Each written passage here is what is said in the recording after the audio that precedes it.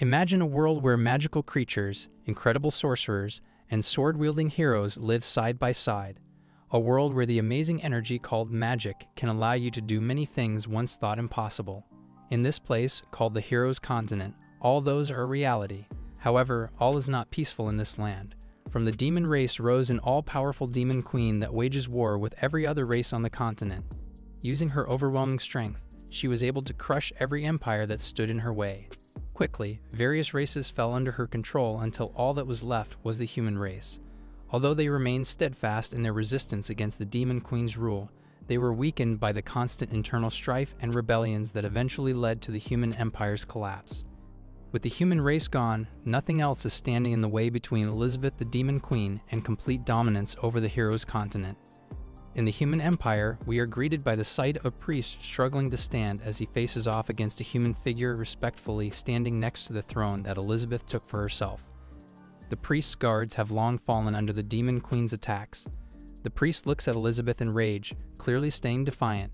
He loudly claims that although her armies have defeated the human empire, she still hasn't won.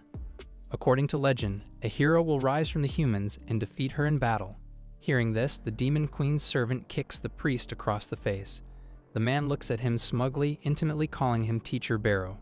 Turns out the servant was the ex-prince of the human empire, Prince Malfoy, who betrayed his kingdom by murdering his father and allying himself with the demons. Barrow feels betrayed after seeing the person he worked so hard to cultivate into a hero of the human race become a servant for the other side, and berates him. Hearing more of his yapping further annoys Prince Malfoy, so he decides to silence him once and for all. Reaching out his hand, it transforms into a large and hideous gooey claw, ready to take the priest's life. But just before the claw could touch him, the Demon Queen, who was watching the whole ordeal go down, orders Prince Malfoy to stay his hand. Prince Malfoy quickly stops and kneels as Elizabeth approaches the priest. With a domineering aura, Elizabeth then orders the priest to properly explain the prophecy, or else she will make him suffer 1,000 fates worse than death. With a shaken voice, the priest explains that there is a sword embedded in stone in the main hall. It is prophesied that a hero will one day pull it out and use it to end the Demon Queen's reign. Elizabeth's eyes are instantly drawn to the said sword. Gently, she rubs the sword's hilt before turning around and saying how she is looking forward to finding someone that can challenge her. She will not shrink away, but instead face him head-on. So for the first year of her reign, her entire army guards the main hall, awaiting to fight the prophecy hero. Then came the second year when Prince Malfoy left the defenses to the army, then the third year when more of the army has left, then the fourth, then the fifth. As the years went by, fewer and fewer people guarded the main hall until it became abandoned. Still, no sign of the hero was ever seen or even heard. Meanwhile, the daily lives of the people continued as normal, and soon enough 15 years of Elizabeth's reign came to pass. Under the rule of the Demon Queen Elizabeth, past practices that bred inequality and distrust among the different species were all abolished, and the kingdom started to flourish and thrive under the new peace her reign has brought. The Demon Queen turns out to be an amazing ruler, so much so that the people started to fear that the prophecy hero's coming would end their era of peace. Thus, the Anti-Hero Alliance was born, an organization that rejects the arrival of the prophecy hero. We then cut to the main hall of what was initially the castle of the human empire turned into the main capital of the demon empire. Resting her head on her hand, Elizabeth asks her subordinate for any news regarding the arrival of the prophecy hero. The first to speak is the Chancellor of the Elves, Twilia, who reports that her people utilize the tree insects to gather information on the prophecy hero, but are unable to find anything on the matter. The Chancellor of the Dwarves says something similar, saying that none of his people have found any information either. The human Chancellor, Aristotle, voices out that even if the hero were to appear, he would not be powerful enough to stand against them all. However, his fellow chancellors hurriedly explained to him that it wasn't that the Demon Queen was afraid of the hero, on the contrary, she wants him to come so that she can end the prophecy herself. Twilia grumbles that it is all Priest Barrow's fault for even mentioning the prophecy. If it weren't for him mentioning it, then this prophecy wouldn't bother them in the first place. As if he was summoned by his name, a familiar presence enters the main hall chanting the slogan of the Anti-Hero Alliance. It's Barrow, the ex-high priest of the human empire and now the president of both the Demon Queen fan club and the Anti-Hero Alliance. Annoyed by his antics, Queen Elizabeth sends a magical hand that grabs hold of Barrow and pulls him near. She then demands him to explain why the prophecy hero hasn't arrived yet. Shaking in fear, Barrow weakly explains that it might be because she's so powerful that the prophecy targeting her becomes untrue. Prince Malfoy chimes in, agreeing with Barrow's words. He believes that she should not be troubled by the prophecy and should instead focus on other matters. But before he could even finish his words, a demonic tail smacks him across the face, ceasing his yapping. Without turning back, the Demon Queen orders him to get lost. Frustrated, she throws Barrow like a dart, impaling him to the wall. She laments on how she has reached the peak of the world, waiting for the hero to come and challenge her right to rule. Yet no matter how long she waits and how much stronger she becomes, no hero is coming to challenge her. Staring at the sword stuck in the middle of the hall, she comes to a decision. Her subordinates guess her thoughts straight away and plead with her not to follow through. However, the Demon Queen has made up her mind. She puts her hand on the sword and tries to rip it out of the stone, sending waves of power, debris, and ex-high priests flying through the air. Quickly, the Demon Chancellor shields the rest from the blast. As the dust settles, we see the Demon Queen triumphantly holding the hero's sword in one hand. With the sword free, it connects itself to the hero. Using the connection, the Demon Queen quickly learns of where the hero is hiding. A smirk plasters itself on her face, and she prepares to teleport to the location. Seeing this, Malfoy desperately begs her to allow him to stay by her side. However, his cries remain unheard as she teleports away. Meanwhile, in the house that the Demon Queen saw, we see our legendary hero maintaining his crops. Not too long ago, Le Ping was just an ordinary office worker whose only hobby was to watch farming and cooking videos on his phone. He always envies the simple life shown in the short videos he watches and wishes to live just like them. And just like that, his wish came true. He was suddenly transported into this strange other world with a newbie system to help him. With the newbie system's guidance, he was taught the basic survival skills and soon enough is living the quiet, pastoral life he always wanted. After living this way for a while, his newbie system eventually tells him that he has met the conditions to leave the newbie village and venture out on his own. The problem is that Le Ping is not interested in going. So what if his mission was to murder the Demon Queen? Le Ping doesn't want to murder anybody. Despite numerous messages and annoying notifications, Le Ping continues to ignore them all and live his quiet pastoral life. Thanks to the special time barrier set in the newbie village, not only is he kept hidden, but the perception of time in the village is different too, so he can continue to do what he wants. Time flies by as he continues to spend his day forging, farming, hunting, and meditating, not at all interested in learning about swords and magic. One day, the system has had enough of its lazy master and starts cursing Le Ping so badly that it crashes and disappears. However, Le Ping is completely unbothered and continues with his monotonous yet fulfilling life. After some farming, he decides to chop some more firewood before realizing that he forgot his axe back in the forest. Before he could go back and grab it though, a dark vortex of clouds gathered on top of his home with ominous red lightning crackling in its center. Within that dark vortex materializes the Demon Queen Elizabeth. She has finally found out where the hero is. But Le Ping, however, does not notice the queen at all. Instead, he runs towards the back of his house with one thing on his mind. It's gonna rain, my laundry and dried fish are in danger. Thankfully, his laundry and dried fish remain safe. Le Ping breathes a sigh of relief. Suddenly, a small robotic robot enters the scene and starts barking noisily to catch his attention. It is Wang Kai, Le Ping's AI dog companion. Le Ping tries to hush the dog and tells him to go inside. But before he does, he hears someone call for his attention. That's when he notices that something, or rather someone, is floating in the sky. Elizabeth looks down at Le Ping and lobs the hero's sword at him. Surprised, Le Ping hurriedly drops all his fish and laundry and covers himself in self-defense. However, the expected impact never came. Instead, the sword does a calm spin around his body and sets itself gently on his palm. Feeling the new weight on his hands, Le Ping swings the sword before panic sets in as he still has no clue what's going on. Elizabeth, on the other hand, has seen enough. The man in front of him is the prophecy hero. Gathering her magic, she starts preparing the spells she prepared just to deal with the hero. Meanwhile, Le Ping is panicking. He didn't even leave the newbie village. Why is the Demon Queen here? Wan Kai, on the other hand, starts to growl and bark at the new intruder. Le Ping berates him for this, telling him to stop provoking her. But it's too late. Elizabeth's abyss magic has fully formed, ready to strike at him. Le Ping then remembers what the system said before crashing, how his meeting with the Demon Lord is inevitable, and finally understands what he means. With the Demon Queen now in front of him, Le Ping's will to live flutters away. He throws away the sword and gives up, going towards his house to await his final moments. However, in the Demon Queen's eyes, this action seems more like a challenge rather than a man accepting his fate. This enrages the proud Demon Queen as she unleashes her magic on the small house. But before the magic reaches Le Ping's home, Wang Kai stands guard in front with a determined expression on his robotic screen. Several calculations happen in its mind before pulling out an entire arsenal of weapons that fire and nullify Elizabeth's magic. As expected, Elizabeth thought as she sees Wang Kai growl at her.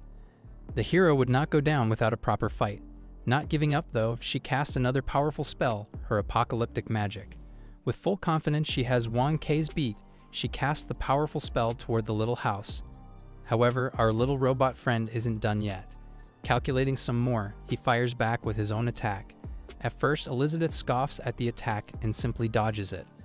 But that's when she realized that he was never aiming for there in the first place. The beam collides with her apocalyptic magic and creates a massive explosion that nullifies her spell once again. Elizabeth is shocked. She wonders what exactly the hero did inside his house. Meanwhile, Le Ping, the guy in question, can be seen lying in bed accepting his fate. With the current situation, Elizabeth decides to float down and properly face off against this surprisingly powerful robot dog. As she gets closer, Wang Kai's eyes turn red and he starts to bark at her aggressively. Elizabeth smirks as she realizes that she has underestimated her opponent. But she isn't done yet. In reality, she only used 30% of her power. Magic flowed throughout her body as she started to transform, becoming more powerful in the process. In her new form, she charges toward Wang Kai, who stands at the ready with his arsenal of weapons. Their battle rages on for an hour, and this whole time Le Ping ends up falling asleep. When he awoke, at first he thought he already died from the Demon Queen's attack. Instead, he's surprised to see that he's still inside his house and completely fine. He then approaches the front door cautiously.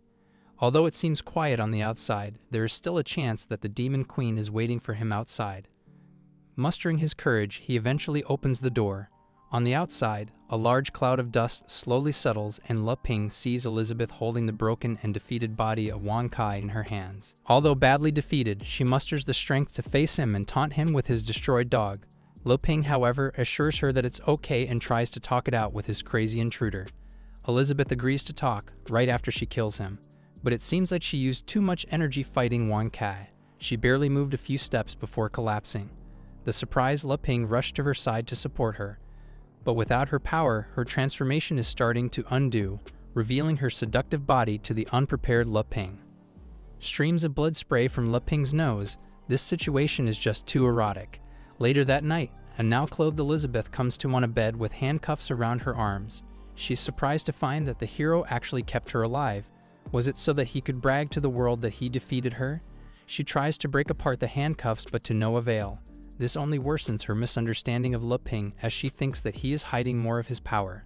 Looking around the room, she spots more of his trinkets and mistakes them for powerful artifacts. Elizabeth berates herself for underestimating such an opponent. Just then, Le Ping enters the room with food in his hands.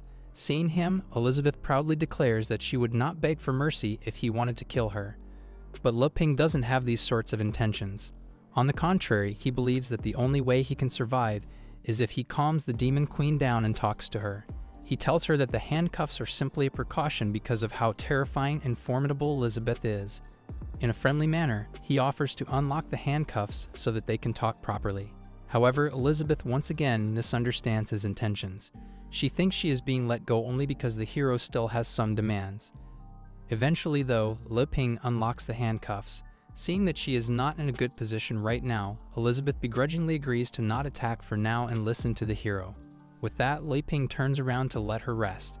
Then he breaks the fourth wall to explain to the readers the reason he didn't try to kill her in her sleep. In a world of swords and magic, it is definitely normal that the Demon Queen has some sort of resurrection skill. But killing her is not the only way to resolve his issues.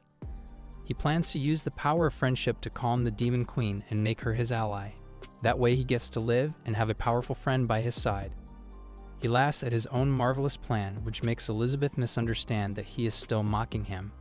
Then Le Ping turns his attention to the broken body of Wang Kai. Elizabeth asks him what Wang Kai is, and Le Ping replies that he is a new companion he made recently out of boredom. Hearing this, Elizabeth sees an opportunity. With the handcuffs gone, she can use her abyss magic to quickly recover. Now is the time to strike. To let his guard down, Elizabeth apologizes for breaking his magical tool while preparing her attack. Unaware of the situation, Le Ping replies that it's okay since the memory card is still intact. As Elizabeth towers over him, ready to strike, Le Ping opens a cabinet to reveal several Wan Kai copies. He simply pops the memory card back in and Wan Kai is back, good as new. Elizabeth freezes in shock. Her plan has been foiled. Looks like she won't be able to attack him anytime soon. But before she can think of what to do next, the scent of food catches her attention. Le Ping notices and explains that he made some meat porridge and dumplings for her while she was out cold. At first, Elizabeth refuses. She has reached a level where she does not need to eat anymore. However, the delicious smell of the food made her tummy rumble. Seeing the opportunity to resolve conflicts with delicious food, Le Ping proudly explains that he made it all using vegetables and grains that he grew himself. Elizabeth hesitates before taking one of the dumplings and eating it. Le Ping watches on nervously. Even though he is confident in his cooking skills, with her status as the Demon Queen, he isn't sure if she would be satisfied with such a simple dish. She takes a moment to chew, then takes another, then one more until she cleans out the whole plate. She exclaims in ecstasy that the meat is super tender and delicious and contains a lot of magical energy as well. Elizabeth didn't even know that a delicacy like this existed in this world. All of a sudden, she experiences a surge of heat emanating from the meal.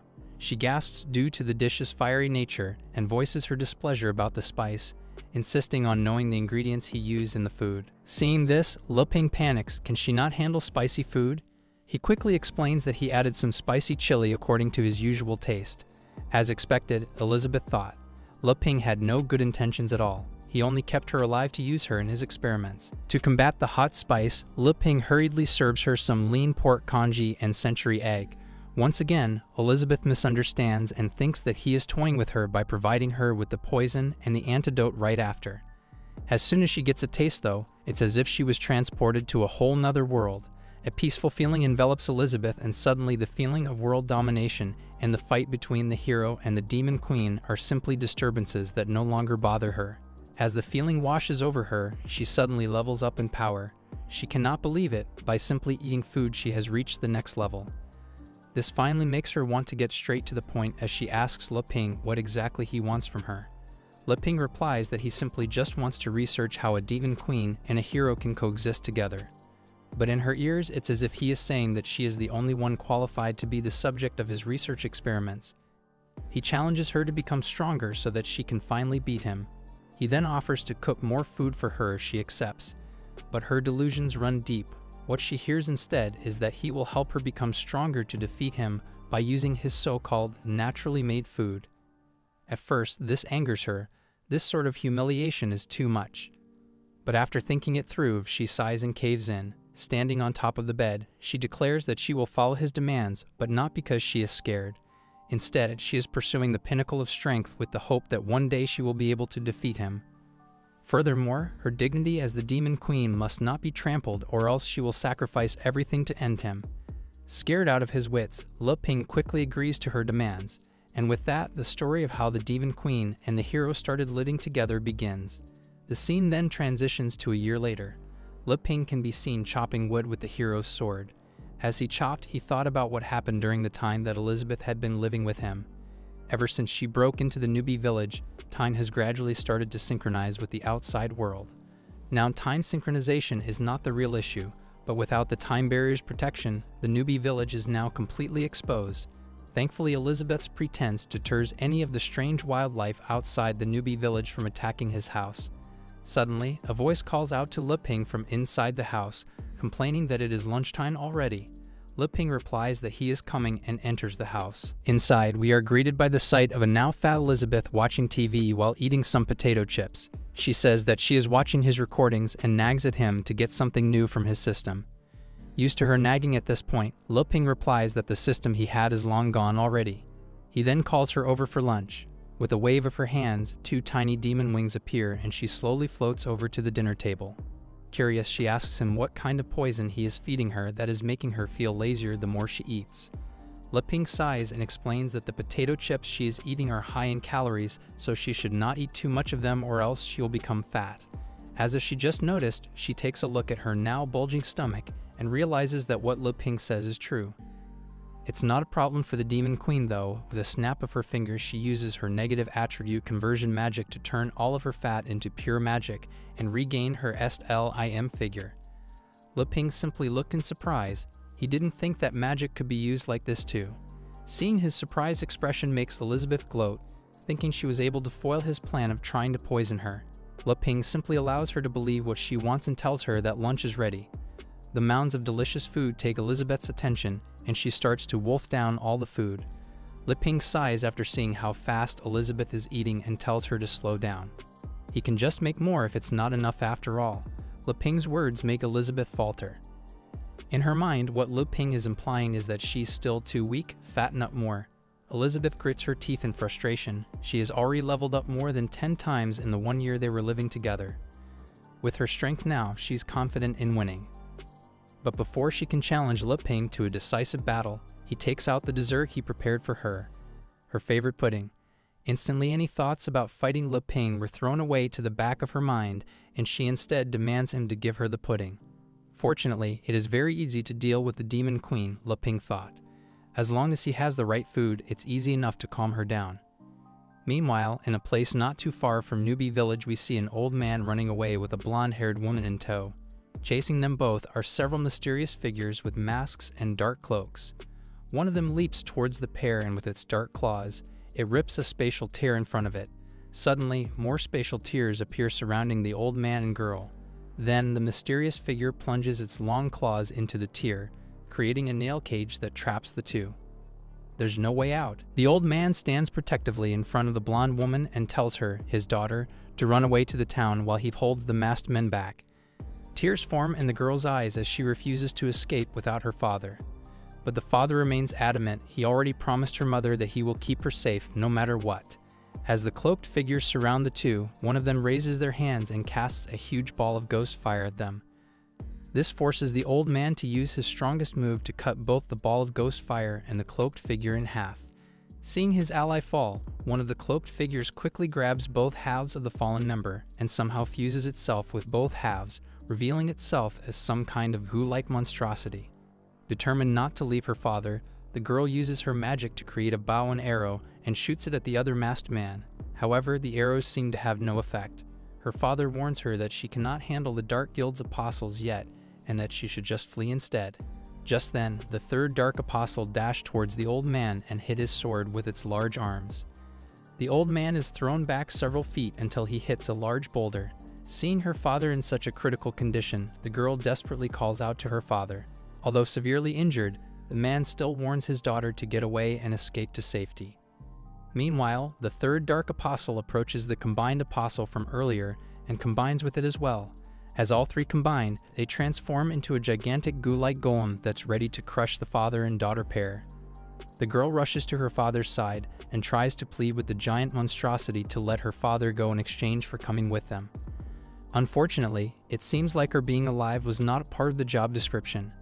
But before the apostles can destroy them, an even bigger monster straight up curb stomps them to the ground, turning them all into paste. As the dust settles, the girl looks up to see that their unlikely savior turns out to be a massive mammoth.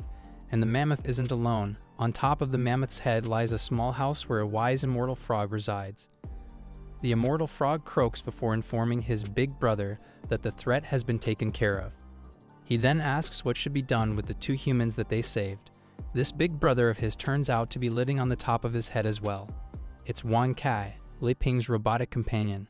Wan Kai replies that they should not harm the humans. Instead, he will take them back to his master so that he can deal with them. A little while later, we see the young woman waking up in an unfamiliar bed. She looks at her surroundings, unsure of where she is right now, until she remembers that her father has been severely injured by the apostles. Without treatment, he might actually die.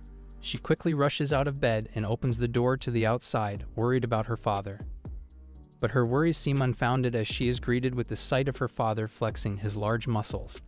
The blonde girl continues to spectate as Le Ping compliments her father's muscles. Le Ping is amazed at just how muscled the warriors from this other world are. However, someone else does not seem as interested.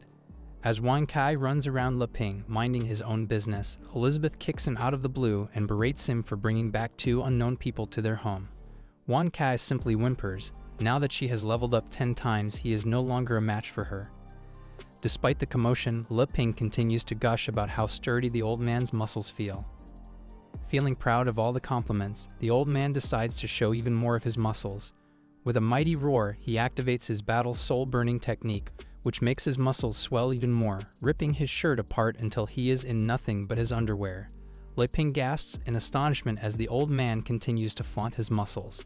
However, his daughter, Evil's confused voice breaks him out of his ego trip. He quietly explains that he is just trying to please his savior. Nonetheless, he is still glad to see that his daughter has woken up. Now that Evil is awake, Le Ping tries to explain the current situation to her when Elizabeth suddenly teleports in front of Evil and tells her that she should leave. And with a small display of dominance, she warns Evil that she came first.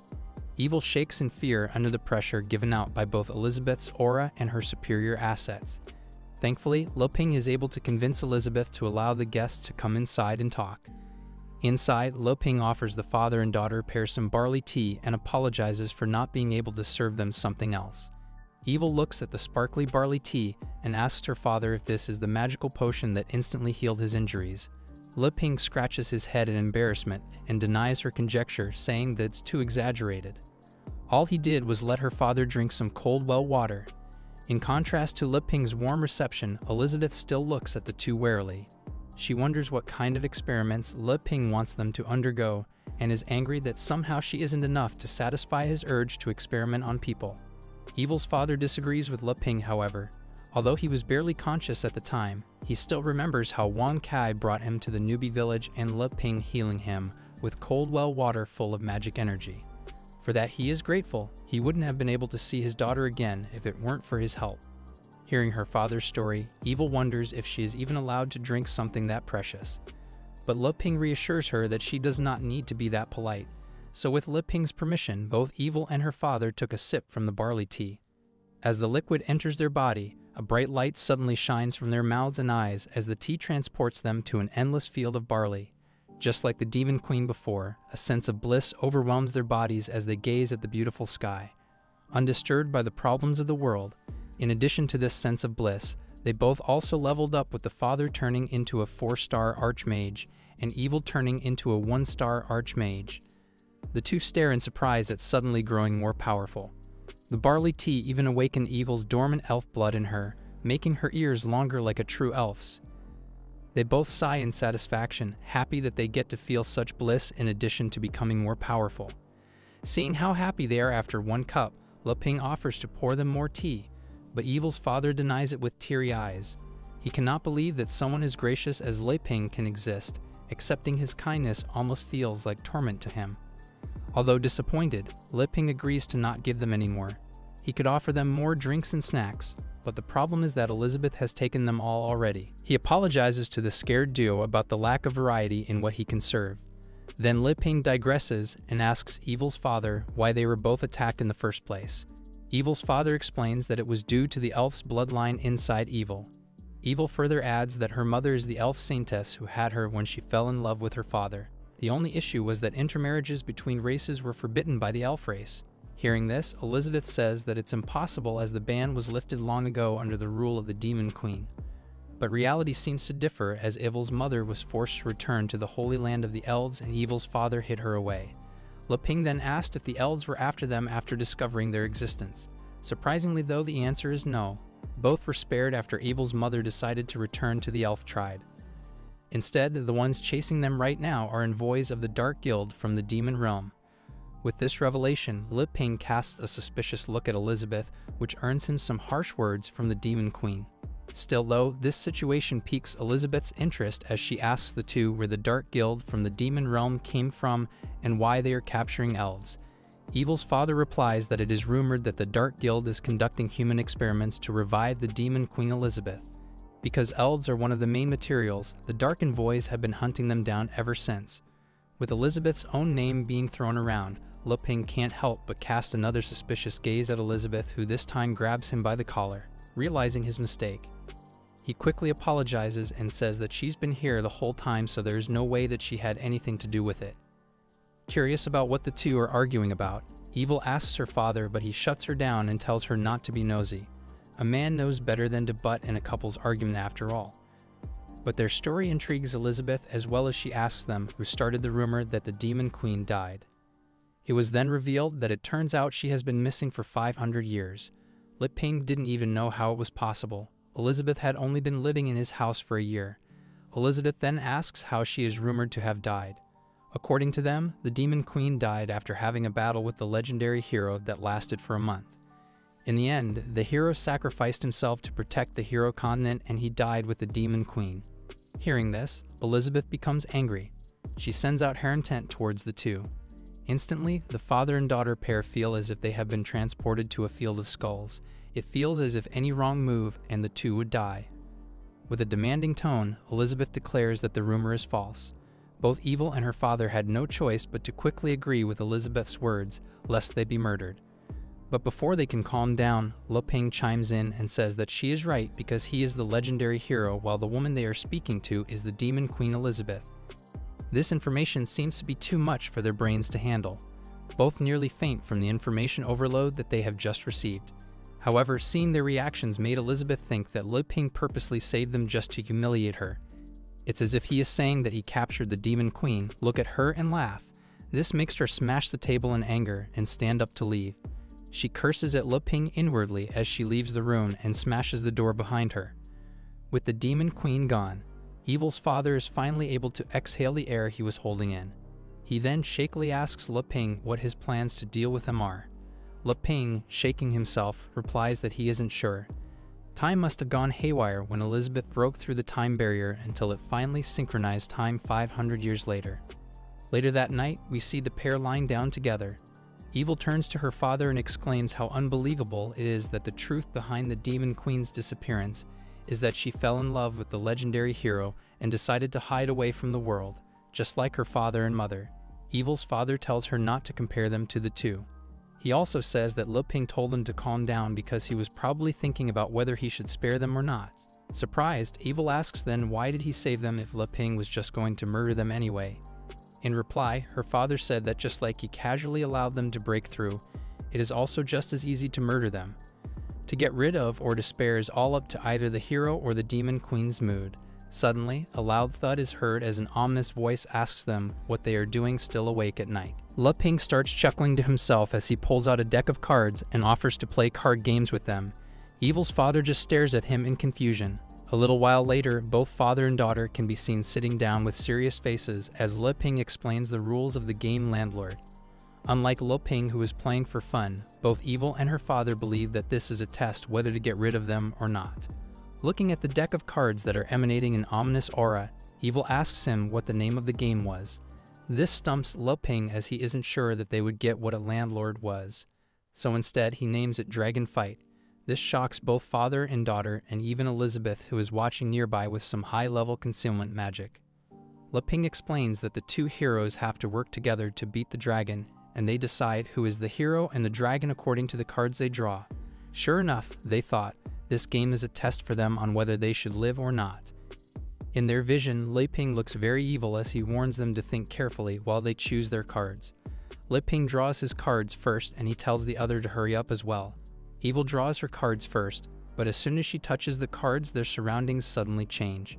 Evil's father, who is now revealed to be named Bess, looks around in shock.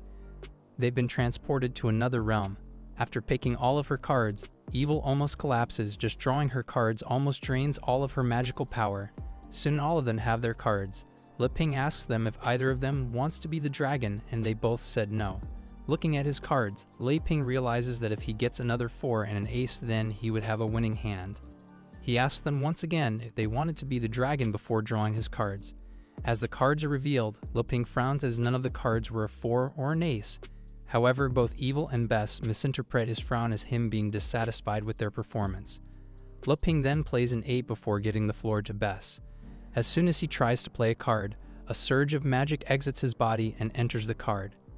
Playing a card is actually at the cost of his life force. Without further delay, Bess then plays a jack. Evil looks at her father worried, but Bess reassures his daughter that he is okay. Then both Evil and Lip Ping passes. Since it's Bess's turn once again, he puts down a combination known as Flying Dragon. All of a sudden, more magic is sucked out of Bess's body as the cards he plays give off the illusion of Flying Dragon attacking Lip Ping. Both looks in shock, however. When the dust settles, Le Ping can be seen completely fine. Both Evil and Le Ping then passes, which gives the turn back to Bess. He then plays a 3, which Evil passes. Le Ping then plays a 10, and they both pass. That was the start of their unfortunate end. Le Ping suddenly plays a straight, shocking the father and daughter pair. This time, it summons a huge wave that nearly washes them both away. Then Le Ping plays a trio and pair, which summons 2 gladiators on a chariot to charge at them. Bess grits his teeth. He has nothing to beat them. However, Evil steps up to challenge Le Ping's cards. Bess tells her not to play as it uses her life force as the price, but Evil refuses. She can't just hide behind her father forever. She then plays another 3 of a kind with a pair that is larger than Le Ping's cards. When the dust settles, only Evil's chariot remains standing. Bess checks on Evil if she is okay, and she replies that she is fine. However, Le Ping isn't finished yet. Both the father and daughter pair and Elizabeth, quietly spectating in the corner, suddenly has an ominous feeling. With his treasure, Le Ping summons a pair of jokers and plays it. A large crack suddenly appears in the realm that they are currently inside. From the crack comes out a level 3 demon clown king that even shocks Elizabeth with its power. As its eyes wander around, it suddenly looks straight at Elizabeth, despite her hiding herself with magic. The demon asks her what she was staring at before summoning a knife and threatening to hurt her. Elizabeth grits her teeth at the obvious provocation, but cannot do anything as the Clown King is actually equal in power to her. Despite being nourished by Le Ping for a year, Le Ping just casually summons something just as powerful as her. Bess and Evil look on in despair. Despite their best efforts, they are powerless. Suddenly, Bess starts to cough blood as he realizes that his life force is being sucked away like crazy. Concerned, Le Ping asks if he is okay, thinking that his injury hasn't healed yet, but then takes a sneaky peek at his cards. Turns out Bess had a winning hand. Le Ping then misunderstands it as Uncle Bess letting him play with him. In his naivety, he thought he was actually good, when in reality Bess just allowed him to play and Le Ping is just disturbing his rest. He then reshuffles the deck, canceling the summon for the Clown King and arranging it back into his deck. He apologizes for disturbing their rest and then sulks away back to his room. The father and daughter pair remain shaken and confused, but glad to be still alive. Meanwhile, Elizabeth once again misunderstands his intentions. In reality, this card game was a way to show off his dominance to her. The next day, the 4 can be seen standing outside Le Ping's house as he bade them goodbye. Le Ping asks them if they really did not want to stay for a few days more, as the fruits he planted were almost ripe. In response, Bess bows and says he cannot bother them anymore and that he is grateful for their kindness. He also assures them that after they go out, they will tell nobody about what they just witnessed. Evil also thanks them for giving them some barley tea. Le Ping just scratches his head in embarrassment and says that it's alright. He then approaches Bess and gives him a memento, his playing cards. After playing with him, Le Ping realizes just how bad he is at card games and decides that the cards should stay with Bess. As Le Ping willows in despair, Elizabeth catches Bess's attention. She then mouths the words "hurry up and get out of here." Seeing that, the two instantly flee for their lives without even saying goodbye, which confuses Le Ping. Just what did he do to make them react like that? Elizabeth then turns around and orders him to make food for the queen, to which Le Ping begrudgingly accepts. Meanwhile, Bess continues to run away with his daughter and Tao. Eventually, his daughter begs them to stop, so he comes to a halt. Bess sighs. First it was the test of the legendary hero, then it was the threat of the Demon Queen. He flashbacks to just last night when the Demon Queen approached them and slashed them across their necks. Surprisingly though, it did not completely get rid of them. Instead, they found themselves with new magical collars made out of runes. Then the Demon Queen commanded the two to leave tomorrow, while never revealing the Demon Lord and legendary hero's presence in Newbie Village to the world. If not, the curse marks around their necks will make them lose their heads immediately. The two had no choice but to accept the Demon Queen's request. Once the flashback is over, they both look up to realize that they were back where they first started. Even the dead apostles' corpses were still there. Bess was surprised. He didn't think that he could run that far and that fast. In reality though, Wan Kai actually gave them a helping push so that they would not be able to bother Le Ping and Elizabeth anymore. Bess looks around carefully though. He is aware that there should be many high-level demons around, so they should leave as soon as possible. Suddenly, Wan Kai's ears perk up as he notices that something is quickly approaching this location. However, he decides to ignore it this time. If he doesn't want to get beat up by Elizabeth, then it's best to keep his robotic nose out of people's business. He then teleports himself back home just as several cloaked figures arrive in front of Bess and Evil. Alongside them, there is also one figure without a cloak that seems to be the leader of the group. Bess looks in horror. The Dark Apostle without a cloak is the Dark Guild's Great Apostle. Seeing that the gap in their levels are too big, Evil begs her father to allow her to just leave with them while he runs away. However, Bess is done with running. Comparing the level of the legendary hero and the Demon Queen, these Dark Guild Apostles are nothing. Taking out the deck of cards Le Ping gave him, he points them toward the Apostles, which instantly obliterates some weaker ones in the group. This surprises the Great Apostle. He did not expect such power to come from such a weak-looking old man. Bess admits that ever since her mother was taken back to the elf tribe, he has become timid and started escaping from their problems. However, now he realizes that it was wrong of him to do that. If they get through this difficult time, Bess promises his daughter that he will take her to the elf tribe and bring back her mother. Taking out a 4-of-a-kind out of the deck, Bess summons a mighty 4-bomb arrow god in the image of Evil's mother to fight for them. The arrow god makes a bow and arrow out of magic and releases a magical arrow aiming at all the Dark Apostles. Before they can react, 3 apostles in the arrow's path instantly die with only the Great Apostle remaining. At first, the Great Apostle sneers and confidently grabs at the arrow. However, the Great Apostle's hubris leads to its downfall, as even with both hands the arrow is able to easily pierce through and hurt it. Once all the apostles have died, the image of the arrow god dissipates and the cards return to the deck. Bess almost collapses from exhaustion afterward as Evil rushes to her father's side. Looking at the effects of the summoned cards on the environment, Bess decides right then and there to change his profession. And that's how a new profession, the Card Master, was born. A week later, as Le Ping said earlier, the fruits in his garden start to ripen and he can be seen enjoying some watermelon in his garden. He mentions that his fruit breeding method has been very successful, but without anyone to share it with, the joy of the harvest always feels like it is missing something. Le Ping then thinks back to all the amazing jobs he has seen so far in this magical world and realizes that he is a little interested in what the outside world has to offer. The only problem is that he is too weak, so he thinks that he should just forget about it. Suddenly, a cloud of dust appears as Elizabeth teleports herself next to him. Noticing his sad expression, she asks him what was wrong. Le Ping replies that he wanted to go see the outside world, but he is too weak to do so. Hearing this, Elizabeth decides to invite him out for a trip outside. Excitedly, Le Ping asks if it's true. It would be a different story if he had the protection of the Demon Queen after all. As Elizabeth finishes her drink, she tells him to change his clothes. Soon, the two of them are dressed in new and fashionable clothing that Le Ping has made. Elizabeth lets out a rare compliment, saying that both his cooking and sewing skills are really impressive. Le Ping replies that of course they are his specialties. Now that they are all dressed up, they are both ready to go out to the outside world. With a snap of her fingers, Elizabeth opens a transfer door to teleport to the nearest town. Le Ping marvels at the convenience of such a skill. But before Elizabeth walks in the transfer door, Le Ping stops her in her tracks to set some ground rules. 1. To not leave him alone. 2. To keep her emotions stable. And 3. To act more low-key with the people outside. Of course, Le Ping seemed more demanding and arrogant in Elizabeth's vision, so it pisses her off. But nonetheless, she understands and agrees to his requests. Finally, Le Ping asks if she will come back with him after seeing the changes of the outside world. After all, with the time barrier gone, he will become food for the demonic beasts if the Demon Queen isn't near. Elizabeth agrees, but for an entirely different reason. Before she officially defeats him, the outside world means nothing to her. However, the request comes with a condition. When they return, he has to go and make her a super deluxe assorted fruit pudding.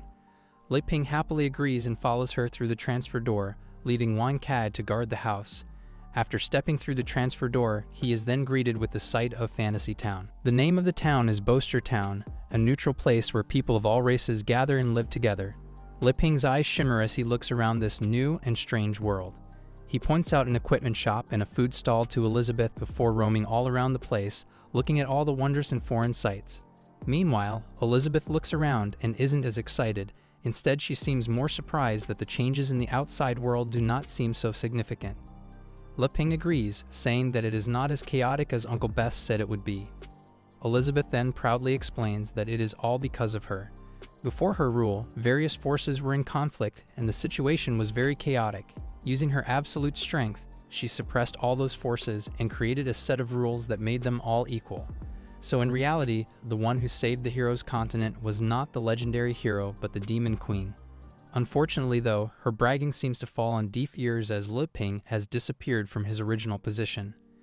Instead, he can be seen looking at a stall of a young girl selling teddy bears. It's as if Li Ping doesn't even put her accomplishment in his eyes. Li Ping takes a closer look at the dolls and compliments its stitching. He then asks the little girl if she was the one who made the doll. The little girl says yes in reply and offers to sell it to Li Ping at a lower price. But before they can finish their transaction, a gruff and demanding voice asks the girl who gave her permission to set up a stall in the area. The voice belonged to a pig-headed man who kicks away the tiny stall the girl made, sending all of her dolls flying. The pig-headed man grabs the little girl and berates her as her church has not paid them any protection money yet. The little kids who were with the girl shake in fear as they witness their big sister be interrogated for money. Defiantly, the little girl retorts that they never really protected them, so she shouldn't have to pay any protection money. The pig-headed man simply snorts and informs her that since last month this territory fell under the influence of the Beast Gang. If she wants to survive here, she will have to pay them protection money every month. Still defiant, the little girl says that what he says is not true as the church belongs to the nun, and that when the nun comes back they will all be sorry they did this. The pig-headed man simply shrugs off her threat and fires back by saying that he will drive away the orphans today and destroy the old church. Seeing this injustice, Li Ping bravely steps up and tells them to stop. But when his words turn the orc's attention to him, suddenly all of his confidence vanishes. He tries to signal help from Elizabeth, but she simply ignores him. Without his main source of power, Li Ping stands helpless as the pig-headed man barks at him again to state his intentions. He looks around at the large crowd gathers and suddenly has an idea. With a loud voice, he proclaims that a pig-headed man is bullying a little girl. They should condemn him. Unfortunately for our hero though, the surrounding crowd seems to just ignore him.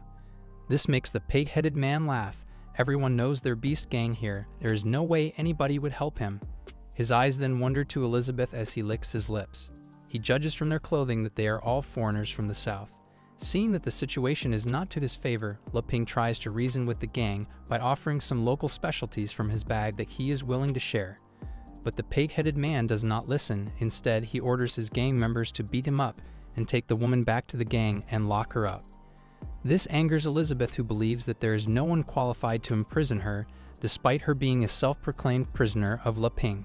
Her anger instantly darkens the clouds as red lightning starts to crackle, forming the shape of an evil face. The unnatural sight makes the pig-faced man shake in fear, and he drops the little girl. Seeing that her anger might end up destroying the town, Li Ping quickly tries to calm her down. Grabbing a fan from his bag, he quickly fans Elizabeth while saying that all she needs to do is scare them. Fighting with ordinary people like them is not necessary. Elizabeth coldly harumphs before deciding that fine, she will spare them because of Li Ping's words.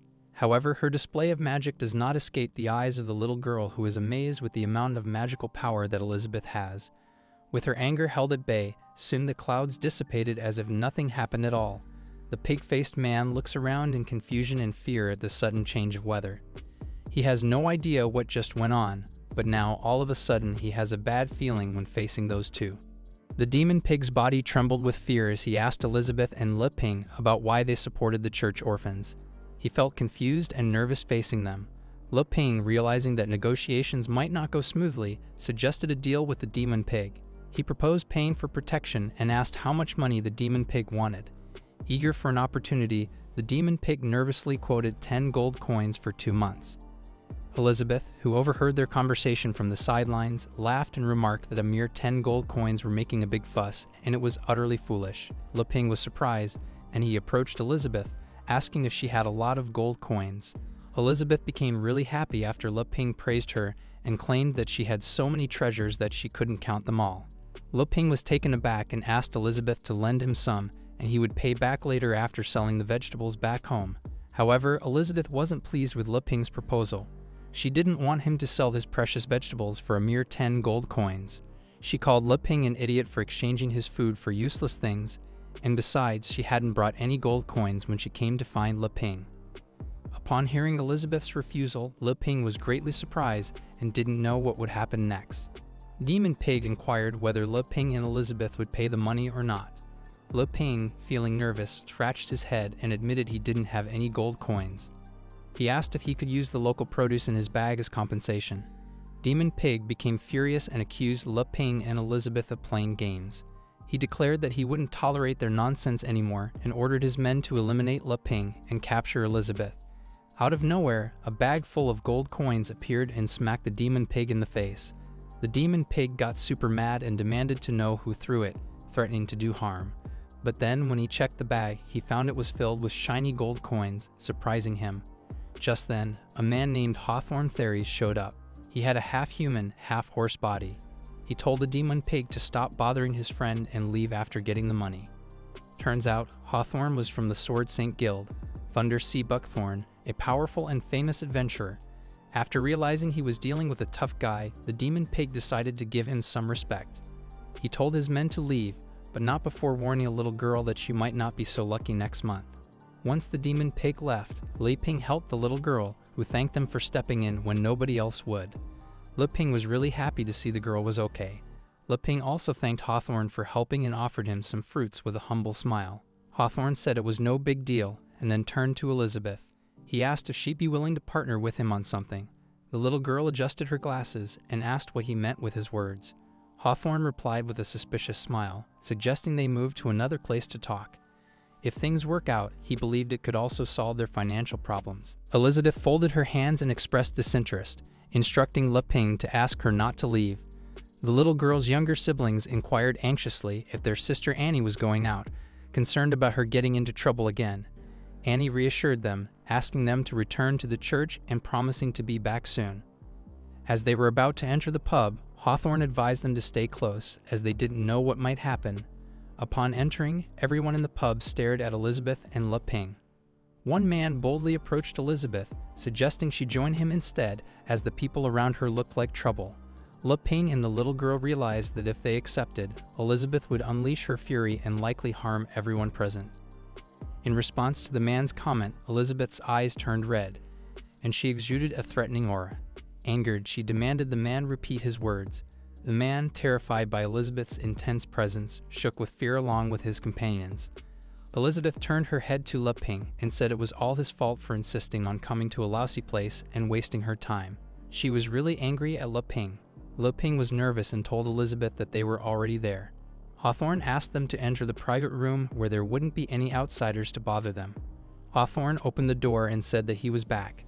Then, a bunch of cute girls surrounded Hawthorne, expressing their worry and eagerness to go out and look for him next time. They pleaded with him to take them along.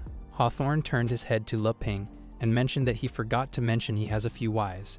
Seeing this, Le Ping was shocked and didn't have any words to say. He asked Hawthorne if he really had 4 wives. Hawthorne poured tea for everyone and introduced his wife to them first. First was Gasha, a shield warrior. Then he pointed out Lulu, the assassin, Glee, a mage, and lastly, Galia, an amazing elven archer. After Le Ping mentioned he had met a girl with elf bloodline a while ago, Elizabeth interrupted, urging Hawthorne to stop with the small talk as they needed to leave. One of the girls asked Hawthorne about Elizabeth, questioning her attitude.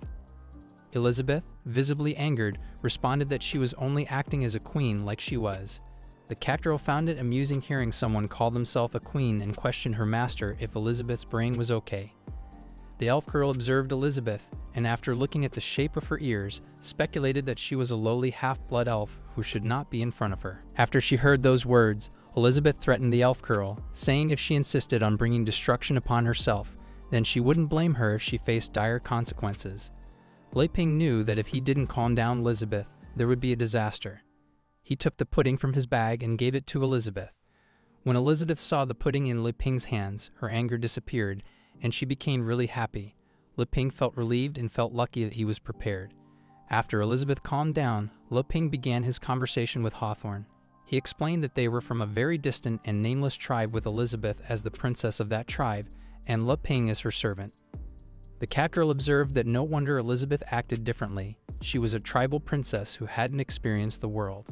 Another girl chimed in, mentioning that Elizabeth hailed from that primitive tribe that worshipped the demon queen in the demon realm, explaining her rude behavior and lack of civility.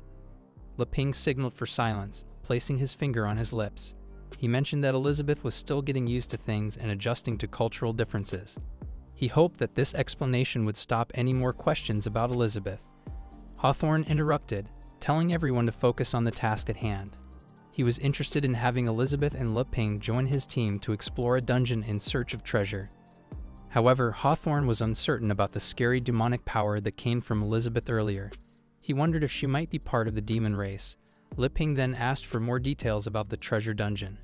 He also asked Annie, the little girl, if she knew what a treasure dungeon was.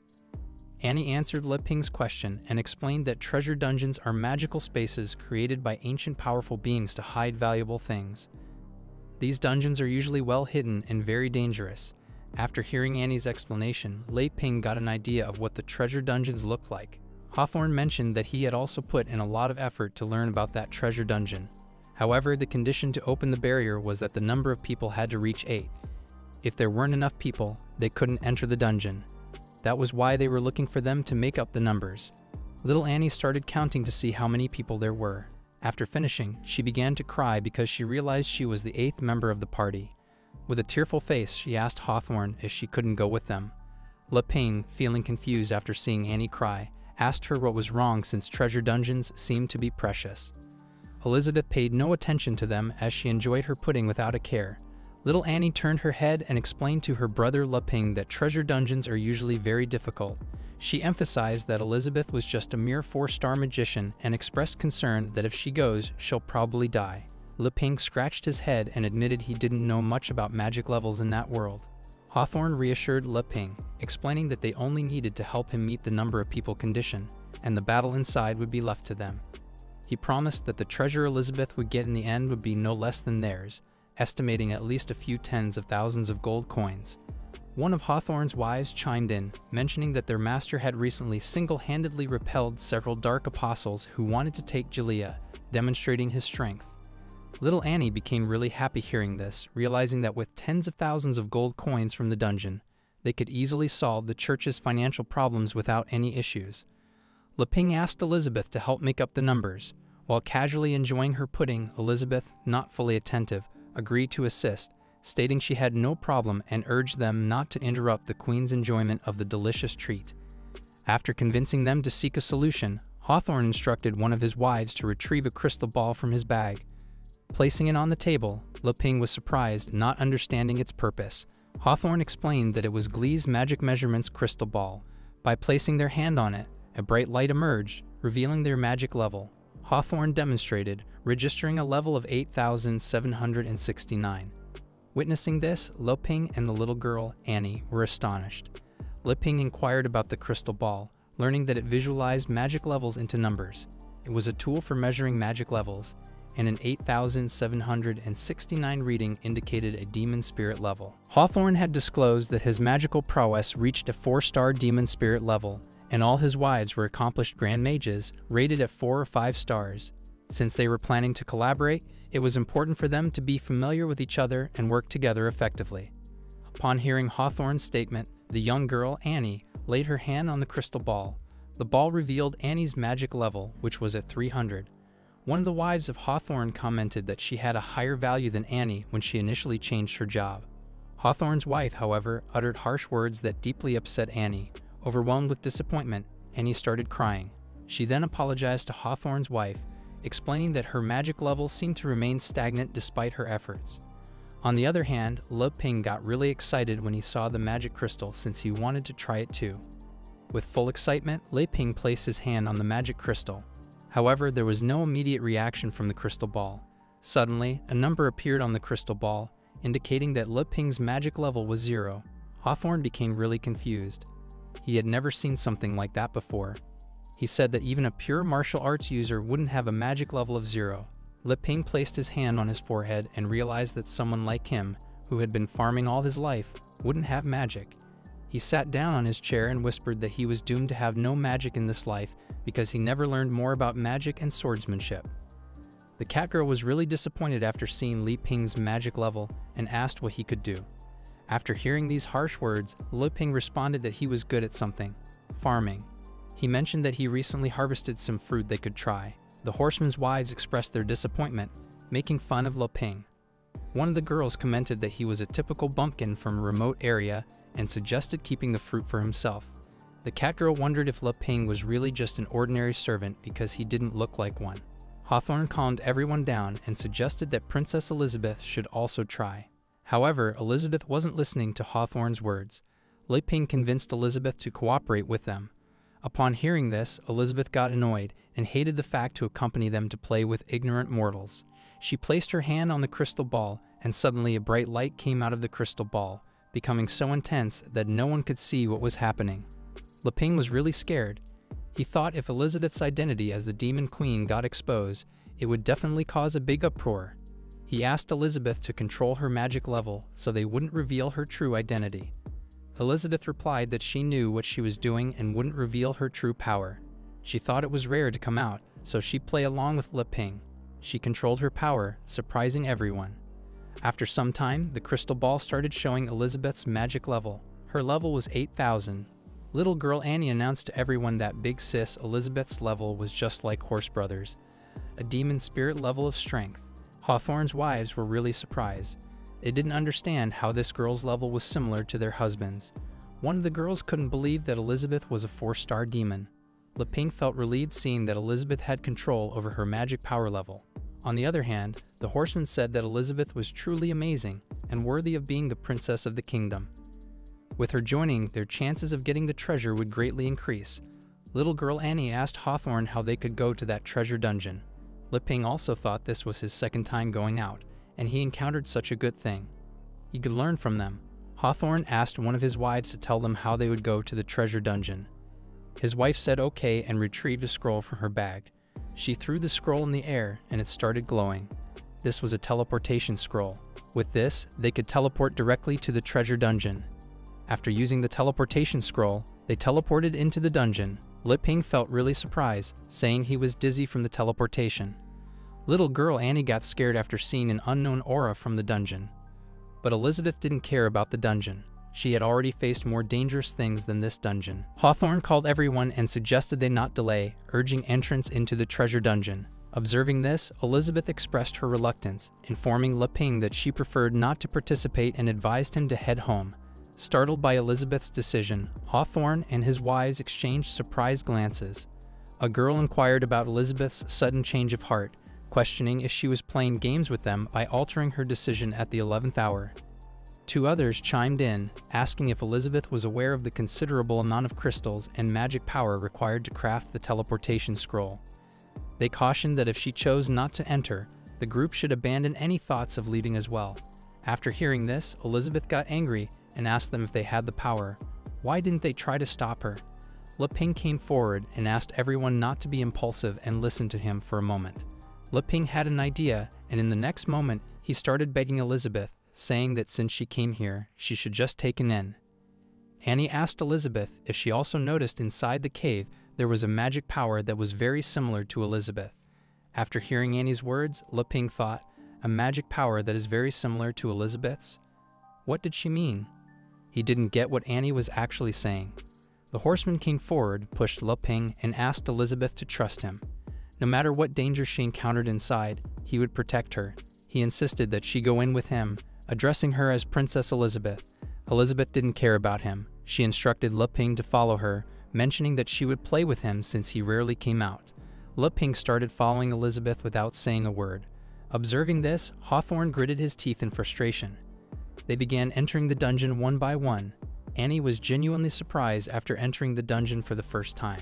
Once inside, Le Ping noticed the dungeon barrier closing. He asked if they couldn't go back the way they came. Elizabeth explained that in this special magic space, it was impossible to leave by transfer magic unless they were stronger than the person who set up the barrier. Unless they found the target location and met the requirements of the barrier setter, none of them could leave. After some time, they reached the main entrance of the dungeon. One of the girls said that as long as they had their master with them, they would definitely get that thing. Another girl whispered, questioning what they would do if they found out about that thing. Annie overheard their conversation and asked Sister Gilia what they meant by that thing. Girl Gilia ignored Annie's question and mentioned that it was gold coins and treasure.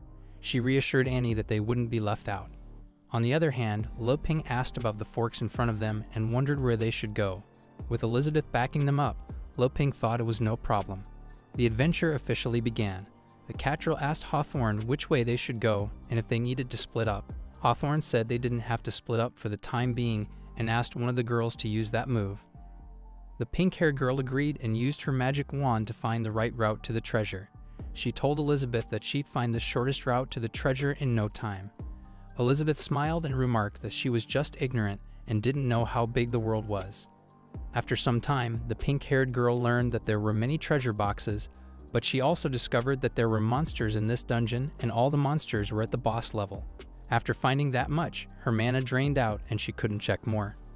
After a while, Hawthorne questioned the pink-haired girl about the maze's situation and if she explored it thoroughly. The pink-haired girl replied that the maze seemed endless. She extended her magic to the limit but found no trace of the edge. Hearing this, two other girls were surprised, exclaiming that Glee's magic reach was only 3 kilometers. They suggested using spirit divination, but it had a low accuracy rate of 34%. Despite the uncertainty, they considered using the clone technique in groups for support. Leping turned to Elizabeth and asked if she knew the right way. Elizabeth smiled, stating confidently that the maze was just an illusion. She believed the ignorant youngsters would never escape.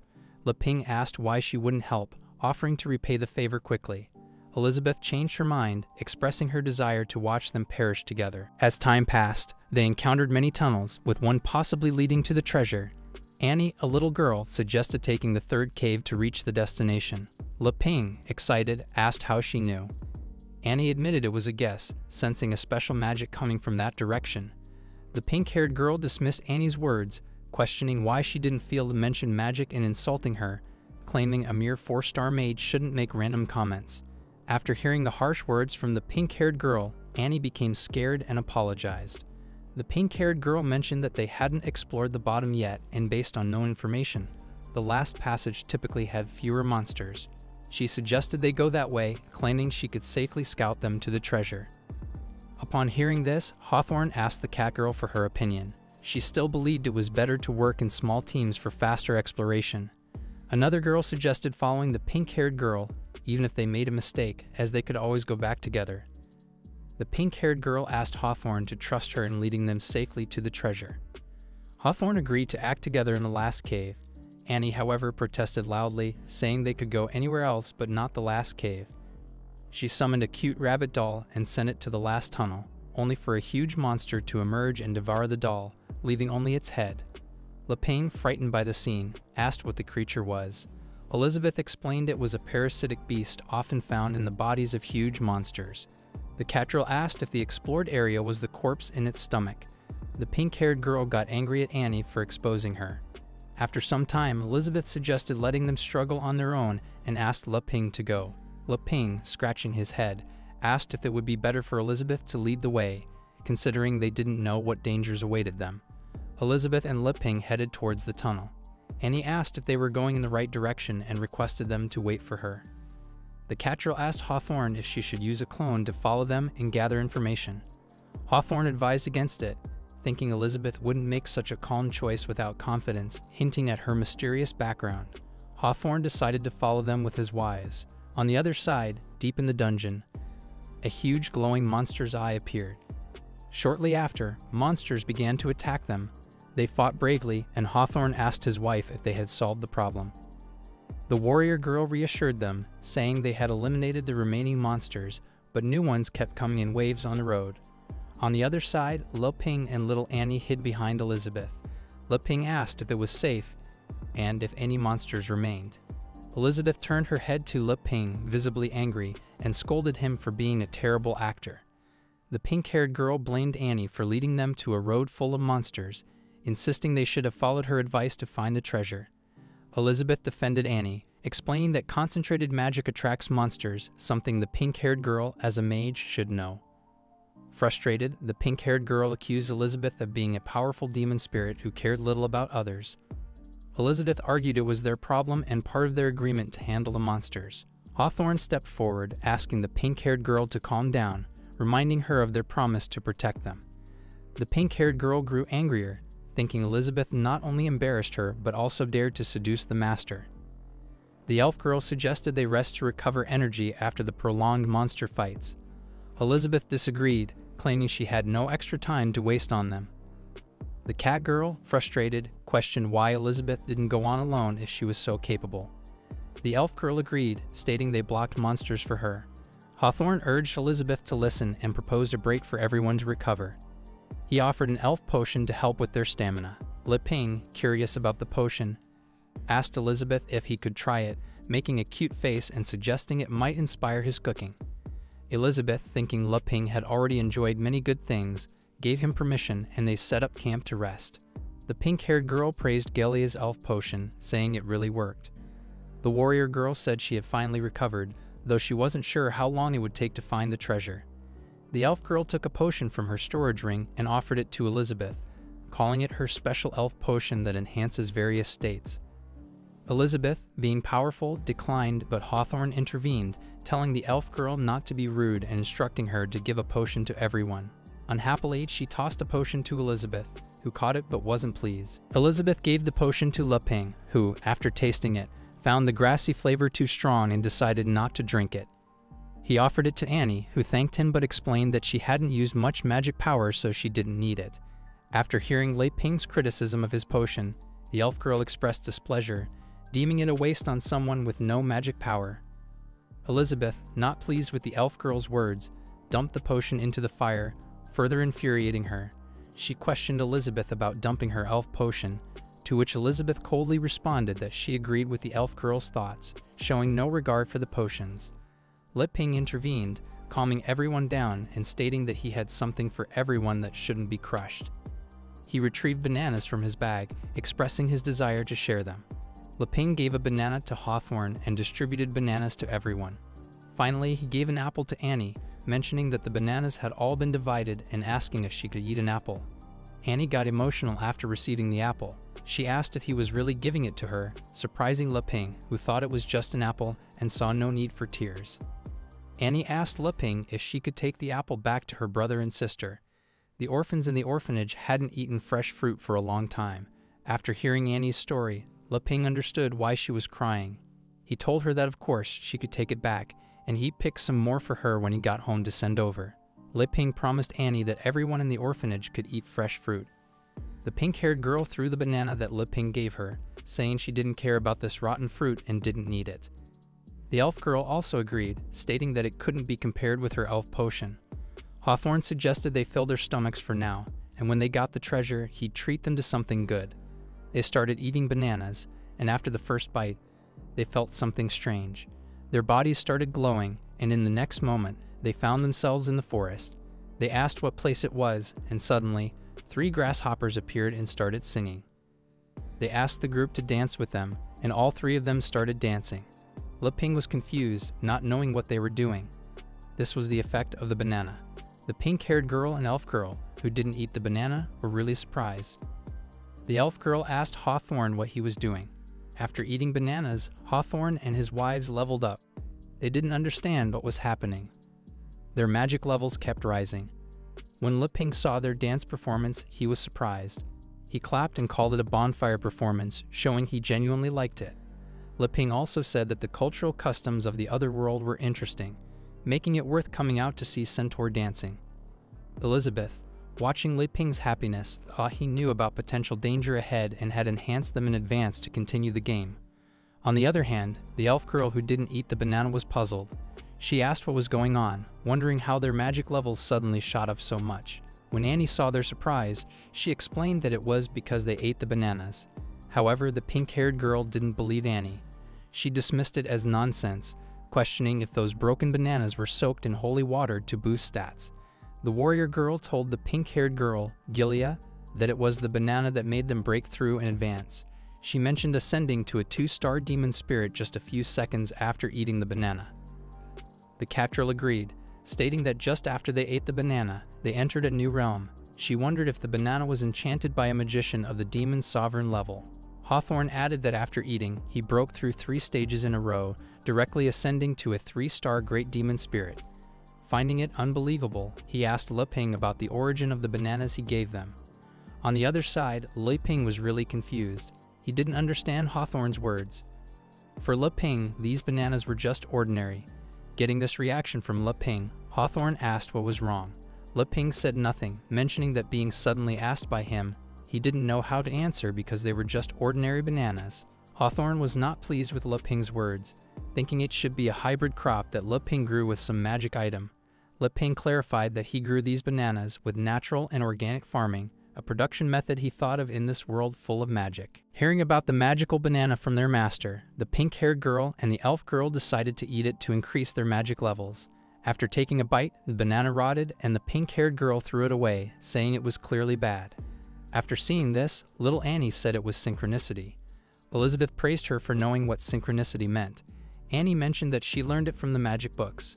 Hawthorne asked Annie what synchronicity meant. Annie explained that the nuns' magic books mentioned special treasures usually had to be used under special conditions to exert their effects. She guessed that Le Ping's banana had to be eaten by 3 or more people at the same time to produce an effect. Upon hearing this, the pink-haired girl became angry at Annie. She questioned why Annie pretended to know things she didn't. The pink-haired girl pointed out that Elizabeth ate the banana herself, and hers didn't rot. Annie apologized, admitting she didn't know either. She suggested that unless the user's strength completely surpassed the treasure, it was nothing more than an ordinary thing to them. On the other side, Elizabeth ate her banana without any problems. The elf girl warned Annie not to look at her with her eyes. Annie apologized, and the elf girl suggested that maybe it was because of Hawthorne's accumulated elf potion over time that produced the effect. Hawthorne asked Le Ping if he could share more fruits from his backpack to test if they were real. The elf girl questioned if Hawthorne actually believed their nonsense about the magical banana. Le Ping happily said that sharing is the greatest joy and started getting more fruits from his bag. Meanwhile, Elizabeth had already finished eating her banana. She snatched Le Ping's backpack and declared that those were what she was going to eat later.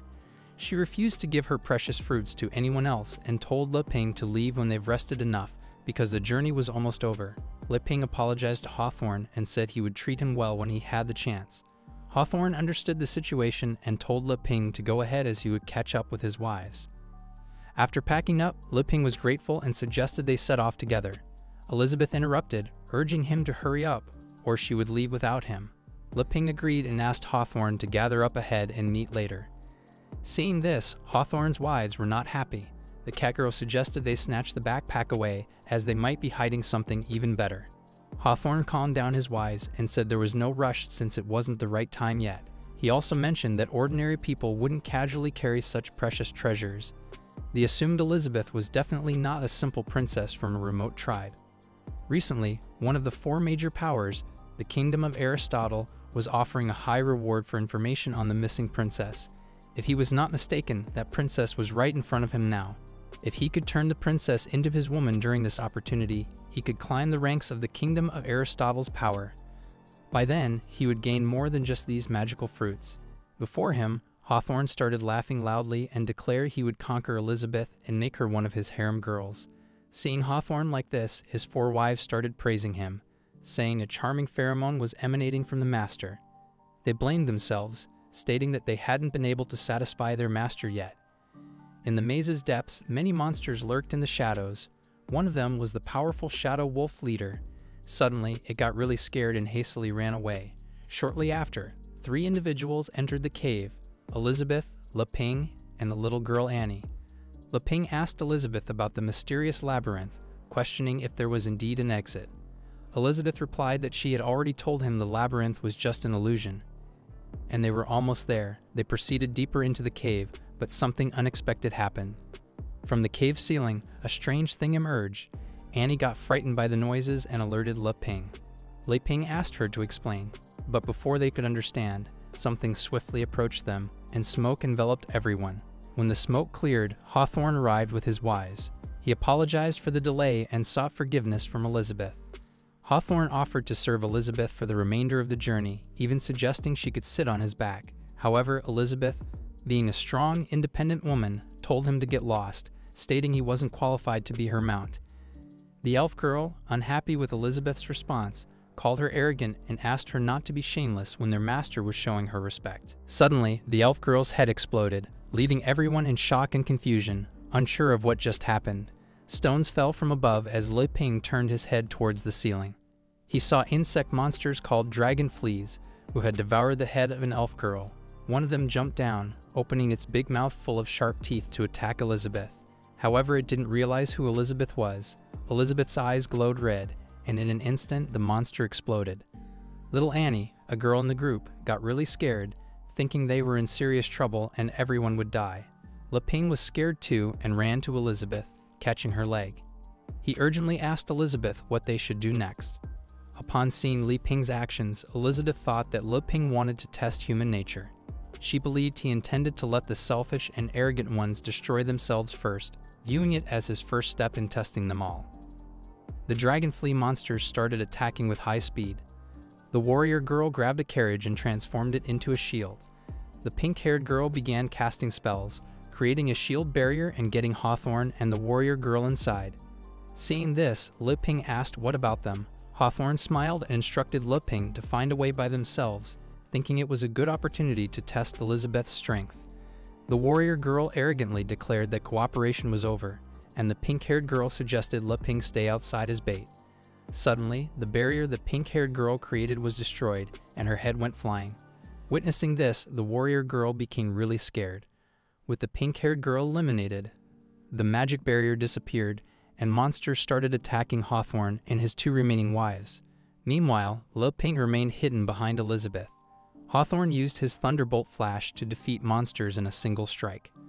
The warrior girl relied on her shield strike to take them down. The catgirl, skilled in assassination, used her short blade technique. However, no matter how they fought, the monsters seemed endless. If this continued, they would become exhausted. During a moment of rest, a monster suddenly attacked the catgirl from above. Luckily, Hawthorne saved her using his clapping thunderback step. Despite their efforts, the monsters kept coming. Elizabeth asked Le Ping if, after seeing their true colors, he still wanted to continue the adventure game with them. Le Ping decided it was time to part ways. He felt that the outside world was too unpredictable, and maybe farming in the village suited him better. Elizabeth smiled, realizing that Le Ping first tested them, then determined if they were worth saving. This was his third step. She asked Le Ping to get ready to leave. Hearing this, Le Ping asked if they could go out. Annie grabbed Le Ping's hand and pulled him, saying that the way was just ahead. Suddenly, a monster approached from behind and attacked little Annie. She got scared, and her normal eyes turned red. Her bunny doll transformed into a giant bunny and defeated the monster with one attack. Afterward, it changed back to a normal bunny, and Annie caught it, unsure of what just happened. Before Annie could think, Le Ping asked her to join them. Elizabeth stopped, knocked in the air, and created an invisible barrier. After casting a magic spell, the barrier disappeared, revealing a giant door.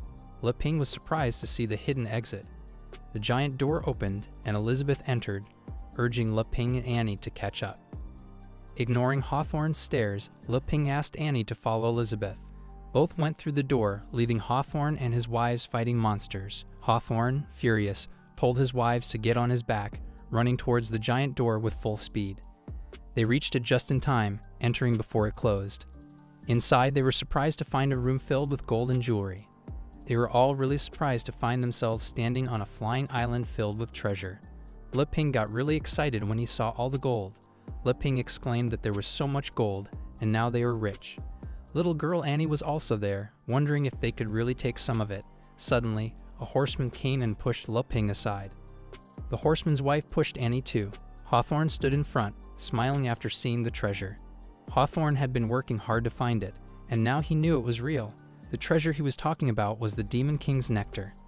Le Ping interrupted them, asserting that now that they had found the treasure, they had to share it without expecting gratitude, urging them not to be unreasonable.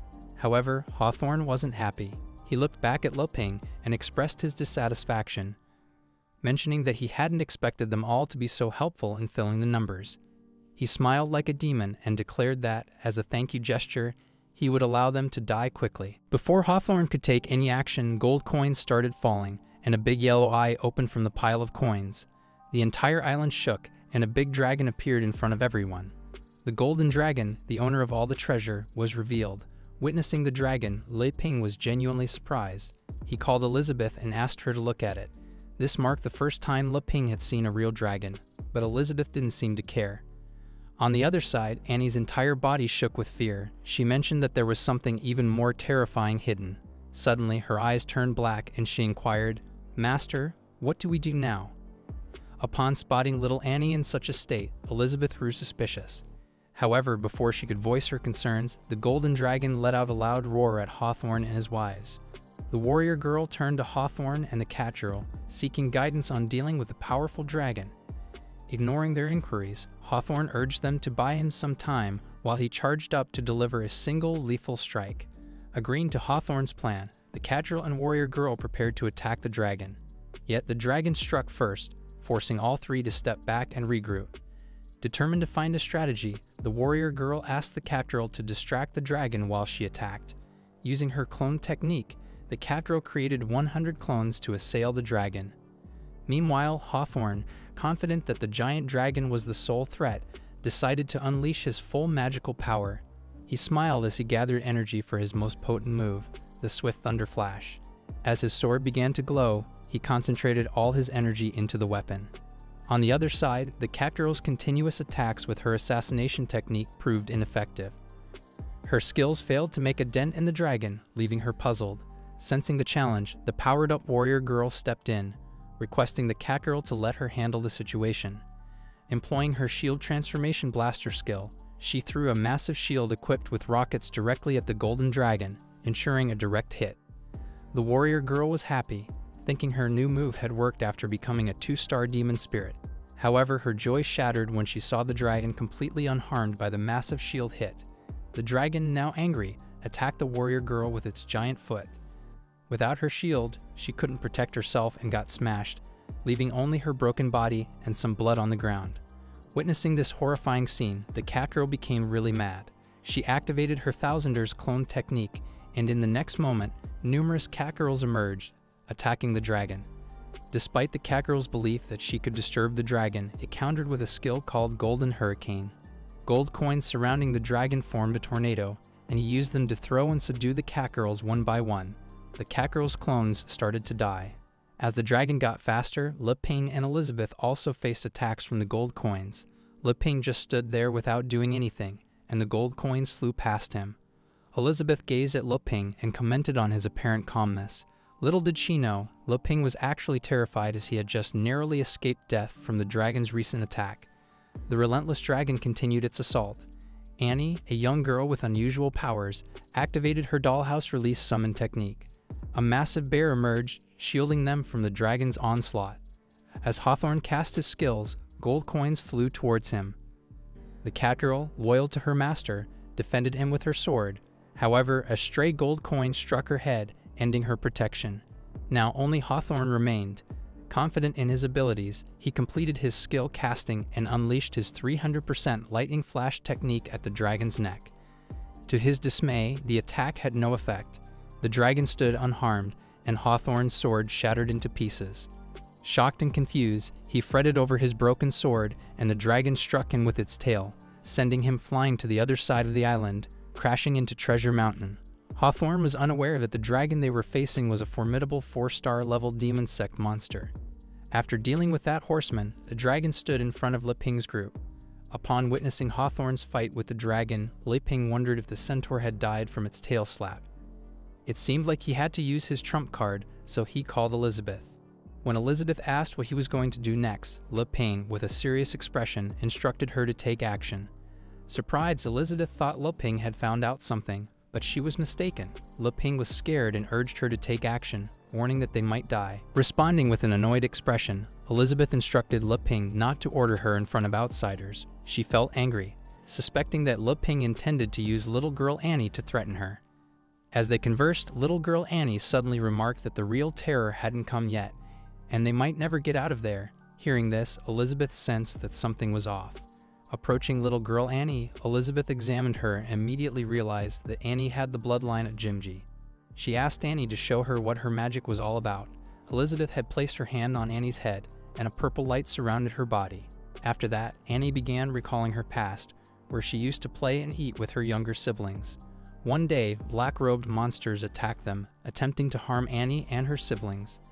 In a sudden awakening of her bloodline power, Annie unintentionally unleashed a force that not only defeated the monsters but tragically took the lives of her younger siblings. The trauma from that day haunted Annie, leading her to forcefully suppress her magic and alter her memories. Upon discovering the truth, Elizabeth released her magic, letting go of Annie. As Annie fell to the ground, Elizabeth criticized herself, calling her stupid. Little Annie, overwhelmed with guilt, apologized to her deceased brother and sister, admitting she was the one who caused their deaths. Unmoved, Elizabeth declared Annie a disgrace to the Jimji clan's bloodline. Despite the harsh words, Elizabeth challenged Annie to break free from the prison of regret and stand up to fight. In response, Annie agreed, determined to protect her brother, Le Ping. As she stood up, she began to float in the sky, surprising Le Ping. Annie then utilized her puppet magic summon skill, bringing forth numerous large and powerful puppets. The sight angered the golden dragon, which attacked Annie, only to be blocked by her panda puppet's fluffy body. Panda grabbed the dragon's leg, making it unable to move. On the other side, the rabbit doll began attacking the dragon repeatedly in the same spot. These constant strikes caused the golden dragon's tough body to start breaking, and it screamed in pain. Le Ping asked Elizabeth what she did to Annie earlier and how Annie changed so much. Elizabeth explained that she didn't do much, just helped Annie accept reality. The golden dragon attacked the rabbit again and pushed it to the ground. Annie struggled with the dragon and commanded her rabbit puppet to grab the dragon's other leg. When the dragon attacked the rabbit, it grabbed its hand. Both the panda and rabbit were stopping the dragon from moving, and little Annie commanded her snake puppet to attack the dragon. The snake puppet grabbed the dragon's whole body and began attacking. The dragon tried to counter with its golden hurricane, but little Annie's eagle puppet used wind magic to halt the dragon's attack. All the coins that were meant to cause harm started flying away due to the wind magic. Le Ping was genuinely surprised after witnessing Annie's power and praised her as truly amazing. He remembered what Elizabeth had said before and asked her what she meant by Annie having the Jimji bloodline. Before he could finish his words, someone grabbed Le Ping's bag and snatched it with lightning speed. Due to that, Le Ping fell to the ground. The one who attacked him was Hawthorne, who was still alive. He grabbed Le Ping's bag, which contained magical fruits. Upon seeing Hawthorne alive, Elizabeth remarked that the scum hadn't died yet. On the other side, Le Ping, who had been robbed of his bag, asked Hawthorne to give it back. However, Hawthorne paid no attention to them. He opened the bag and took out Le Ping's fruits. While laughing like a creep, he claimed Le Ping's fruits were now his. He started eating Le Ping's magical fruits one by one without stopping. Le Ping, confused, asked him what he was doing, saying it was already late and he shouldn't be eating. However, after consuming Le Ping's magical fruits, something started changing in Hawthorne's body. Purple smoke emerged, and his eyes began to shine. He exclaimed that his true power was coming. Suddenly, his body started to grow, and all the armor he was wearing fell off one by one. Hawthorne transformed into an ugly monster, and his level became unknown. He declared that the power pouring out had awakened unprecedented strength in his body, laughing like a villain. Hawthorne talked about not being scared of the elders from the Sword Saint Guild hearing his trash talk. Golden Dragon got angry and attacked him with its breath. Quickly, Hawthorne dodged the attack and appeared in front of the dragon. He told the dragon to stop bothering him, called it a lizard, and kicked it in the face. The dragon flew away and fell with just one blow. After killing it, Hawthorne went for the treasure in the middle. He found a coffin filled with some liquid and said that adding it would make him incredibly strong. Drinking it, he immediately felt its effects. His eyes turned red, and his body started changing. Horns emerged from his head, and wings popped out from his back. He evolved into an evil form, claiming it was the Demon King's sweet wine. Le Ping and others noticed Hawthorne getting strange. Le Ping asked Elizabeth to do something, but little Annie, standing in front, bravely assured Le Ping she wouldn't let Hawthorne get close. She started casting her puppet magic, but before she could finish, Hawthorne closed the gap and stabbed her with his arm, ending her life. Hawthorne declared that he would eliminate anyone he saw as a threat. Le Ping was shocked when he saw Annie in that state, his eyes filled with tears. Hawthorne threw Annie aside and approached Le Ping, declaring that it was now his turn. However, Le Ping rushed to Annie, grabbed her hand, and urged her to hang in there because Elizabeth would come to her rescue. Hawthorne then confronted Elizabeth, stating that he knew she was hiding her strength, but it didn't matter. He presented her with two choices: either willingly become his woman, return to her kingdom, and help him inherit everything, or be slowly manipulated by him until she became useless, serving as a bargaining chip for his desires. With a disgusting laugh, he reveled in his plans. This angered Le Ping, who implored Elizabeth to get rid of Hawthorne immediately. Hawthorne, infuriated by Le Ping's words, dismissed him as a trash servant. He leaped towards Le Ping, attacking with his Thunder Road.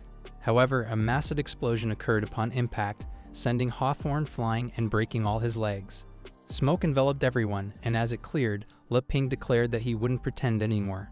Hawthorne pulled back, feeling thoroughly confused by what had just transpired. It seemed like the damage caused by his attack had instantly bounced back at him.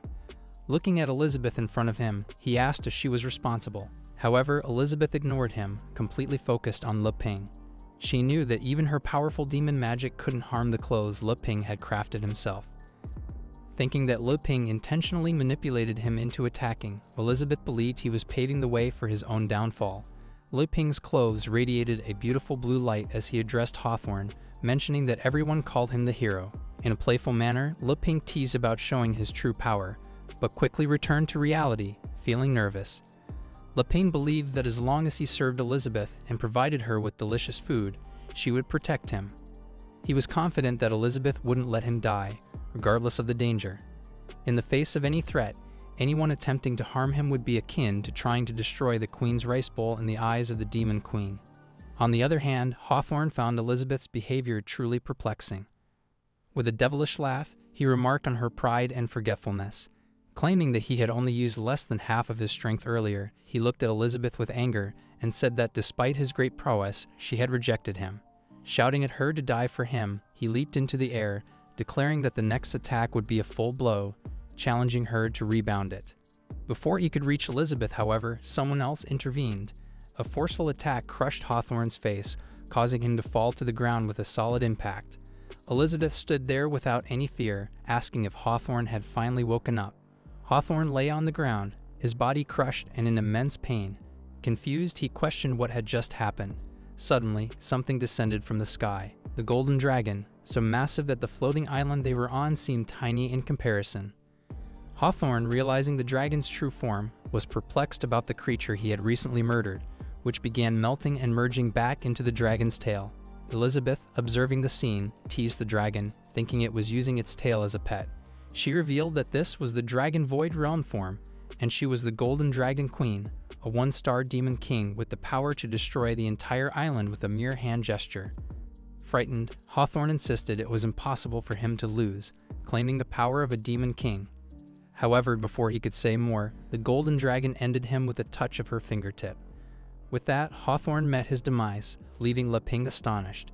Le Ping, surprised, questioned Elizabeth about the reality of the situation, but Elizabeth misunderstood, thinking Le Ping was pretending to have known about the golden dragon long ago. Suddenly, everything turned gold and the whole island started disappearing. Elizabeth explained to Le Ping that this space where they were wasn't real. It was just an illusion created by the dragon. After everything disappeared, everyone was floating. Le Ping was really surprised to see themselves floating in space. Elizabeth got annoyed after seeing Le Ping like this. The next moment, the dragon said something to Elizabeth in the demon language, and Elizabeth replied to him in the demon language. After hearing Elizabeth's words, the dragon started crying like a 4-year-old child, and tears started falling from her eyes. Suddenly, smoke covered the dragon's whole body, and that giant golden dragon turned into a cute loli.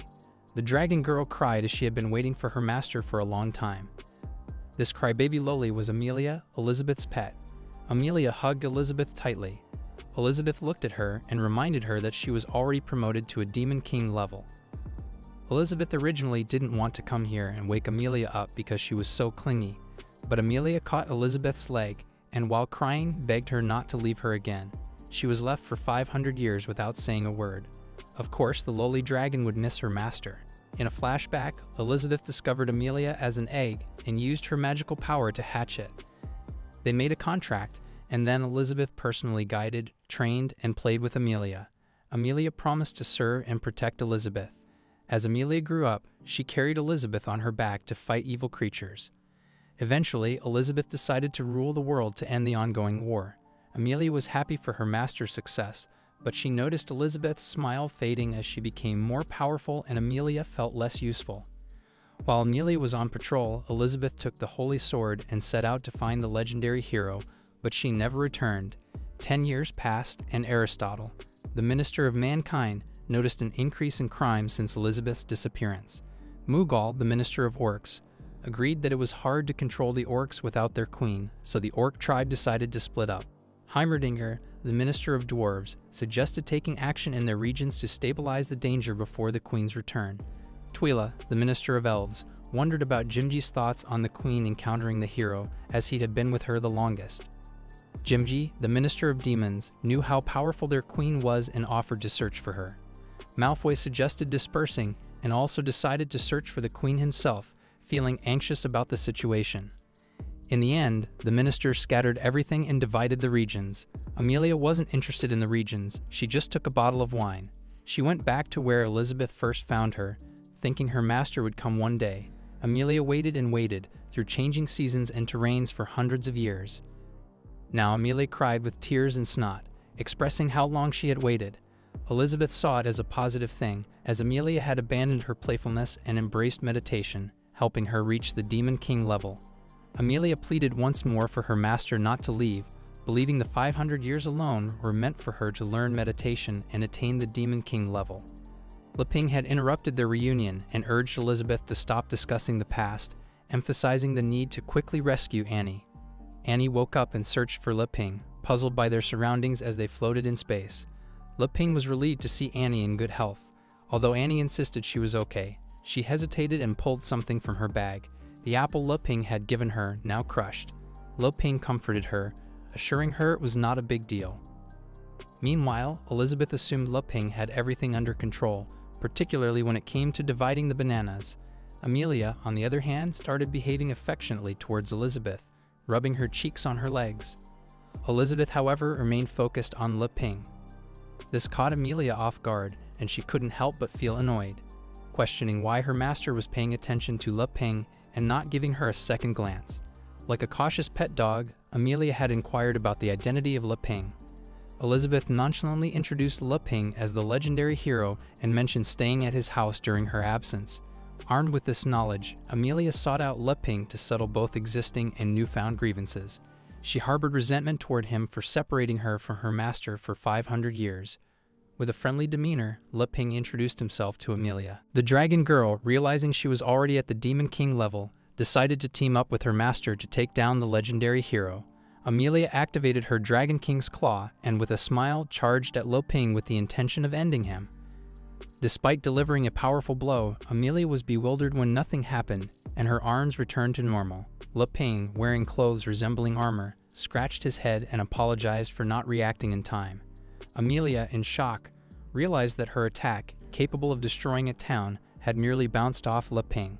He reassured her, reaching out and claiming he would take the initiative. Though his appearance seemed intimidating to Amelia, she knew she could be subdued at any moment. Despite her plea for him not to take any action, Leping only reached for her hand, apologizing for not returning her handshake or was actually Dragon King's claw. It dawned on Leping why Elizabeth had been so composed since their arrival. The dragon was actually her friend. Amelia, confused by this revelation, started to question Leping's supposed danger. Elizabeth clarified that Amelia was her mount, prompting Leping to envision Elizabeth riding on Amelia's shoulders with a doubtful expression. In the next moment, Elizabeth snapped her fingers and suddenly, a purple smoke surrounded everyone. They all disappeared into that smoke, and in the next moment, they teleported into the beginner's village. Elizabeth wanted to end the day just like that. Amelia was really impressed after seeing Elizabeth's skills. She found her master cool. It was something Amelia could only create after stepping into the Demon King realm. But Elizabeth absorbed it in an instant with no effort at all. She was truly worthy of being called a monster. Leping was also happy seeing that they returned home easily. He thought that as long as he held on to Elizabeth's thigh tightly, all his troubles would be nothing more than child's play. But Annie was not happy because Leping's house was too far away, so she passed out from the teleportation. Elizabeth asked Leping to send Annie in first so she could rest. Elizabeth still had some things to tell Amelia. Leping said okay to Elizabeth and got Annie into the house. After Leping left, Amelia had a surprised expression. She asked Elizabeth what she wanted to say to her. Excited, she asked Elizabeth not to hesitate to give her orders. She couldn't wait to serve her master. Elizabeth asked Amelia if she had heard about the Demon Realm's Dark Guild.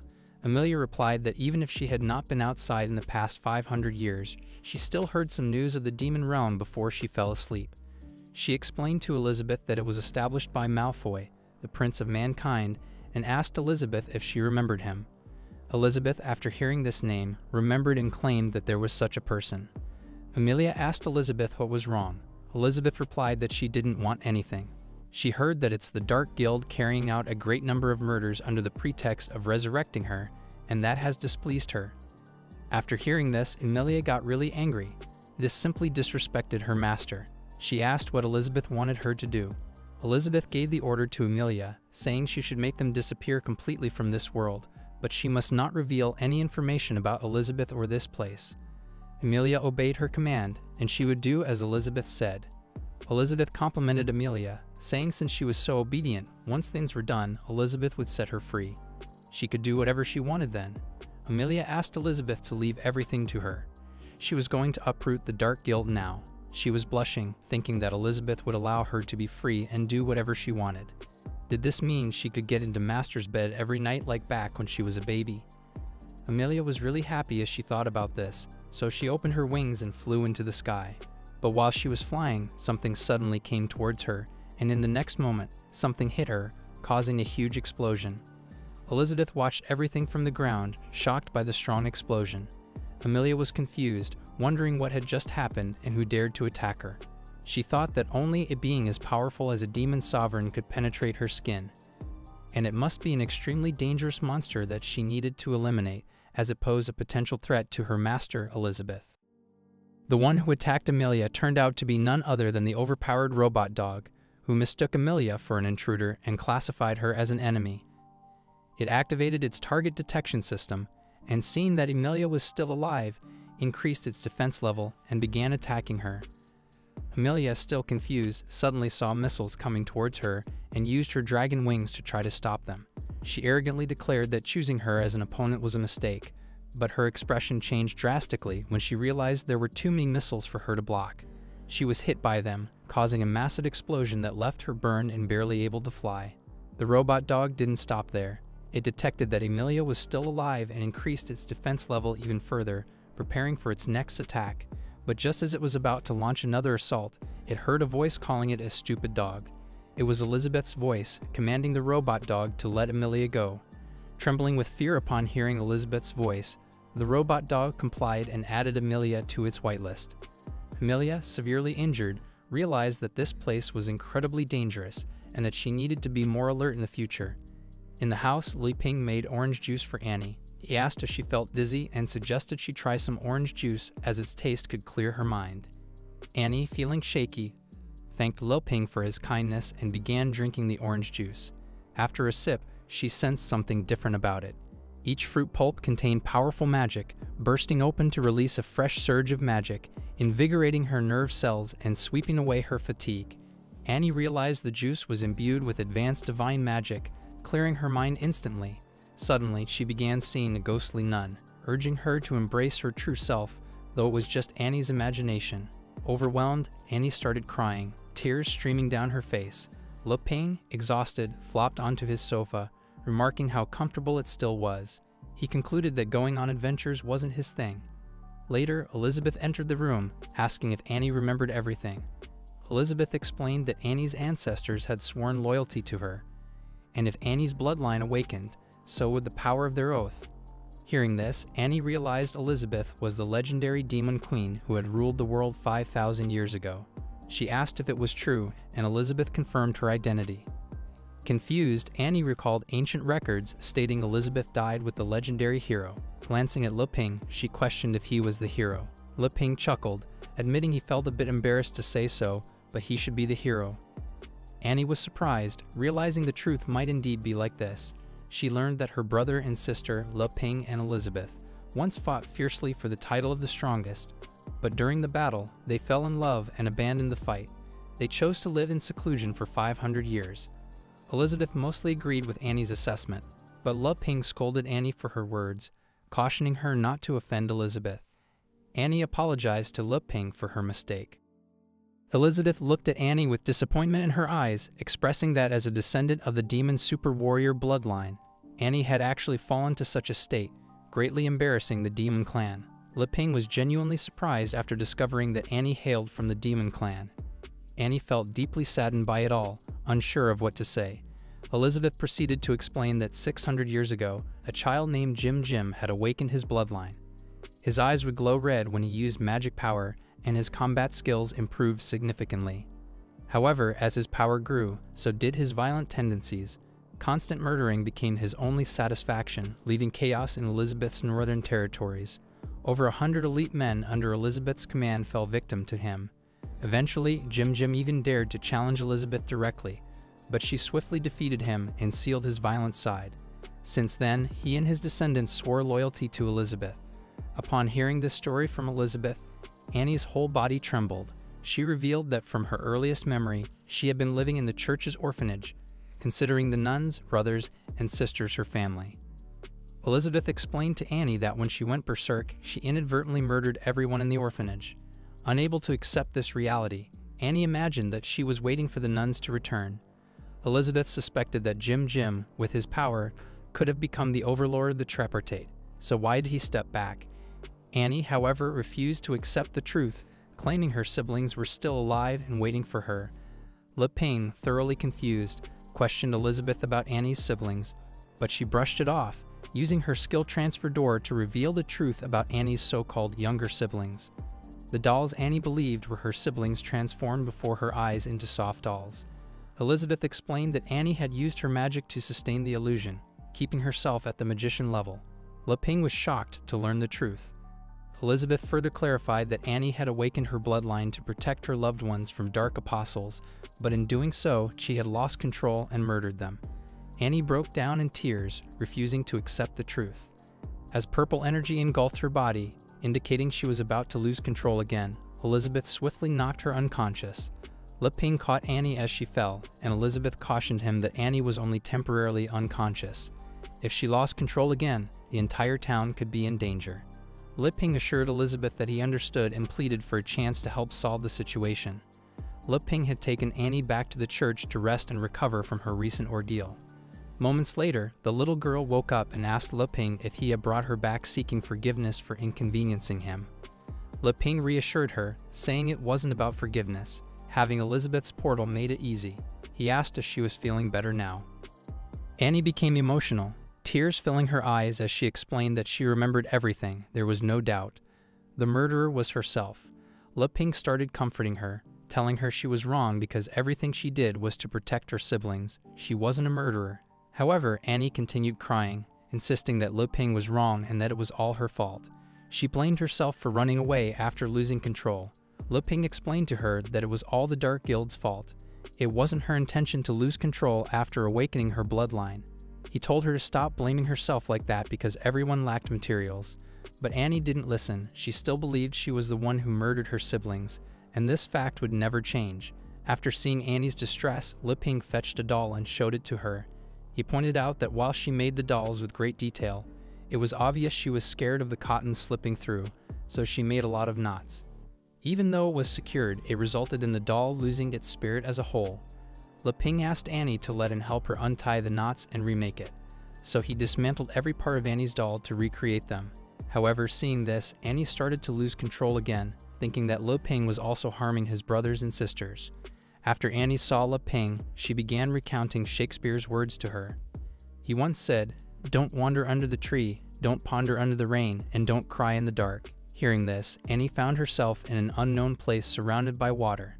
Moments later, as she regained her senses, she found herself in an unfamiliar place, wondering where she was.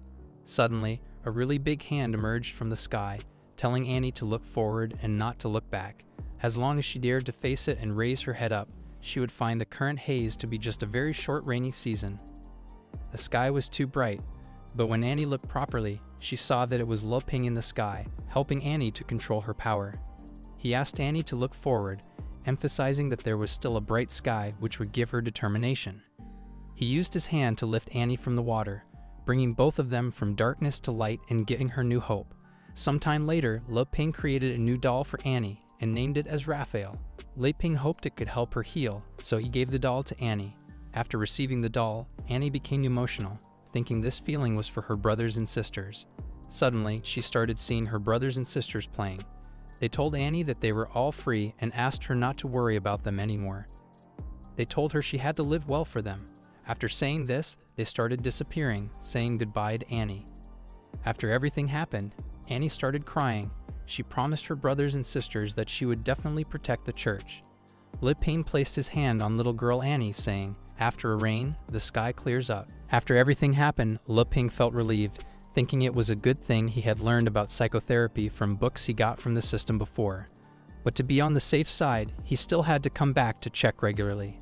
On the other side, in the Demon Realm's Death Swamp, where all the dark powers lived, Emilia went there after Elizabeth ordered her to check out the Dark Guild. When she saw the bleak land, Emilia felt really sad, swearing she'd never forgive those who messed up her master's land.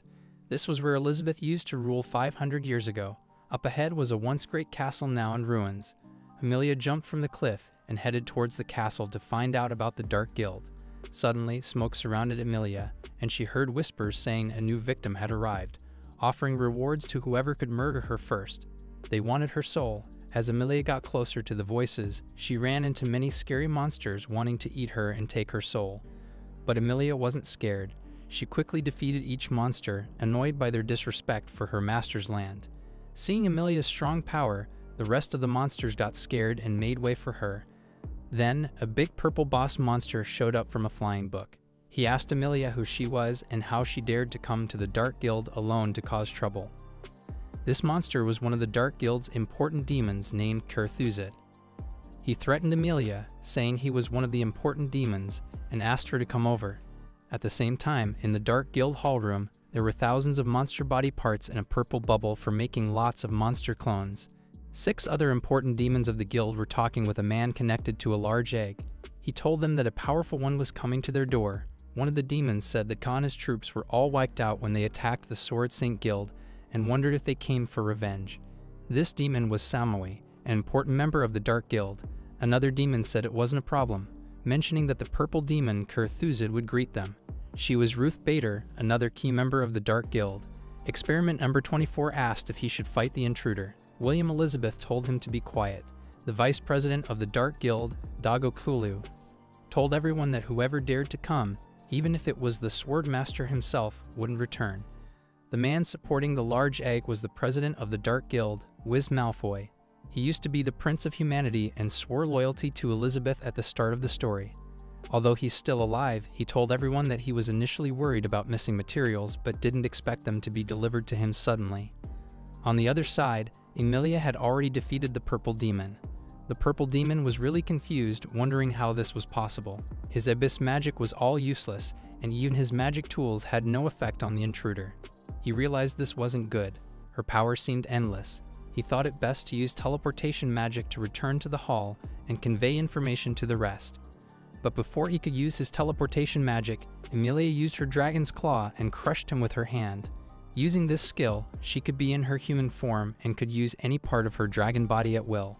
Only the purple demon's blood and some body parts remained after Emilia used her dragon hand to crush him. In the next moment, thousands of demons came toward Emilia. They were great apostles. They were a little scared, thinking about how the purple demon was actually defeated by a mere child, but they were happier thinking there would be 2 vacant seats for a pillar demon now. They were thinking that since Emilia and the purple demon had a difficult battle, she should be definitely seriously injured. They asked everyone to take this opportunity. Another great apostle asked all the apostles to overwhelm her with numbers and murder her. But Emilia did not give a thought about them. She just saw them as another pile of trash. She used the Golden Dragon King roar and murdered all the demons in just one attack. Her roar sound was so strong that all of the great apostles' heads started to hurt like crazy and blast. They died, and a blood rain started in that place. While walking in that rain, Emilia claimed she was done. She opened her wings and flew and went to the castle to find out about the Dark Guild. But before she entered the castle, the door demon stopped her, saying if she wished to enter, she must answer his questions. The cost of answering wrong was her life, so he started asking her questions, but before he could complete his words, Emilia kicked the demon door and broke it into multiple pieces. After destroying the demon door, she entered the main hall. The first thing she saw after entering was Malfoy. Beside Malfoy, the remaining members of the 6 pillars were standing. After seeing Wiz Malfoy, Emilia called him ugly. After hearing this, Malfoy started laughing, saying 5,000 years had passed, and he had become old. Now he was really happy after meeting Emilia after such a long time. Without warning, Amelia murdered him with one slash, and his body exploded instantly. Everyone was really surprised, wondering what had just happened. One of them asked if Amelia thought her attack had worked after murdering Malfoy. Amelia thought she was done and suggested calling it a day and going to see Master Elizabeth. But suddenly, Malfoy's body started regenerating. He did expect that Amelia would become stronger. He was really curious and asked Amelia why she had suddenly awakened from her deep slumber. He asked if she had perhaps found Elizabeth. Amelia was really surprised, thinking about what had just happened. She wondered how he was still alive, but before she could say something, the six-pillar vice president attacked Amelia with his taboo tentacles. He tied Amelia up with his tentacles so she couldn't move. He told Amelia that as long as he defeated her, the position of the Lord of Demons would be his. He laughed, saying that now Amelia's magic power and the movement of her limbs were sealed inside the dark sea. No matter how strong she was, she couldn't escape his grasp. Amelia laughed and asked him who wanted to escape, and what did he mean? Amelia started chewing his tentacles, but he told her it was a pointless struggle. However, Amelia didn't care about him and continued eating. But his tentacles were really large when they all came out of the ground. He told Amelia that she was a stupid girl, asking if she wanted to eat him since his body was too much large for her to snack. But he had underestimated Amelia. Amelia started eating his whole body, and the octopus demon got really scared. He asked Malfoy to save him, but before they could help, Amelia had already finished eating him. Since waking up, she hadn't eaten anything and thought that this would be enough to fill her stomach. Suddenly, one of the six pillars told Amelia to surrender, saying she had to join them against her will. She moved closer to Amelia and tried to seduce her with a kiss, thinking it might work if attacking didn't. She claimed Amelia as her prisoner, but the kiss didn't affect Amelia. Amelia used some of her power to send her flying to the other side. She didn't pay much attention to her, still focused on the octopus she had eaten earlier, which was trying to multiply in her stomach. Amelia warned the octopus that she would digest it all at once. The other six pillar members were surprised that not only had Amelia murdered the vice president, but she also injured her father. One of them found Amelia interesting and used their Demon King's skill Liberation. However, Amelia easily sent them flying with just one punch. Another pillar member teamed up with the first one to attack Amelia, but she murdered both of them with a single strike. After dealing with the remaining six pillars, Amelia asked Malfoy if he planned to replace Elizabeth by bringing these weaklings.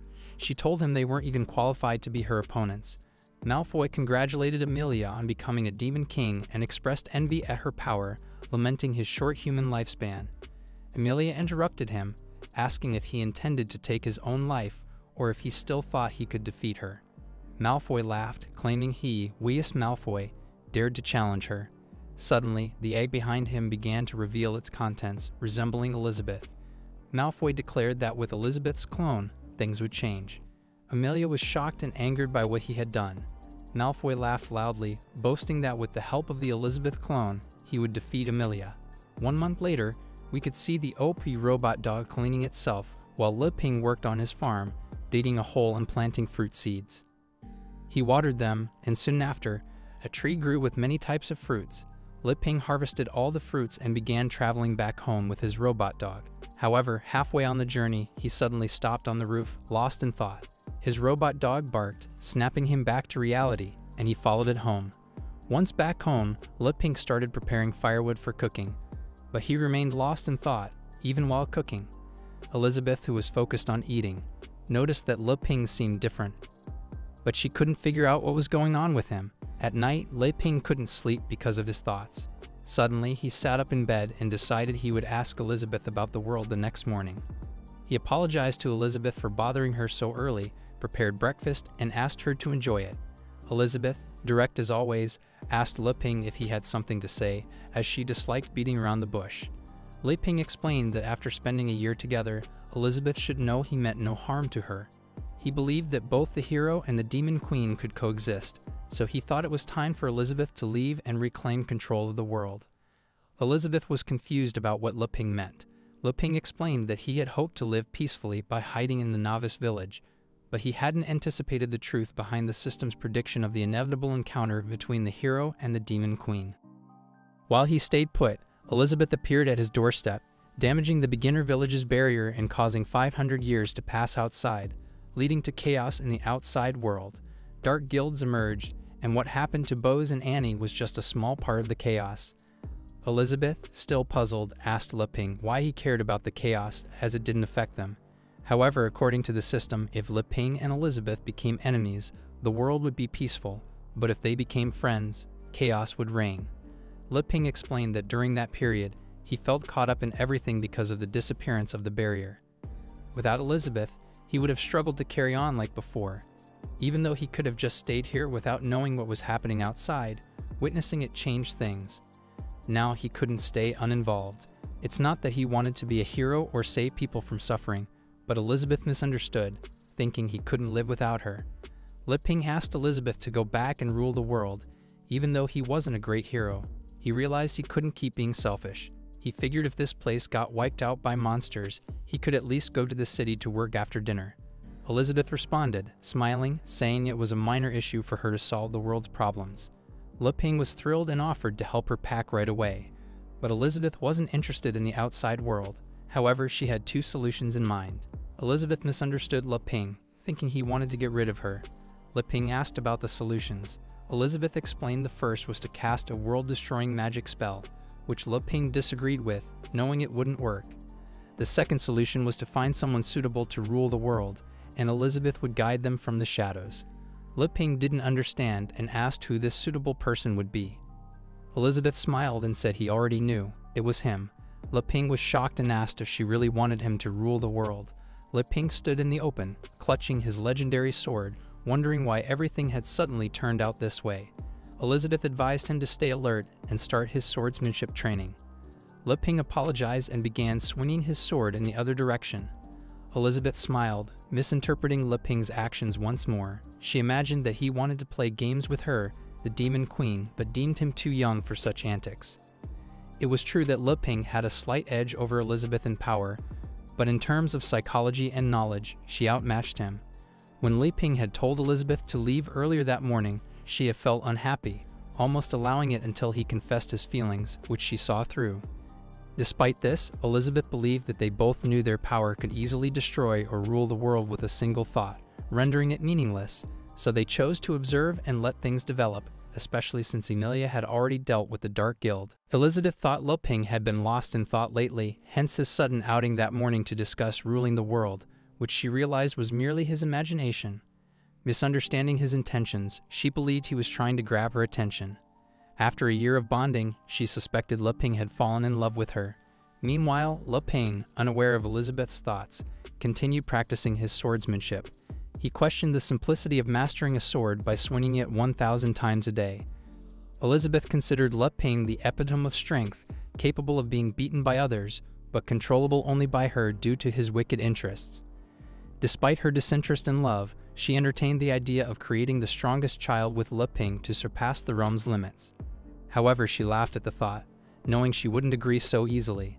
Leping, observing her behavior, grew confused, wondering if Elizabeth planned to teach him swordsmanship and magic to confront the Dark Guild. When Leping swung his sword, a sudden smoke surrounded the legendary sword.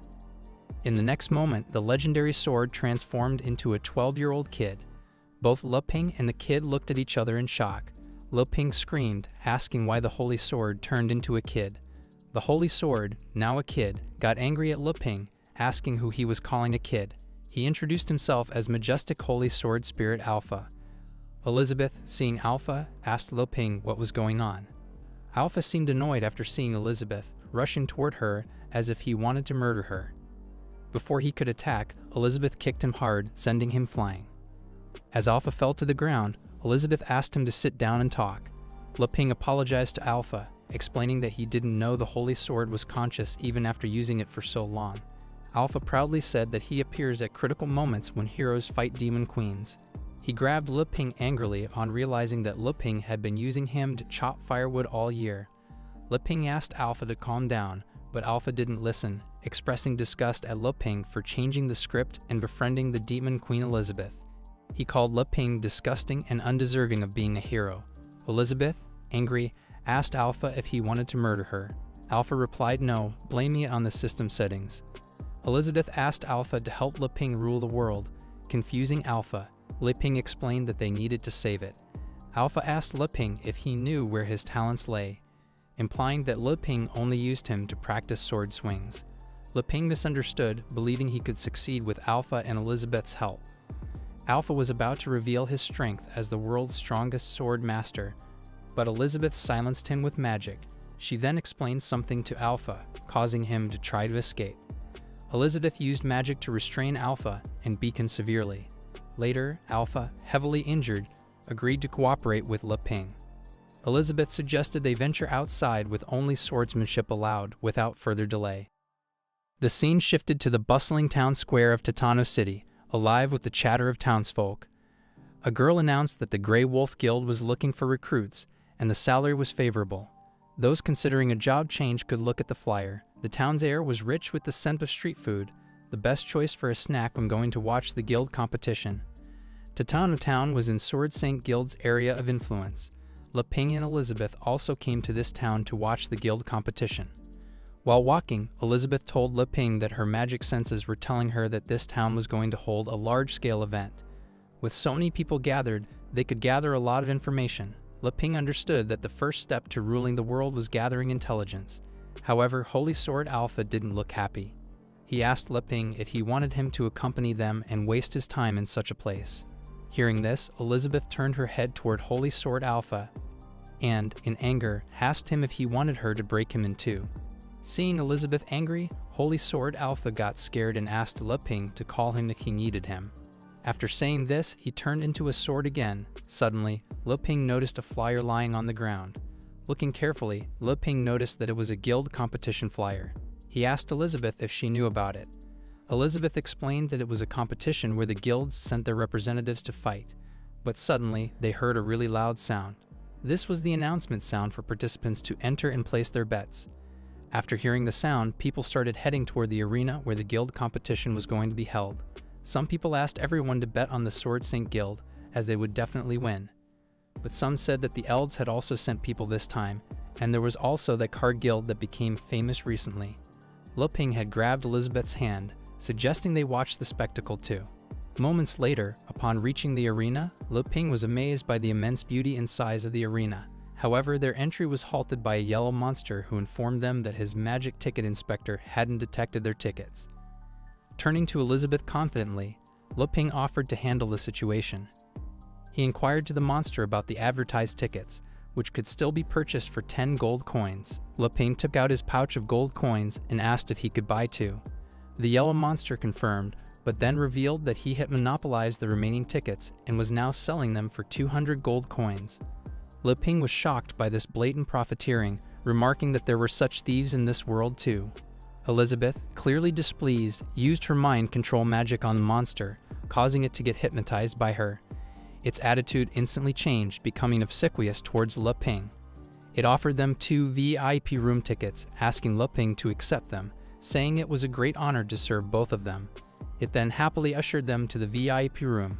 When Li Ping and Elizabeth entered the VIP room, they were struck by its luxuriousness and couldn't believe their eyes. However, they weren't the only ones with VIP access. Several important figures from various guilds were present who were hidden, including spellwriter Tagore Severus, unaffiliated drunk blacksmith Brian from the Dwarf Kingdom, Orange Sword Luna, and her sister Purple Sword Anna from the Sword Saint Guild. Anna spotted Li Ping and Elizabeth, asked Luna to inquire if they were on the invitation list. After sitting in their seats, Li Ping told Elizabeth that the first glimpse of the grand arena made him a bit nervous, but Elizabeth remained nonchalant and requested snacks from him. Anna advised Luna to keep an eye on them, speculating they might be from a guild whose president had aided them in the past. Finally, the competition began. The host, Gob the Goblin, welcomed everyone and requested a warm reception for the players. He then announced the final round of the guild competition and introduced the 4 finalists. King the Genius Swordsman from the Sword Saint Guild, Gala the Valiant General from the Giant Bear Guild, Travis the Handsome Fellow from the Elf Guild, and Yi Laifu the special guest representing the Card Guild. The crowd roared in anticipation as the host declared the games to begin. Travis from the Elf Guild carefully examined everyone, thinking that the muscular fool from the Giant Bear Guild seemed too simple-minded. He was probably just cannon fodder. As for the Card Guild, recently established, the only reason they qualified to join the competition was because they helped the Sword Saint Guild in murdering the invading 6 Pillar Demons. They were just a second-rate guild affiliated with the Sword Saint Guild, and their president was the only one representing them. Travis saw no threat from them. However, the only one who posed a threat to him in the competition was the Sword Saint Guild's Blue Sword. During the competition, Gala from the Giant Bear Guild started running toward Blue Sword to attack him. But he wasn't the only one attacking. Travis jumped into the air and prepared his arrow to attack, thinking about how barbaric Gala seemed. He shot 3 arrows at once, aiming at everyone, but they managed to avoid his arrows. Gala from the Giant Bear Guild caught Travis' arrow and called him rude, wanting to murder him first. He crushed the arrow and threw it to the ground. Suddenly, the arrow he threw began to grow. In just a few seconds, those arrows transformed into a wooden cage, capturing everyone. Travis, after locking Gala in a cage, said such an uncultured beast like him should be locked up. However, Gala, who was really big, told Travis he couldn't stop him with just his rotten roots. He tried to crush them all with his fierce raw power, thinking he could escape with his fierce ram. But when he attempted to flee, the grassroots came to life and captured him. Confused and unaware of what was happening, Travis started laughing, explaining that these were the grassroots of the gum tree. Upon impact, they shrank, releasing an extremely sticky fluid. Meanwhile, Blue Sword effortlessly sliced through the roots with his sword, emerging from the cage unharmed. His flawless swordsmanship surprised both the masked man and Travis, especially Travis, who grew frustrated, thinking Blue Sword was too fast. The roots couldn't even touch him. As Blue Sword emerged from the cage, he apologized to Travis for destroying his plant. To Travis's surprise, he declared it didn't matter and that he could repay the debt with his life. Defeating a formidable opponent like Blue Sword would be exhilarating. Travis readied his bow, unleashing his violent butterfly dance technique, a flurry of 100 arrows. Unbothered, Blue Sword muttered, "No fear, no doubt, no surprises, no confusion," entering his selfless state. He readied his sword and executed the bluebird technique, slicing through not only Travis's butterfly dance, but also severing his right hand, without Travis even noticing. Confused and bewildered, Travis looked at Blue Sword, who calmly stated, "You've lost." Travis conceded, acknowledging Blue Sword's title as the Sword Saint Guild's genius. However, he reminded him that he too was a genius, an elf genius. Suddenly, green butterflies surrounded Blue Sword before he could react. Travis unleashed his butterfly explosion, causing a huge explosion. Blue Sword lost his sword, but he survived the attack. After Travis saw that the Blue Sword was still alive, he reached into his mouth and pulled something out, tossing it onto the ground. Suddenly, a huge flower sprouted from the earth. This flower had the ability to heal, capable of mending any wound. Travis used it to fix his lost arm. Seeing this, he admitted that the Sword Saint Guild was indeed powerful, but criticized its predictable attack patterns as a flaw. Despite the strength of the sacred tree's blessing making elves the most powerful beings, Travis was interrupted by Gala from the Giant Bear Guild, who attacked him from behind and murdered him. Gala laughed, stating that Travis, as he predicted, was the first to perish. Gala expressed annoyance at show-offs like Travis before turning his attention to the Blue Sword. Blue Sword was surprised by Gala's presence and the aura he emitted. However, before he could react, the audience cheered for Gala, urging him to defeat the Blue Sword. Gala's revenge fueled the crowd's excitement. Travis of the Elf Guild became the first to exit the competition, leaving everyone curious about Gala. Now the focus shifted to whether the injured Blue Sword could withstand Gala's attack. Blue Sword raised his right hand and summoned his sword, narrowly avoiding significant damage as Gala attempted to break free using sweat as lubrication. Blue Sword retaliated in time, minimizing the impact. As Gala's body grew and purple smoke enveloped him, he declared that power was everything and threatened to crush Blue Sword in seconds. He leaped into the air, launching an attack with 70% of his muscle power. Blue Sword evaded the strike and countered with a swift, cold slash, pushing Gala back. Unfortunately, he couldn't deal any damage to Gala's body. Gala started laughing after seeing that Blue Sword could only scratch him. On the other side, Blue Sword got really surprised after seeing his sword get damaged. However, before Blue Sword could think anything, Gala attacked him and used 80% of his muscle power. Unfortunately, Blue Sword barely stopped his attack using his sword, but he couldn't completely stop it and rolled into the ground. After finding out that he couldn't use his sword anymore, he threw his sword into the ground and started fighting Gala hand to hand. Gala started attacking Blue Sword again, but this time he used 90% of his muscle power, thinking he would murder Blue Sword. However, Blue Sword dodged every attack. Meanwhile, Le Ping was really excited after seeing their fights. He asked Elizabeth who she thought would win in the end. Elizabeth didn't say anything. Anna, the red-haired girl, was really surprised because Blue Sword's sword was a B-ranked weapon forged by the dwarves, but it was broken by a simple punch. Luna, the yellow-haired girl, asked her sister if they should stop it because their Sword Saint Guild couldn't lose more face. But the red-haired girl was really confused, thinking, when did the giant bear guild's people become so strong? Then she suddenly remembered, thinking, could it be the Dark Guild? On the other side, a yellow-haired man named Ash asked one of the important elders, Bali from the Sword Saint Guild, if he needed him to stop the fight between the Blue Sword and Gala. However, Sword Elder Bali from the Sword Saint Guild disagreed. He explained that the remaining two competitors were more than enough to handle Gala. He then asked Elder Bose what he thought. Elder Bose replied that he didn't know and would think about it if the situation got out of hand. He was the Card Guild president and a former member of the Sword Saint Guild, and also a 4-star demon sect realm. His name was Bose, the old man we saw at the beginning of this manhwa. He received card skills from Le Ping to become powerful and created his own guild. Ash thought that Senior Bose was indeed someone who deeply hated the Dark Guild. Just hearing about becoming an apostle made him so angry that he could hardly hold back and even trembled all over. However, Ash misunderstood everything. Bose didn't tremble in anger because Gala became the apostle of the Dark Guild, but he trembled in fear after seeing Le Ping and Elizabeth. He couldn't believe his eyes, thinking how could it be possible. He assumed that Le Ping and Elizabeth were discussing about eliminating them if they won't meet their expectations. Bose's imagination ran wild and assumed further that Le Ping was there to check whether he had used his card and barley tea on the right path. Fortunately, after he mastered the basic abilities, he actively hunted down the evil apostles and devoted himself to maintaining the peace of the continent. However, he worries that the two would not be satisfied enough with his achievements. However, Gala, after becoming an apostle of the Dark Guild, got really powerful, saying the Blue Sword was a little bug in front of him and he would slap him to death. Blue Sword was really surprised after seeing Gala's power, and he didn't have any other choice. He had to use his secret technique, but he was really nervous because he didn't know if he could control it now. However, he couldn't doubt himself. He remembered his master's teachings. If you wanted to enter a state of selflessness, you must abandon distracting thoughts. Before Blue Sword could execute his technique, Gala used his overwhelming strength to attack the ground, making it as flexible as rubber. He used this to surprise and attack Blue Sword, who was shocked to see this. Before Blue Sword could react, Gala began his assault, sending Blue Sword into the air. Gala planned to capture him using his ground-controlling technique, creating walls around him. Confused and unable to react, Blue Sword found himself trapped in a stone cage. Gala, after capturing Blue Sword, explained that the Giant Bear Guild wasn't just about physical enhancement, but also excelled in earth magic, similar to high-level magician guilds. He laughed at Blue Sword's situation. Suddenly, Gala noticed a blue energy coming from the stone cage.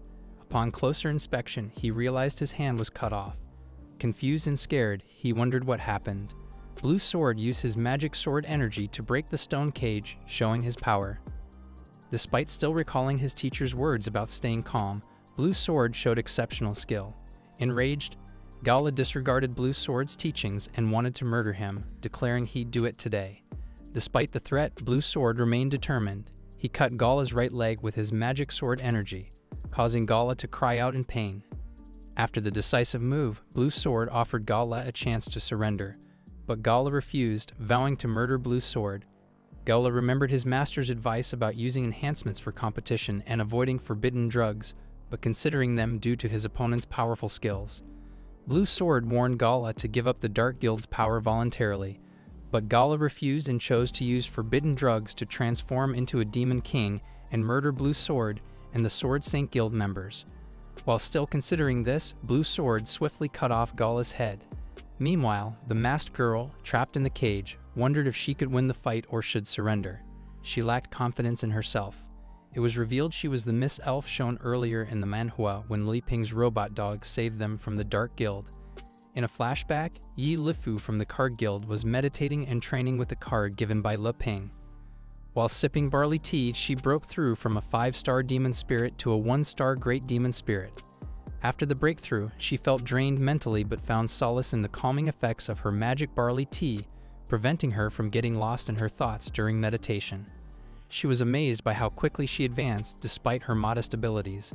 While still pondering this, she heard the door open, and her father Bose returned from work.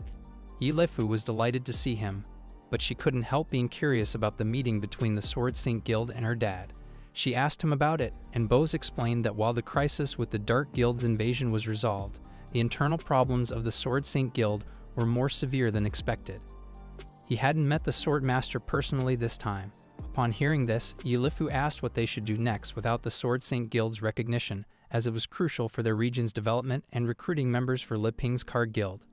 Bose reassured her, mentioning that even though he didn't meet the Sword Master, he aided in repelling the Dark Guild and obtained something unexpected.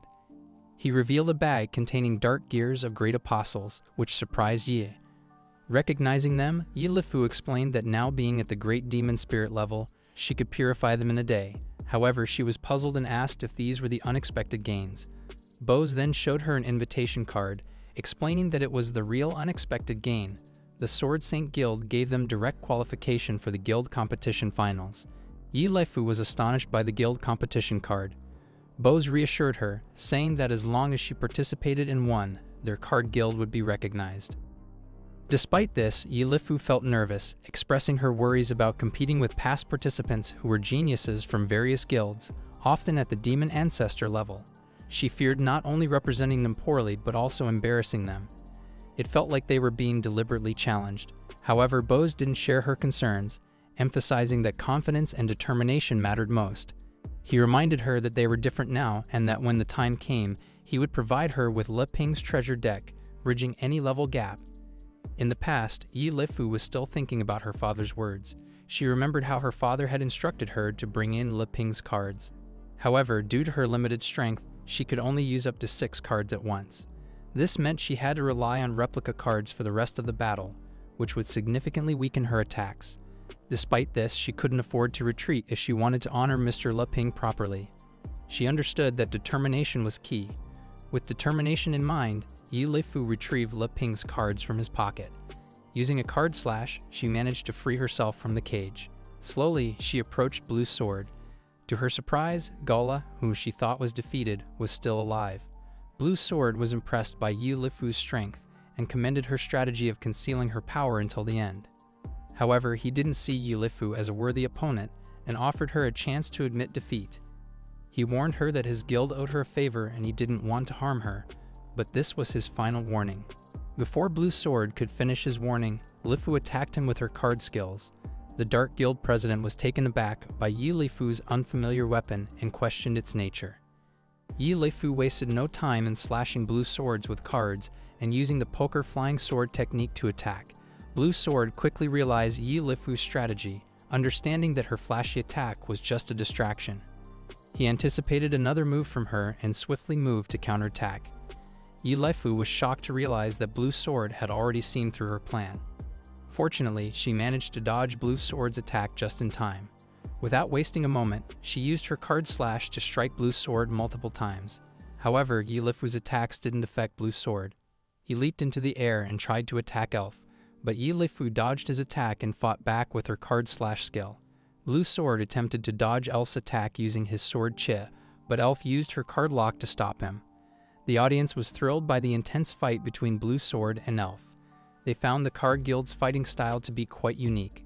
Blue Sword found himself surrounded by cards, and the audience wondered how he would deal with this situation. Yi Lefu had already restricted Blue Sword's skills with her card lock skill. Blue Sword asked Elf if she was using his sword Chi against him, but he didn't seem to care, saying it was pointless unless she was ready to face the consequences. Elf, hearing this, knew that her card lock wouldn't hold him for long, but it would buy her enough time to complete her card slash and activate her most powerful move with Spade's cards. She released her cards, preparing for a powerful attack. The cards then transformed into a Spade's dragon. The spectators were shocked by this sight and questioned what it was. They marveled at Yi Lefu's diverse attacks, from locking to summoning. Someone remarked that this moment was worth recording and investigating. Even the proud dwarven craftsman was surprised by the power of the cards, pondering who had crafted them with such mastery. Li Ping was really surprised when he saw that people in this world also knew how to play cards. He asked Elizabeth to look, and it turned out that people outside also knew how to play cards and could use them to fight. Meanwhile, Yi Lifu used her Spade's Dragon skill and attacked Blue Sword. After seeing this powerful move, Blue Sword used his maximum output of sword energy to create a big blue bird and use it to counterattack Yi Lifu's Spade's Dragon. Blue Sword's attack with the blue bird was powerful, destroying Yi Lifu's Spade's Dragon without any problem and causing some harm to Yi. Luckily, Yi Lifu created a shield with her cards just in time and barely defended herself.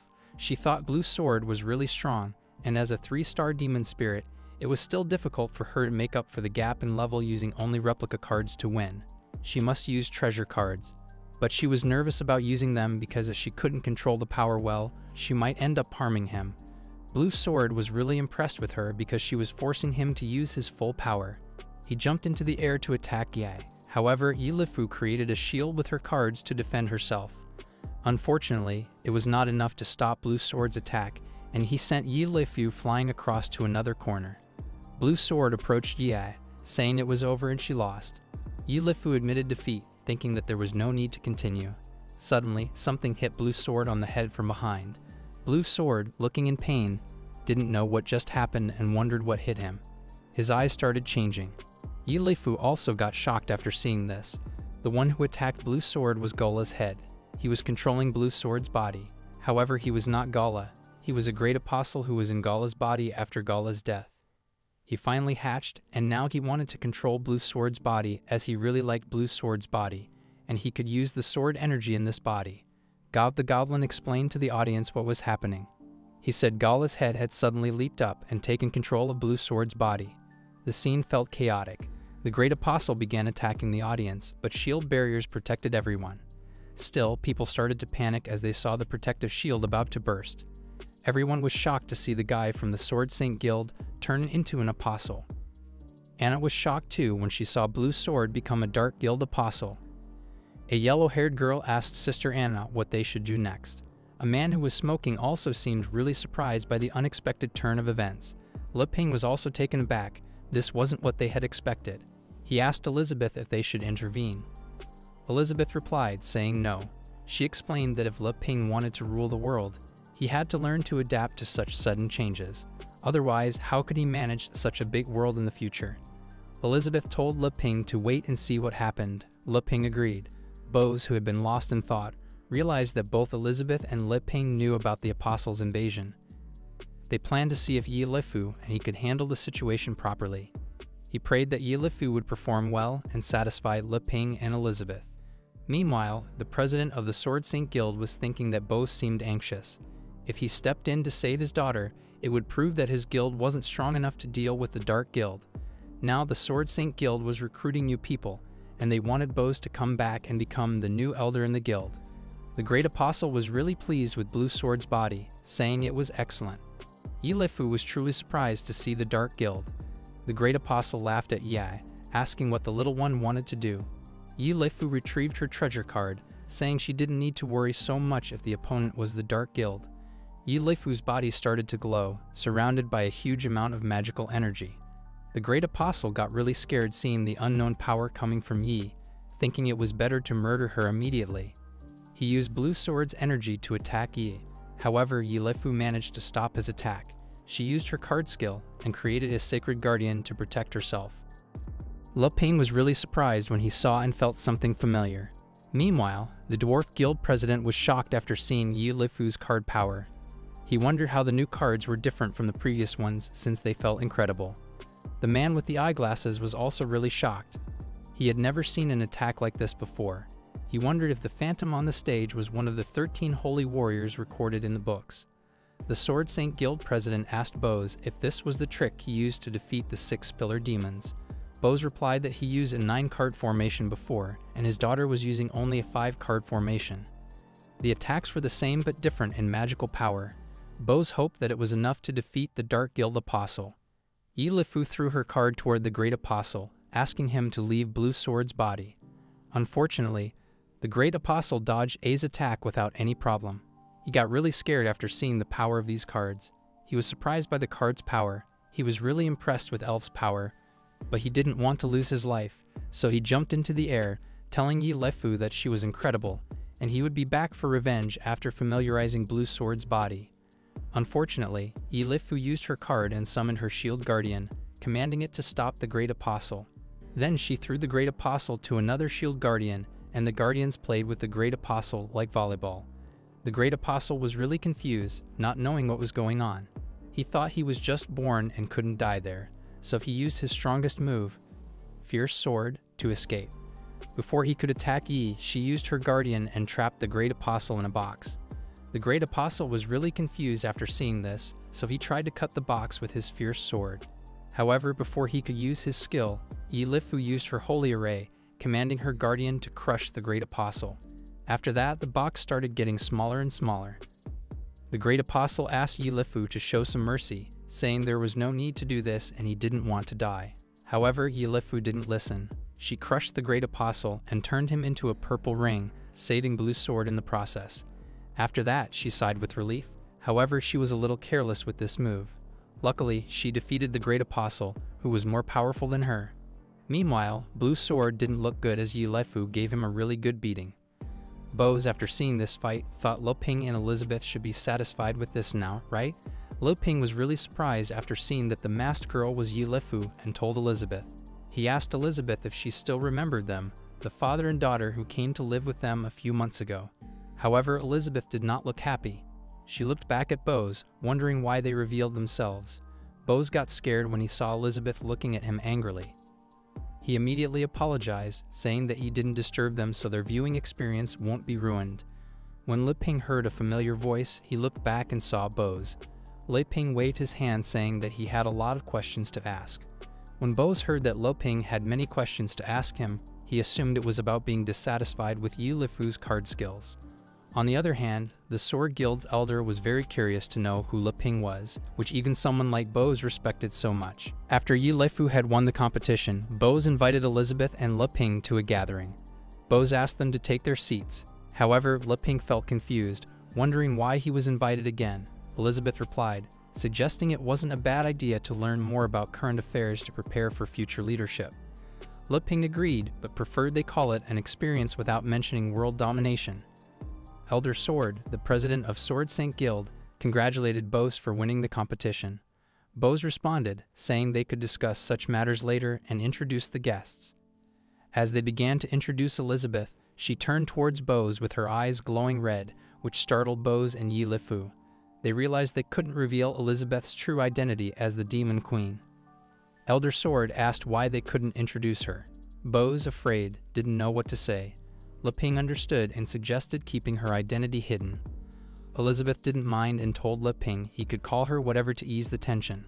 Li Ping introduced himself as being from a small southern nation, a minister named Li Ping. He introduced Elizabeth as their princess. However, the butler behind Elder Sword mentioned not knowing of any southern princess. Both supported Li Ping's story, saying he taught Li Ping card skills personally. Li Ping blushed and admitted he wasn't very skilled with cards, but Bose was. He also expressed interest in learning swordsmanship from Bose. The yellow-haired girl was surprised and commented on Li Ping's interest in swordsmanship after showcasing strong card skills. Blue Sword warned her to be careful since Elder Sword was present. Meanwhile, Lifu nervously asked Li Ping if she performed well in the square battle and if her card skills were satisfactory. Li Ping didn't understand what she meant. Bose asked Li Ping if there were any shortcomings in Lifu's performance and encouraged honesty. Li Ping, serious, said he had no comments but didn't expect them to use his cards like that. Bose quickly agreed, admitting he was self-centered and created the card guild without Li Ping's permission. Lifu asked Li Ping for forgiveness and admitted that she might have let him down, but that was her limit. However, Li Ping told her not to apologize. He said if they kept going like this, more people would be able to join in, which he thought was great. After hearing this, Lifu asked if Li Ping meant that most people were like them, regulars, so their card strategy was suitable for others to learn. Li Ping agreed, saying it was better for promoting the guild. However, he also mentioned that in this magical world, he invited them for their magic abilities. Suddenly, Tagore began inspecting Li Ping and Elizabeth, finding it increasingly amusing. He secretly used his demonic eye lens to check their magic power. However, he was really surprised when he saw that one of them was casually emitting powerful magic, while the other was completely suppressed and showed no magic power at all. Elizabeth realized he was using some kind of tool to examine them and became really angry. Mr. Tagore became scared, wondering if he had been discovered, though he thought it was impossible. He had used the demonic eye lens to observe them, but there was no magical reflection. He felt confused by the oppressive feeling engulfing him. Elizabeth approached Le Pain with a chilling declaration of wanting to end someone's life. Shock washed over Le Pain upon hearing her words. He inquired about her target, urging her to hold off on such discussions until later, not wanting to complicate things for Bose. Elizabeth's mood brightened considerably at the sight of pudding, instantly quelling her anger. Elder Sword intervened, calling for an end to idle chatter and a return to the main topic. He revealed that he had invited several individuals to discuss forming an alliance to combat the Dark Guild. Butler Ash presented a bag containing dark gears collected from participants throughout the competition, totaling 30 pieces. Le Pain, unfamiliar with dark gears, expressed astonishment. Bose clarified that these gears embed themselves into anyone who accepts the Dark Guild's power, drawing parallels to the ones found in hunted apostles. The president of the Dwarf Guild also expressed surprise at the number of dark gears, pondering the extent of the Dark Guild's infiltration. However, a yellow-haired girl questioned whether Gola had undergone the Sword of Purification test and accepted its power. Anna, a red-haired girl, revealed another possibility. The Dark Guild might have found a way to evade purification. Mr. Tagore explained that only those with the lowest fusion degree could be detected through purification. In the other scenarios, they could conceal themselves effectively. In the first scenario, the host couldn't bear the fusion, resulting in a backlash and transformation into a dark apostle. In the second, the host could bear it but couldn't control it, leading to a transformation witnessed in the square earlier. Ultimately, the host became a vessel birthing a powerful apostle. In the third scenario, the host gained full control, harnessing the power of the Demon King, becoming a strong servant of the Dark Guild. Mr. Tagore kept explaining that those who had received the Dark Gears always followed the orders of whoever gave them the Dark Gears and became loyal servants of the Dark Guild. Blue Sword realized he had nearly become a great apostle of the Dark Guild. Mr. Tagore reminded him that he had been controlled but not fully integrated. If he had turned evil, Blue Sword would have become a demon pillar with his skills alone. The Sword Saint Guild president was relieved that Bose had come to help, as he couldn't handle what had happened on his own. Bose said it was natural to help since he had once been part of the guild. Blue Sword then praised Yi Lifu for his strength after seeing the cards that could defeat the pillar demons. Yi Lifu proudly said it was all thanks to Le Ping, who had given them the powerful cards. The Dwarf Guild president then asked Le Ping where he had learned blacksmithing to create the cards, noticing that the sword on Le Ping's back was not simple either. Le Ping said he only did handicrafts at home to pass the time and didn't involve blacksmithing. The Dwarf Guild president laughed at how humble Le Ping was. Suddenly, the yellow-haired girl spoke up and said that the Dark Guild wouldn't dare ruin the event if the Sword Saint was there. The red-haired girl advised her not to talk too much. Le Ping became curious and asked Bose if the Sword Saint was the strongest swordsman and where they could be found. Bose, feeling concerned, said he couldn't answer because he was no longer part of the Sword Saint Guild. The president of the Sword Saint Guild said it was okay and admitted that rumors had already spread, so things couldn't be kept secret much longer. The Dwarf Guild president wondered if the rumors were true. Mr. Tagore explained that after the rebellion of the Sword Saint Guild, not only did their fighting power decrease, but the Sword Saint went missing. That's why the Dark Guild seized the opportunity to attack. The president of the Sword Saint Guild said they last heard from the Sword Saint 6 months ago. Le Ping was confused about the rebellion and the missing Sword Saint. Ash then explained that the Sword Saint had gone to arrest Elder Axe, who had betrayed the guild, but the Sword Saint hadn't returned yet. Blue Sword mentioned that his previous mission was to assist the Sword Saint. But when they arrived at the location, nobody was there. The yellow-haired girl reminded them that the Sword Saint had been promoted to a 5-star Demon Sovereign, just one step below the Demon King level. She said it would be easy for the Sword Saint to apprehend Elder Axe, who had recently become a Demon Sovereign. Blue Sword added that nobody would question the Sword Saint's authority. However, when he ventured into the mountains, they found large traces of sword slashes at the mountain's base. As he climbed higher, he was shocked to discover that half of the mountain range had been leveled to the ground. He imagined how terrifying the battle there must have been. The Sword Saint Guild Elder confessed that Elder Axe had obtained a supreme magic weapon. It was a giant axe called Demon Burial, emitting terrifying resentment. Its power was so immense that it easily closed the gap in strength between Elder Axe and the Sword Saint. The Dwarf Guild president confirmed that they hadn't recorded the forging of an S-class weapon like Burial, and assumed it was a masterpiece created by the Dark Guild. Le Ping had then asked Yi Leifu why Elder Axe had betrayed his guild in the first place. Bose had explained that under the leadership of the Sword Saint, there were 5 elders who assisted her in handling various matters and guiding the disciples. He introduced the elder next to him as Elder Sword, and the others were known as Elder Dagger, Elder Spear, Elder Shield, and Elder Axe. When Elder Axe betrayed the guild, he brutally murdered Elder Dagger and Elder Spear. Elder Sword had explained that Elder Shield had died in the battle against the Pillars of the Dark Guild. At that moment, he was the only one left with seniority in the guild. During the rebellion, many members took the opportunity to betray them, including his son named C. Buckthorn Teres. Le Ping was surprised and asked if C. Buckthorn Teres was the sword-wielding centaur. Learning that his son was a centaur, it implied that Elder Sword had relations with a horse. Elder Sword was shocked that Le Ping knew his son and asked if they had met. Without guilt, Le Ping confessed that the centaur was dead. The Elder Sword told Le Ping that it didn't matter anymore. This was the fate of the traitor. Many factors had caused the Sword Saint Guild to be in its most unstable times. He just wanted everyone to unite to fight against the Dark Guild. The Dwarf Guild president asked the Elder Sword if they could just provide them with weapons. The Dwarf Kingdom wouldn't have any problems then. However, getting A or S level weapons would be difficult due to the lack of grinding stones, although his father was already considering a solution. Mr. Tagore reminded Elder Sword that he had been going through his most unstable times and wondered why he thought he could destroy the Dark Guild with their help. Elder Sword replied that it depended on Bose. He believed Bose should give up his own guild and return to serve as the vice president of the Sword Saint Guild. Bose was really surprised and asked Elder Sword if he truly wanted him to serve as the vice president. However, he was afraid it wasn't appropriate since he had left the guild for a while. Elder Sword explained that Bose was more suitable than he thought. Cards could be considered weapons just like daggers and flying knives. If Mr. Bose became the vice president of the Sword Saint Guild, they could open a new unit and let Yi Leifu serve as the elder. Yi Leifu felt really nervous, expressing that she wasn't qualified to be an elder of the Sword Saint Guild.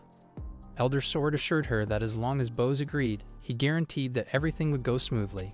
He promised that the guild's resources would be at Bose's disposal, and he would even obey Bose's orders. Butler Ash informed Bose that the elder was genuinely sincere in his intentions. The position of vice president meant he was one person above 10,000, which was much easier than establishing his own guild. He encouraged Bose to consider the suggestion. Afterward, Bose turned to Le Ping and asked for his opinion. He wondered if, with the aid of the Sword Saint Guild's fame, the card skill would spread faster. Le Ping was really surprised that Bose was seeking his advice. He mentioned a saying from his hometown: "It's much easier to become a senior executive in a large company than to start your own business." However, those who are more ambitious will choose to start their own business, so it still depends on their personal desires. Le Ping thought to himself that as a person with no ambition, he shouldn't be giving advice to others. Bose misunderstood Le Ping's words, thinking that Le Ping believed he needed to be someone's accessory to elevate himself. If Bose had only that much ambition, Le Ping was really disappointed in him. However, Bose found himself in a tough situation, wondering if Le Ping was trying to help him. But Elder Sword, being very strict, might reject him directly. This would be disrespectful and would offend the entire Sword Saint Guild. Elder Sword asked Bose if he was still satisfied and encouraged him to put forward any conditions. Bose stood up from his seat and told Elder Sword that he didn't need to say anything else. He established his own guild not because he wanted to pursue fame and wealth, but because he wanted to improve his card skills. Then he wondered if Le Ping could see that his determination was strong. Elder Sword asked Bose if he had thought this through. However, Elder Sword was really surprised and couldn't sense the aura of this strong man named Le Ping. He suggested that being taught by him might be an excuse to hide his background. Ping replied, saying the conditions were good, but he had thought he could count on his connections to Bose to learn swordsmanship from the Sword Saint Guild. After that, Bose refused to return to the guild but assured Elder Sword not to worry, explaining that it was his responsibility to eliminate the Dark Guild and his guild would fully support the Sword Saint Guild in the future. Elder Sword agreed with Mr. Bose, saying he understood. However, according to the agreement, the Sword Saint Guild would recognize the legitimacy of Bose's card guild. Le Ping didn't know what to say. He could only express that Bose was very courageous. However, for Bose, the most important thing was Li Ping's satisfaction, and they had worked really hard to satisfy Ping. Meanwhile, Elder Sword asked the Dwarf Guild president when the king would return from seclusion, as the provision of A and S level weapons could greatly enhance their combat power. Dwarf Guild president replied that he couldn't tell Elder Sword, but the shortage of grinding stones was a big issue, and the entire kingdom couldn't find a proper substitute. The Aristotle kingdom refused to cooperate, so his father was researching in seclusion. However, they couldn't do anything at that moment. Elder Sword didn't know what to do, so he asked Mr. Tagore for his opinion on the request for weapons and combatant spells. Mr. Tagore, being a neutral party, didn't have a big problem with casting spells for Elder Sword. Elder Sword then suggested that everyone come to a mutual understanding of their plan. He proposed that in 2 months, they would gather their forces and do their best to solve the issues at hand. He also asked if anyone had questions. Suddenly, Li Ping raised his hand and asked if he could join. Elder Sword was surprised and asked if Li Ping wanted to join the battle against the Dark Guild. Li Ping replied that no, he actually wanted to join the Sword Saint Guild to learn swordsmanship. Even though he had been inactive for a long time, he felt it wasn't too late to start learning again. Bose asked Li Ping if he was joking and why he wanted to learn swordsmanship. Li Ping explained that Princess Elizabeth had arranged it for him, and if they wanted to know more, they should ask her. Bose and Yi Lifu, after seeing Elizabeth, didn't dare to question Li Ping's plan. Elder Sword agreed with Li Ping, but he wanted to know which type of swordsmanship Li Ping wanted to learn and what his magic level was. Li Ping admitted that his magic level seemed to be very low, explaining that he wasn't very good at magic. Ash mentioned that if Li Ping didn't excel in magic, he wouldn't be able to use the magic sword taught by the Elder Sword. After hearing this, Li Ping asked if any regular sword techniques didn't require magic. The Elder Sword replied affirmatively, but mentioned that only one person had mastered such techniques, the president of the Sword Saint Guild. Li Ping could learn from her if he found her. Bose also agreed, stating that only those qualified, like the Sword Saint, could teach Li Ping. Upon hearing this, Li Ping started crying, worried about finding the Sword Saint. He felt they didn't believe he was worthy and wouldn't help him. Suddenly, Mr. Tagore told everyone to wait and then did something magical. All of a sudden, a book appeared out of thin air. He wrote something in the book, and then the magic spell started floating in the air. He explained that he had recorded some sword skills spells in the book, which might help Li Ping. He happily gave those spells to Li Ping, who asked Mr. Tagore how to use them. Meanwhile, Elizabeth had finished eating her pudding. Li Ping asked her to look at the spell that recorded swordsmanship skills, but Elizabeth didn't pay attention. Instead, she quickly got back to what she wanted to do and dealt with a bug that was causing trouble. She gripped her hand and suddenly, Mr. Tagore exploded like a fruit, splattering blood everywhere. On the other side, in the desert, a battle was raging. The one in the midst of it was Sword Saint Chi-Chi Saugus, who also happened to be the president of the Sword Saint Guild. She called out for Elder Axe to reveal himself instead of hiding. Elder Axe, in turn, asked her what her problem was and why she kept bothering him. Chi-Chi Saugus replied that she needed to address his crime of collaborating with the Dark Guild and intended to eliminate him once and for all. She then used her sword sheath technique and attacked Elder Axe. However, Elder Axe countered her attack using his demonic axe. He roared as he felt his power surging and used the power of the demonic axe to launch a counterattack against Chi-Chi Saugus, but the Sword Saint calmly evaded his strike. Elder Axe remarked that as his fusion with the demon burial kept deepening, the threat posed by the Sword Saint to him decreased. He predicted that soon it would be his turn to pose a threat to her. However, Chi-Chi Saugus paid no heed to his warnings.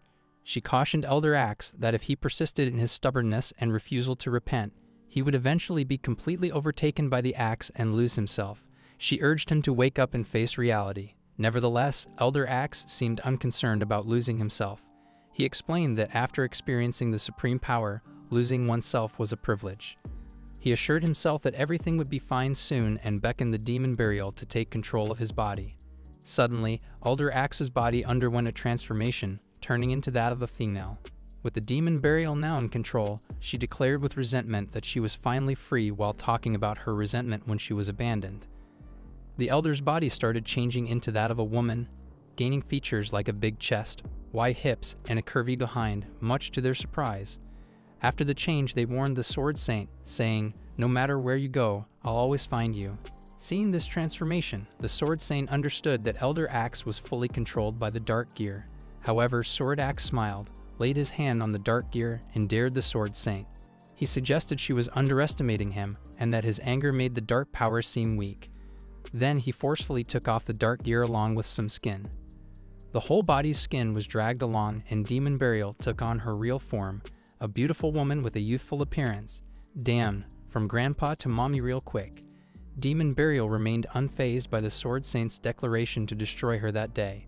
When the Sword Saint summoned her phantom super weapon, the hoof armor of the legendary monster Phantom Horse King, forged by the Dwarf King himself, Demon Burial chose to face it head-on. This armor, capable of increasing the wearer's speed tenfold and granting the effect of being as swift as the wind, seemed like her best chance against Demon Burial. Despite Demon Burial's taunts, the Sword Saint remained unbothered. She called upon her Mist Chop technique, causing massive destruction within a 100-meter radius and leaving a gaping hole in the ground as a result. She claimed that there was no need to hold back and show mercy since Elder Axe was technically dead already. Even though the attack was strong, the Sword Saint was surprised when her phantom sword broke. Demon Burial, however, was untouched. She mentioned feeling stiff at first, which made it hard to block some hits, but she recognized the Sword Saint's power. Thinking back on the sword made from the Phantom Horse King's failed attempt to harm Demon Burial, the Sword Saint considered what to do next. Demon Burial warmed up, waiting for the Sword Saint to make her next move. This prompted the Sword Saint to summon 2 more weapons from her storage. She used weapon fusion, combining a stalactite spear forged by the Dwarf King over 1,000 years ago with a rare stalactite, along with an insect scythe also crafted by the Dwarf King using the gem of the Insect King, a mantis sickle. As the 2 weapons combined, she also summoned the Kulu Cane and explosive knife, both super weapons with unique dangers and powers. Combining all her super weapons, the Sword Saint launched a full-on attack on Demon Burial. Meanwhile, Demon Burial finished her warm-up after stretching some stiff bones, totally unbothered by the Sword Saint's fury and arrogance. The Sword Saint also summoned the Snow Silkworm Shield, a super weapon forged from the pupa silk of the sacred beast, Snow White Silkworms, by the Dwarf King. It was known for its toughness and ability to create bursts of cold air. Demon Burial stood her ground, challenging the Sword Saint's underestimation. She combined the powers of her weapons. The Sword Saint created a twisted space with the Kulu Cane and allowed the explosive knife to continuously explode, releasing the Earth's core energy. She knew she could only maintain this energy for a short time before her mind risked invasion. Finally, the Sword Saint summoned the Hammer of All, a super weapon forged by the Dwarf King from the fossilized bones of a mammoth lord weighing 100 tons. Even a normal blow from this hammer could unleash ultimate power. With this weapon, she aimed for Demon Burial, determined to end the fight. However, when Demon Burial used the splitting cut technique and sliced through the Sword Saint's powerful weapon, the Sword Saint was surprised by the attack. She realized that if she didn't block it, she would die. So without wasting any time, she used Abyss Magic to summon 7 guard swords. Suddenly, 7 swords appeared in front of her as a shield. However, this wasn't enough to stop Demon Burial's attack. It broke through the Sword Saint's defense and heavily damaged her. In just 0.8 seconds, Demon Burial murdered the Sword Saint. Seeing the Sword Saint in this state, Demon Burial wondered if she was truly inadequate. Yet she wasn't satisfied with the fight. It was just a warm-up for her. The real battle was about to begin. She used her demonic axe to search for any heartless ones. With the help of her demonic axe, she could see for thousands of miles. Suddenly, she spotted a house in the middle of nowhere. It was the Le Ping's house, where Le Ping and Elizabeth lived. She was thrilled to see Elizabeth and exclaimed that she was heading there right away. At the Le Ping house, Elizabeth grabbed the remote and turned on the air conditioner. She commented that it was nice to be home, where she could relax, watch TV, and eat chips. She thought Le Ping should handle all the troublesome world domination stuff. However, Le Ping felt worn out every time he had to deal with it. He wondered if ruling the world wasn't right for him. Elizabeth disagreed, saying they had to stick to their plan. She reassured Le Ping that she'd help him, but Le Ping felt frustrated because of what Elizabeth had done at the Sword Saint Guild. He asked her to let him know before making such decisions next time. Some time ago, within the Sword Saint Guild, Elizabeth murdered one of the elders, which shocked the guild's president, Elder Sword. He quickly informed everyone to be on high alert. Butler Ash, the red-haired girl Anna, and her sister drew their swords to confront Elizabeth.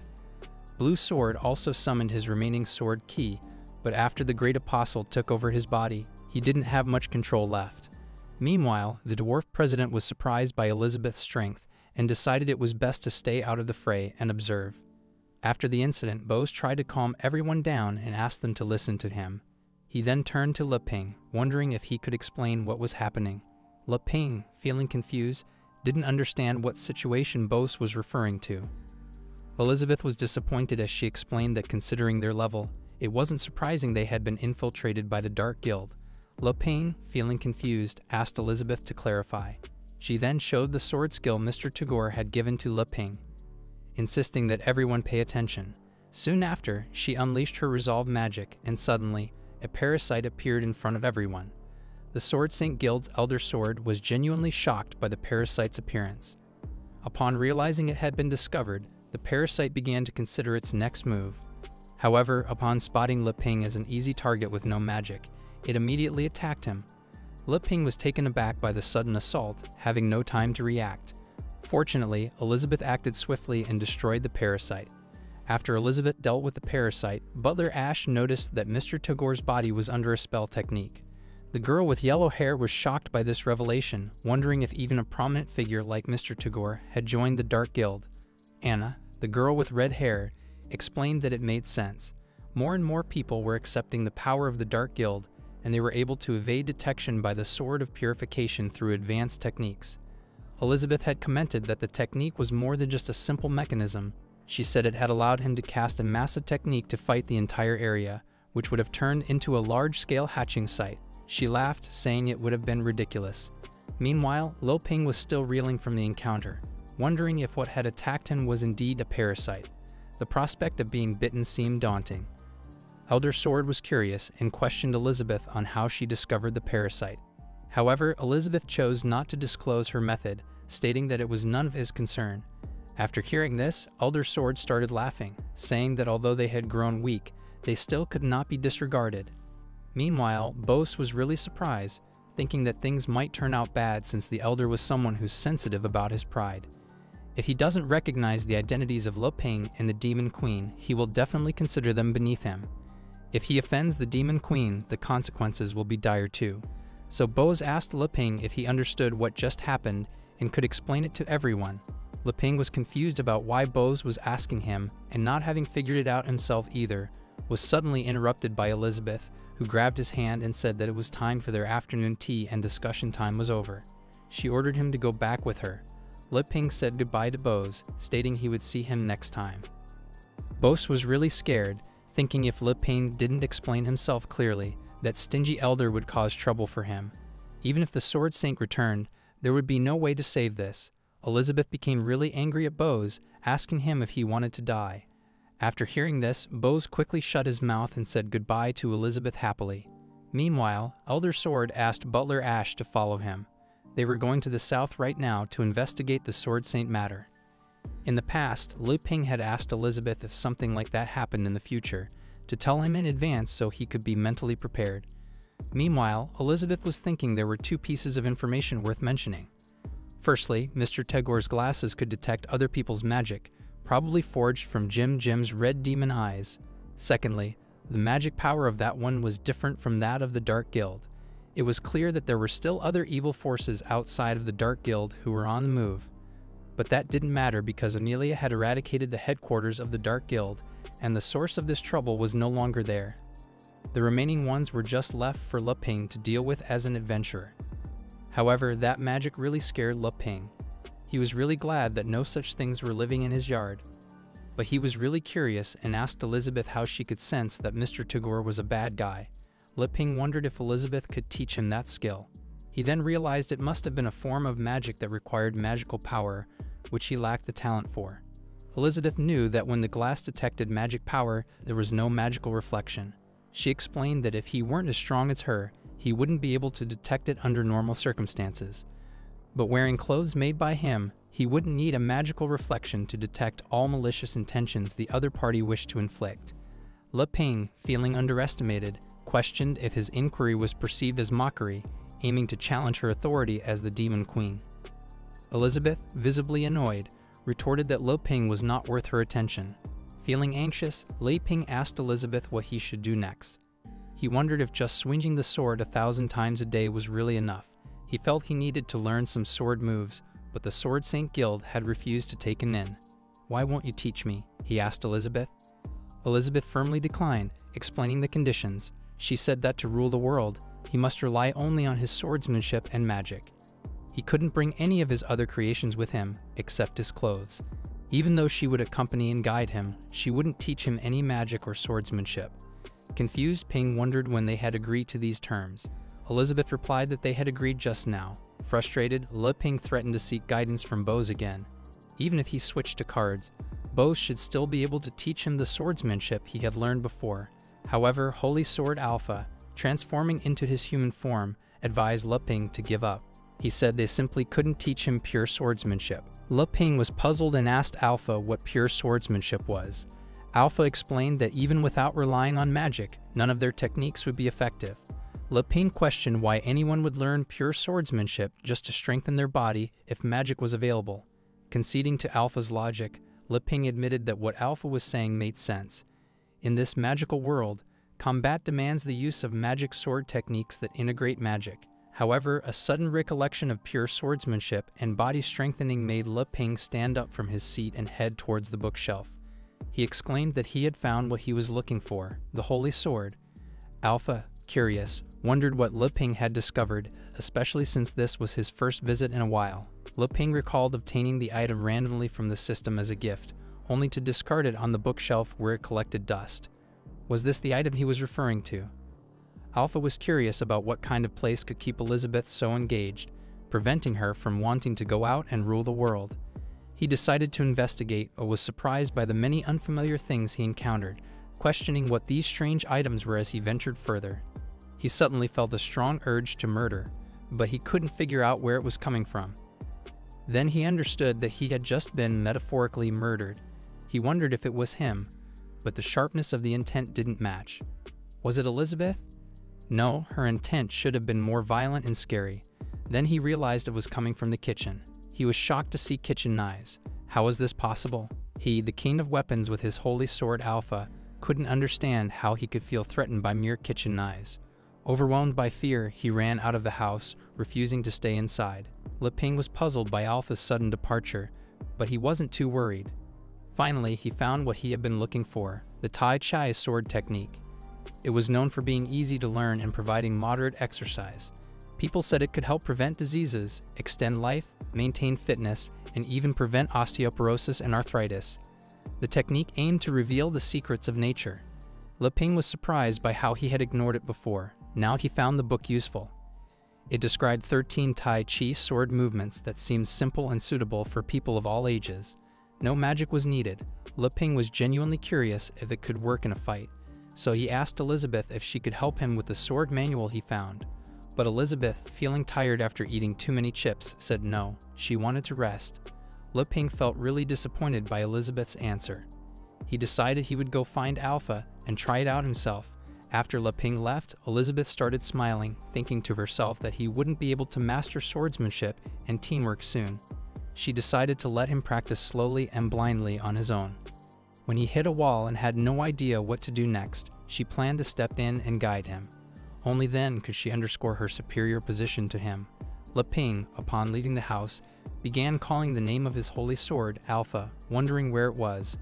Suddenly, he noticed that Holy Sword Alpha had transformed back into its sword form, which confused him. Lei Ping warned Holy Sword Alpha that if it ignored him, he would take it as consent to start practicing. However, there was no response from Holy Sword Alpha, so he opened the Tai Chi sword skill book and started practicing the first move, resembling a dragonfly touching the water. Meanwhile, 300 kilometers away, Toad Immortal, a level 3-star demon ancestor, and the frog shown at the start of this story were in bad shape. Toad Immortal's body was covered in blood as he fought with Demon Burial. He tried using his stomach acid mist technique to attack Demon Burial, but it didn't work. Demon Burial retaliated, declaring that as long as she murdered him, the others would obediently surrender. She used her move Chopping Shoot to attack him, sending Toad Immortal flying across the field. In one swift punch, Demon Burial made a hole in Toad Immortal's chest, leaving him in a really bad state. Toad Immortal's body was covered in wounds. Demon Burial was quite impressed, seeing so many powerful monsters serving as guards for Elizabeth. She thought it was no wonder she could hide so well. Then she readied his final attack to finish Toad Immortal, declaring that his peaceful days were over. But just in time, Robot Dog stepped in to save Toad Immortal using his sound-absorbing energy field. Seeing another troublesome enemy, Demon Burial was surprised, and Robot Dog started barking at her.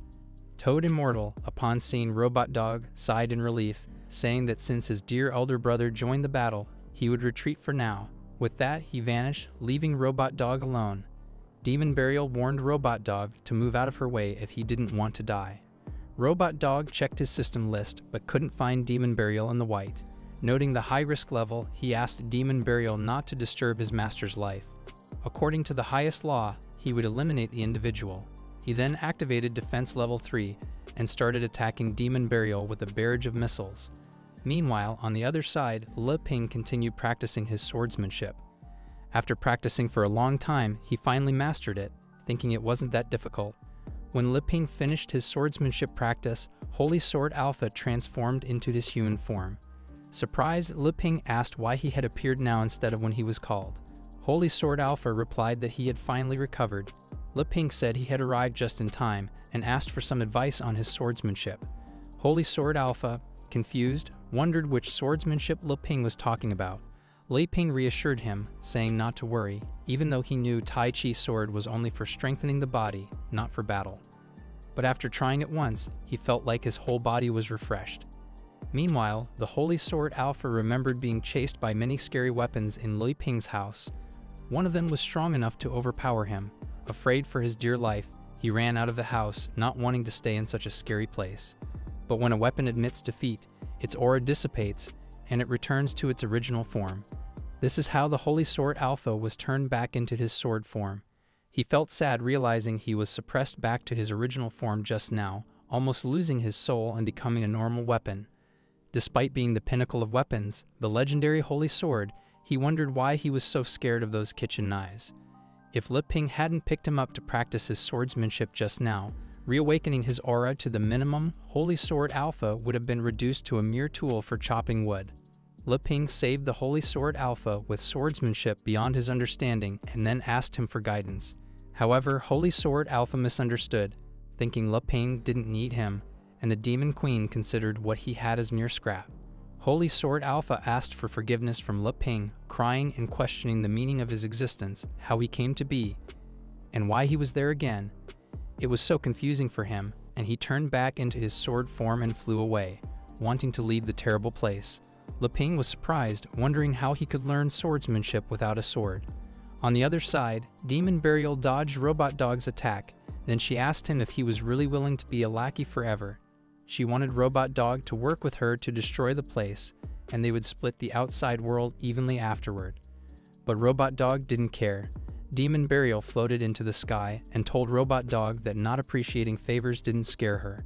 She used her powerful move, Chopping Shoot, which even murdered the Sword Saint, but Robot Dog easily dodged it.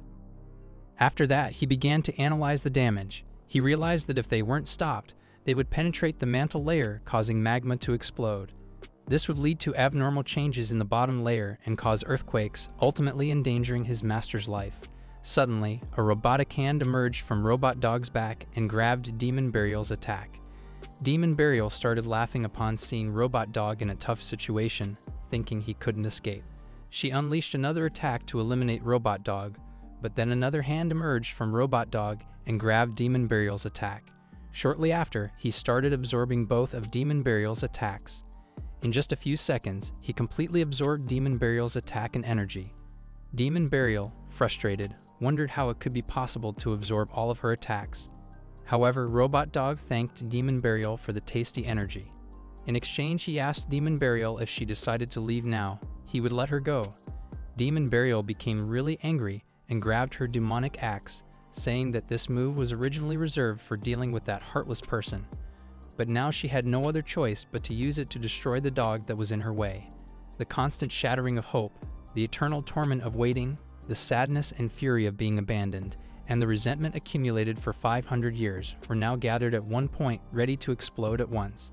Dark energy began gathering around Demon Burial. Her demonic axe started absorbing that dark energy. She warned Robot Dog that after witnessing this, he would realize how fortunate it would have been to be chopped to death just now. Then she used her ultimate move, the resentment deadline. Robot Dog sat calmly, and it effortlessly grabbed a tiny mirror made by Le Ping with its robotic hand. Using the mirror, it reflected the attack from Demon Burial, which left the demon shocked and confused. The attack ripped through the outer layer of Earth and destroyed one of the planets in the solar system. Still bewildered, Demon Burial wondered if her 500 years of resentment had vanished in an instant. Suddenly, she noticed a dog-shaped unmanned drone and wondered what it was up to this time. Determined to destroy everything, she prepared to attack, but the unmanned drones quickly captured her in their force field. Meanwhile, our robot dog lay on the ground, soaking in the sunlight, and remarked that after dealing with that fierce woman, Elizabeth, Demon Burial must have been the strongest intruder he had ever faced. Luckily, he has been upgrading myself continuously, so it's game over for her. He had increased the force field control power to 50 grams. Demon Burial was really angry, saying she could endure this. She shouted loudly that she couldn't give up, but Robot Dog increased the force field control to 100 G. After that, Demon Burial's demonic axe broke into tiny pieces. Robot Dog thought that the intruders who had been coming recently seemed to have pretty good levels. It seemed like he had to go back and sift through the trash, pick some materials discarded by the master, and upgrade them. But suddenly, a hand stretched out from the ground. Robot Dog was really surprised, wondering if Demon Burial was not dead yet. However, this was not Demon Burial, but the Sword Saint Guild's Sword Saint. She used her lucky pendant, a super weapon called the Lucky Star, that wandered around the universe and passed through the Hero Continent every 10 years. Each time it passed, it would drop a small amount of Lucky Star pieces. Sword Saint had collected enough pieces while traveling all over the world during her adventures in her early years. She commissioned the Dwarf King to personally forge them into jewelry. She said that wearing it can greatly increase the wearer's luck. Over at Le Ping's house, Elizabeth was munching on chips and watching TV. She found the ads super annoying, just like many of you might, so she thought about asking Le Ping to get her a membership to skip the ads. Then she noticed she polished off all the chips. But for her, that wasn't the end. The best part was yet to come. Those last few bits of chips coated in lots of seasoning powder. They were seriously addictive for her, taking her satisfaction to the next level. She confessed that she loved this part the most when eating chips. It was almost time to check on Le Ping's swordsmanship training, but Elizabeth thought he must have been struggling with it. She knew it was necessary for him to be ready for the challenge ahead. He had to undergo hellish training before understanding the art of swordsmanship.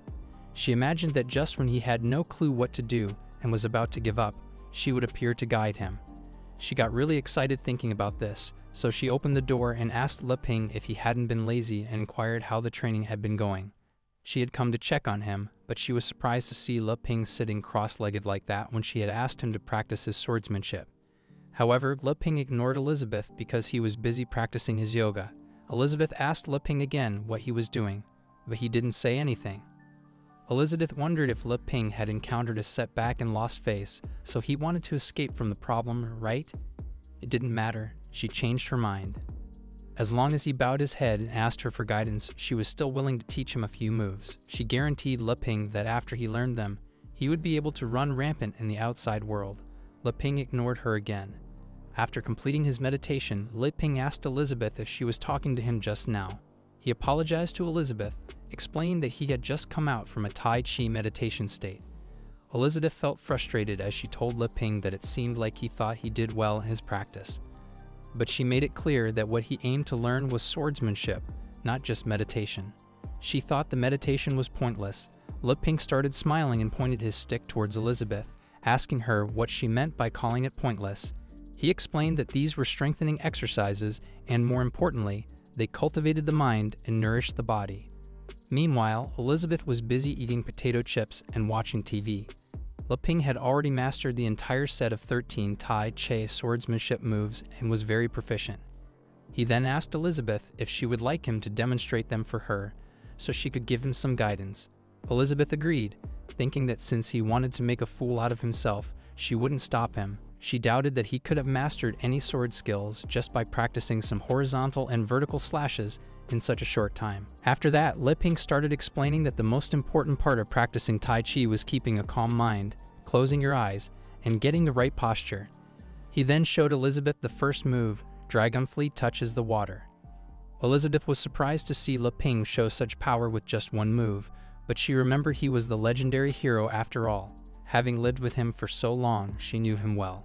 However, in such a peaceful state, there seemed to be no threat at all. She wondered where the destructive power of the sword had gone. After that, he demonstrated the second move, Swallow catches the insect, and the third move, Dust floats in the wind. Suddenly, the sky started changing, with clouds gathering. Elizabeth was surprised to see his power transform. Water started floating around Le Ping as he changed his stance and performed his fourth move, Sudden Thunderstorm, with lightning striking all around him.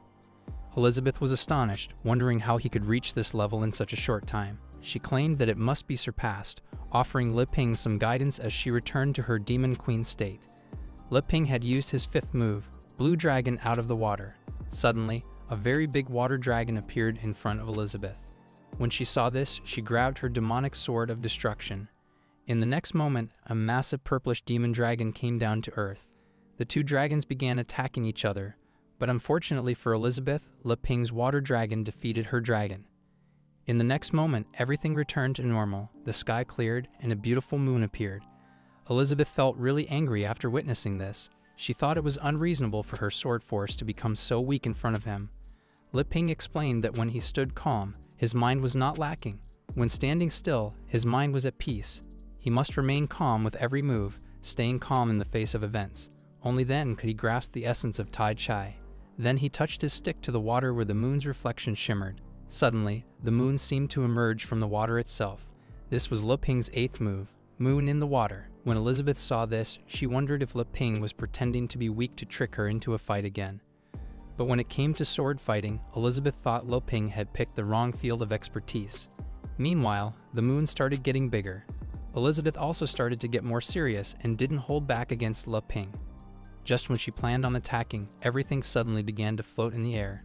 Elizabeth couldn't help but curse and wondered if Le Ping was trying to control her using gravity, but she said she wouldn't let him. However, before she could act, she realized that Le Ping had changed the scene once again, and now they were standing on the moon's surface.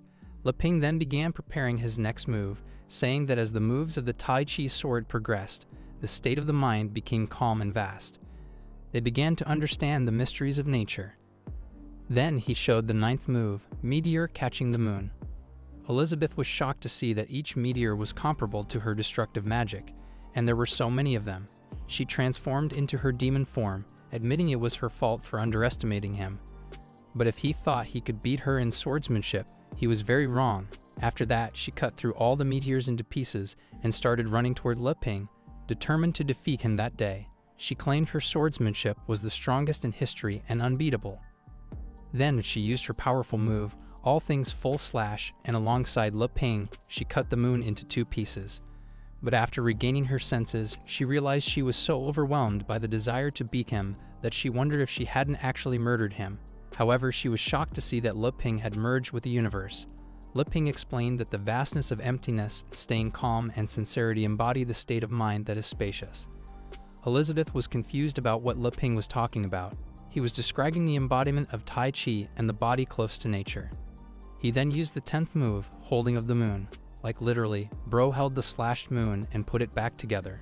Elizabeth, in her Demon Queen form, realized how foolish she had been for getting distracted and worrying about Le Ping's safety. She decided to take advantage of the moment to finish things. She unleashed all the power she could muster and used her complete magic force.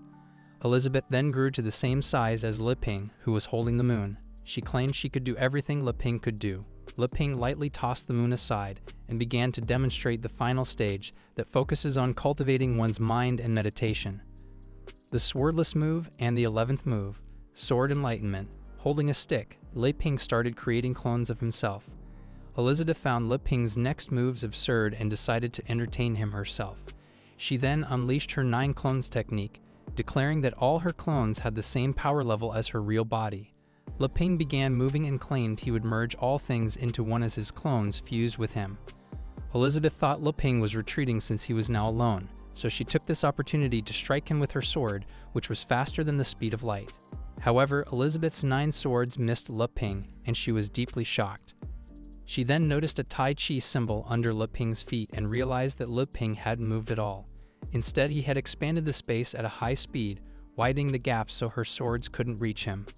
Le Ping explained that when someone meditates and becomes one with nature, their mind naturally opens up. He then started manipulating the universe itself.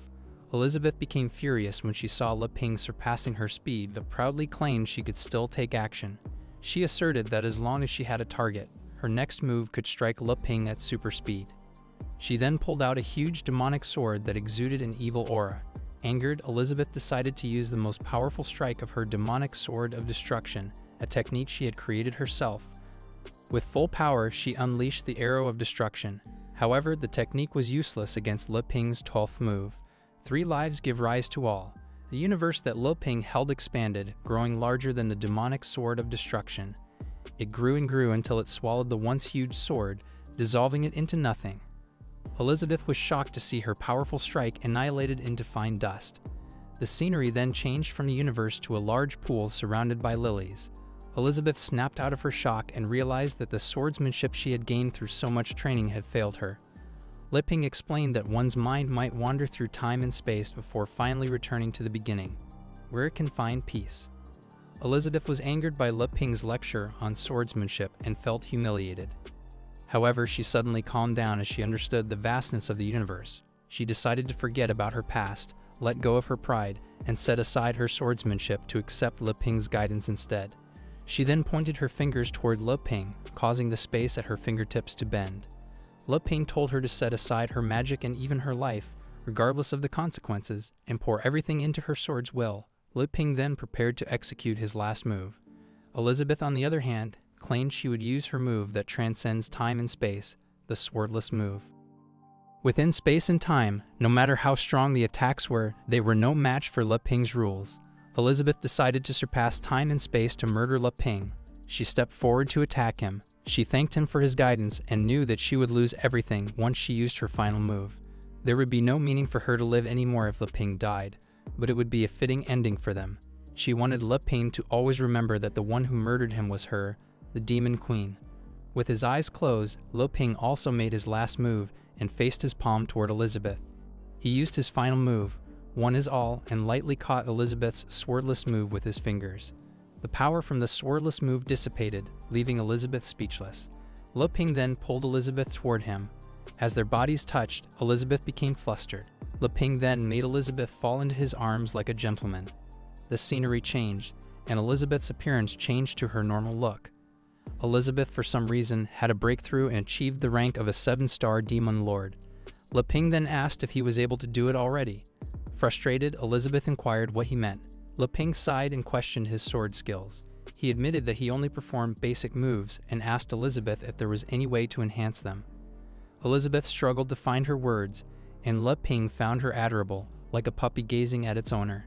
Elizabeth blushed even more, and her stare made Le Ping flustered. He asked why she was staring. He didn't want to offend her since he still relied on her protection. Elizabeth snapped out of her trance and stood up by herself. The two shared a moment of awkward silence. Le Ping decided to break the tension by speaking up. He expressed that he felt he had improved, even though he closed his eyes, and thanked Elizabeth for her guidance. As Le Ping spoke with his eyes closed, seemingly unaware of what had happened, Elizabeth stared at him, lost in her own thoughts. She mistakenly believed that Le Ping had helped her advance in her training by teaching her about swordsmanship. She felt her senses expand, pushing her to her limits, only to be defeated in a sword duel. Somehow, Le Ping managed to turn back time, leading to Elizabeth's breakthrough. In that moment, she realized the incredible power of Tai Chi. Despite Le Ping's attempts to get her attention, Elizabeth remained in shock. She realized her naivety in thinking she could keep up with him. She was perplexed by Le Ping's refusal to fight her to the death or bring about destruction. Instead, he seemed intent on helping her grow stronger. Unable to come up with any other explanation, Elizabeth concluded that there was only one reason for his actions. Elizabeth began to imagine images that were banned, ones we can't display. She believed that Le Ping desired for them to have the strongest son together. She thought this was Le Ping's aim, and because Elizabeth wasn't strong enough yet to conceive, Le Ping was helping her to become stronger first. With this idea in mind, Elizabeth blushed and requested Le Ping not to underestimate others. Confused, Le Ping inquired about her meaning. Elizabeth sensed that Lo Ping was intentionally looking down on her but didn't truly wish to harm her. In her mind's eye, she could envision Li Ping encouraging her to train harder. She realized there was no harm in bearing a strong son and asked Li Ping to explain something first. Elizabeth attempted to express her conclusion but struggled to articulate it. Suddenly, a nearby crash startled them both. Robot Dog then approached, bringing back a familiar woman who was injured and unconscious. Li Ping couldn't believe his pet dog had brought back yet another injured person. Little did Li Ping know, the woman was the sword saint he had been looking for. She was still conscious but severely injured and needed urgent care. He praised Robot Dog for bringing her in. Robot Dog was happy that his master praised him. However, he suddenly sensed an intense and violent aura behind his master. He looked back and saw Elizabeth, who started scolding Robot Dog for picking up people and bringing them to the beginner's village. She was angry that Robot Dog had forgotten what she had told him about it. Robot Dog couldn't help but tremble in fear. Meanwhile, the holy sword flew away and transformed into his human form. He had flown 30 kilometers from the beginner's village. He looked scared for some reason. He had just awakened to be used by the hero. The situation was already beyond his understanding. The hero, Li Ping, had gone off script and started living with the Demon Queen, having an inappropriate relationship with her.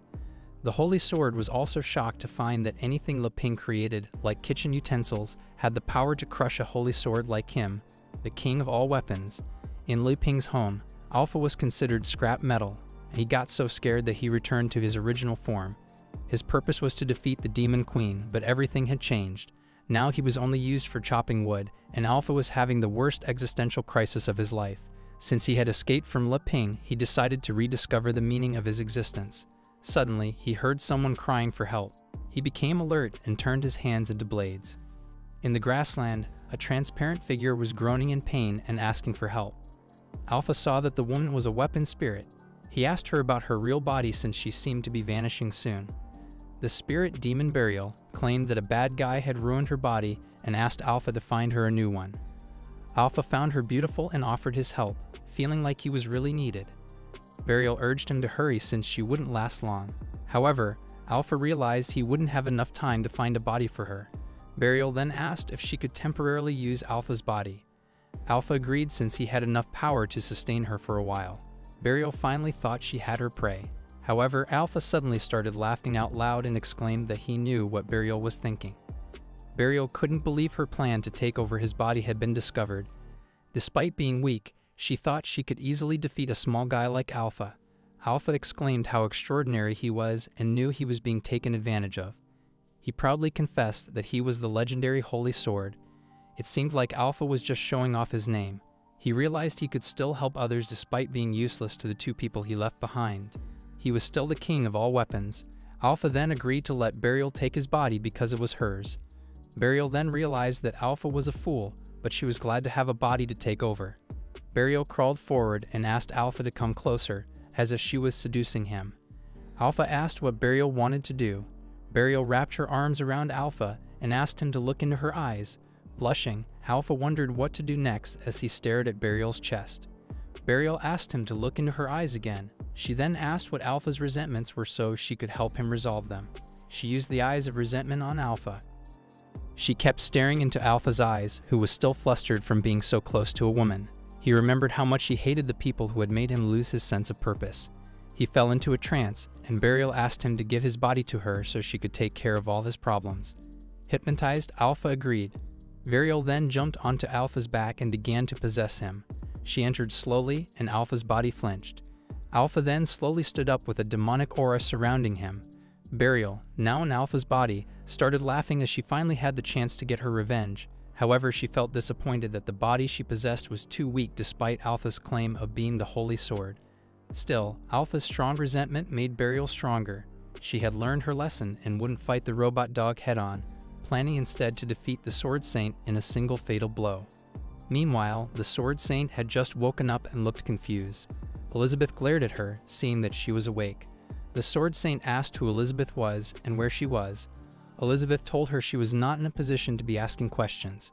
She ordered her to listen and leaned toward the Sword Saint. The Sword Saint became flustered, and Elizabeth warned her.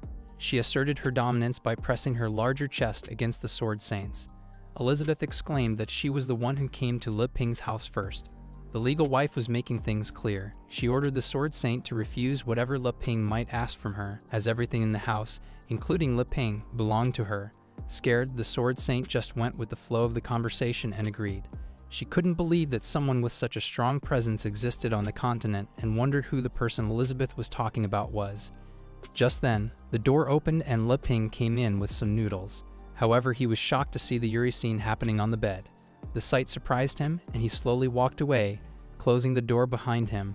Soon after, Li Ping and Elizabeth talked with the Sword Saint in the living room. Li Ping told her to focus on resting because of her injuries. The Sword Saint thanked them for their help. Li Ping then wondered how the Sword Saint got her injuries and asked if there were strong monsters nearby. The Sword Saint confessed she was chasing a traitor who had gone to the Dark Guild. For the sake of the Sword Saint Guild, she decided to hide her identity. She then said she misjudged the strength of the enemy and got injured. She was fortunate to have met them. Li Ping, nervously looking to the side, checked Elizabeth's reaction since it involved the Dark Guild. Elizabeth sighed and asked if the Sword Saint was sure it was the Dark Guild, as she knew the Dark Guild had recently vanished. She couldn't believe there were still many Dark Guild members around when she had ordered Amelia to deal with them. She decided she would spank Amelia once she saw her. The Sword Saint wondered if the Dark Guild had truly vanished since she had been tracking the traitor for 3 months. She assumed she hadn't been informed about recent events. To hide her identity, she introduced herself as Chi-Chi.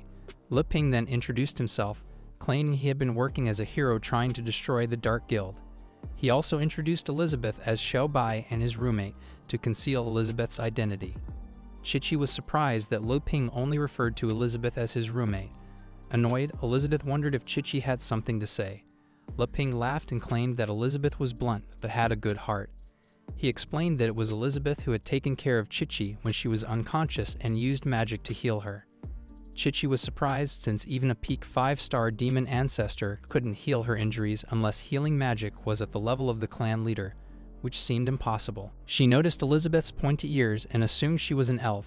She also thought Elizabeth was special since her aura suppressed hers, which was at the 5-star demon ancestor level. She was surprised that Elizabeth had advanced healing abilities.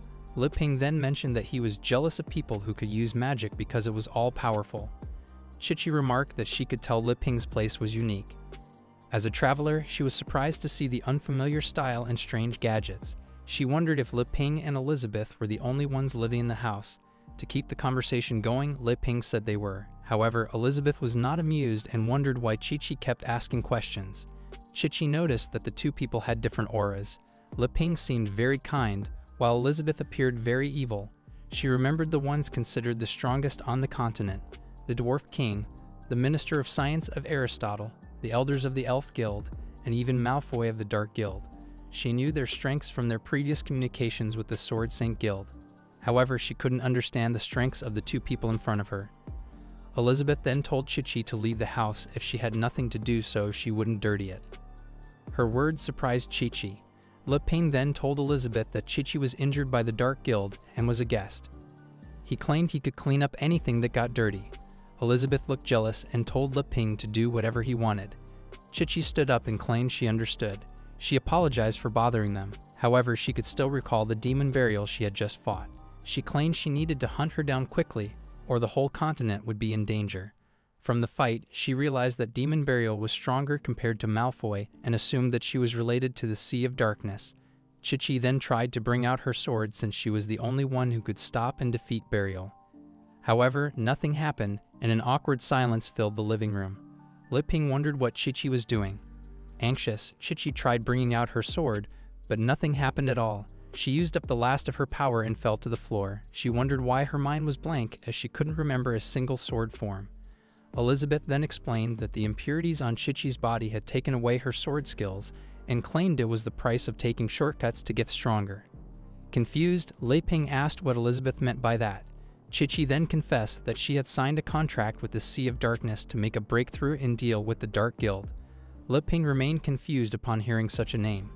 Elizabeth then claimed that the Sea of Darkness were mere dirty bugs somehow connected to them.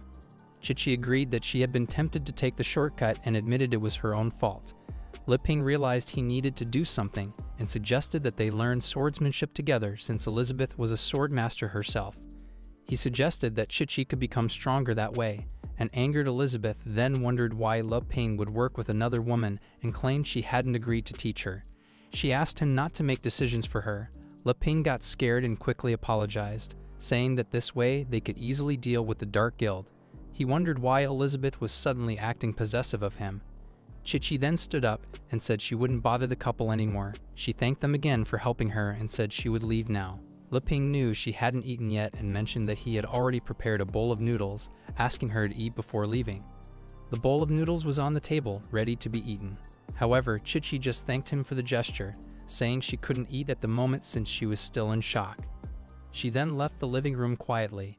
Since it was dangerous in the area around them, Ping told her to be careful. Elizabeth then picked up the bowl of noodles and called Chi sensible.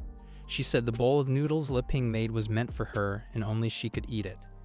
Worried for Chi, Ping told Elizabeth that it was mainly the fault of the Dark Guild and asked her to help Chi. Elizabeth childishly refused and told Ping to help Chi himself. Outside, the Sword Saint meditated under the night sky while the cold breeze passed through her. She then started sweating as she recalled her fight with Demon Burial. The last thing she saw before being defeated was Burial's chopping shoot technique.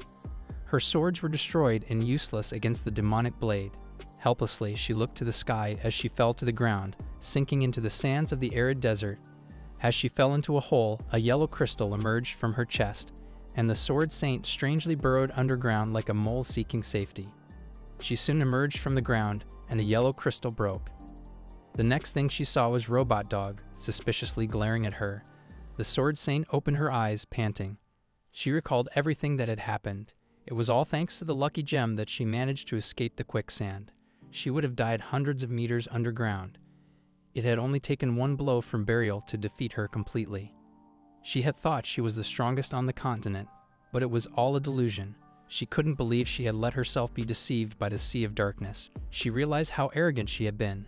Ping suddenly appeared, looking relieved that Chi hadn't gone too far. He sat beside her and said he understood her well because he once had the chance to learn swordsmanship, but chose a peaceful rural life instead. Recently, he felt the desire to learn again, but realized he lacked the talent. He wanted the power to defeat the Dark Guild. Chi then curled up and hugged her legs. She said Ping wouldn't understand because her swordsmanship wasn't simple. She explained that it was demon swordsmanship, which she had discovered by chance in ancient demon race ruins. Ping knew that Chi still had magic despite losing her swordsmanship, and suggested she change her class since an uncle of his had done so. Chi replied that it was impossible because losing her swordsmanship was like losing her life. Ping looked up at the night sky and said that everything was insignificant in the eyes of the universe. Nothing would be lost, and they could just start from scratch together.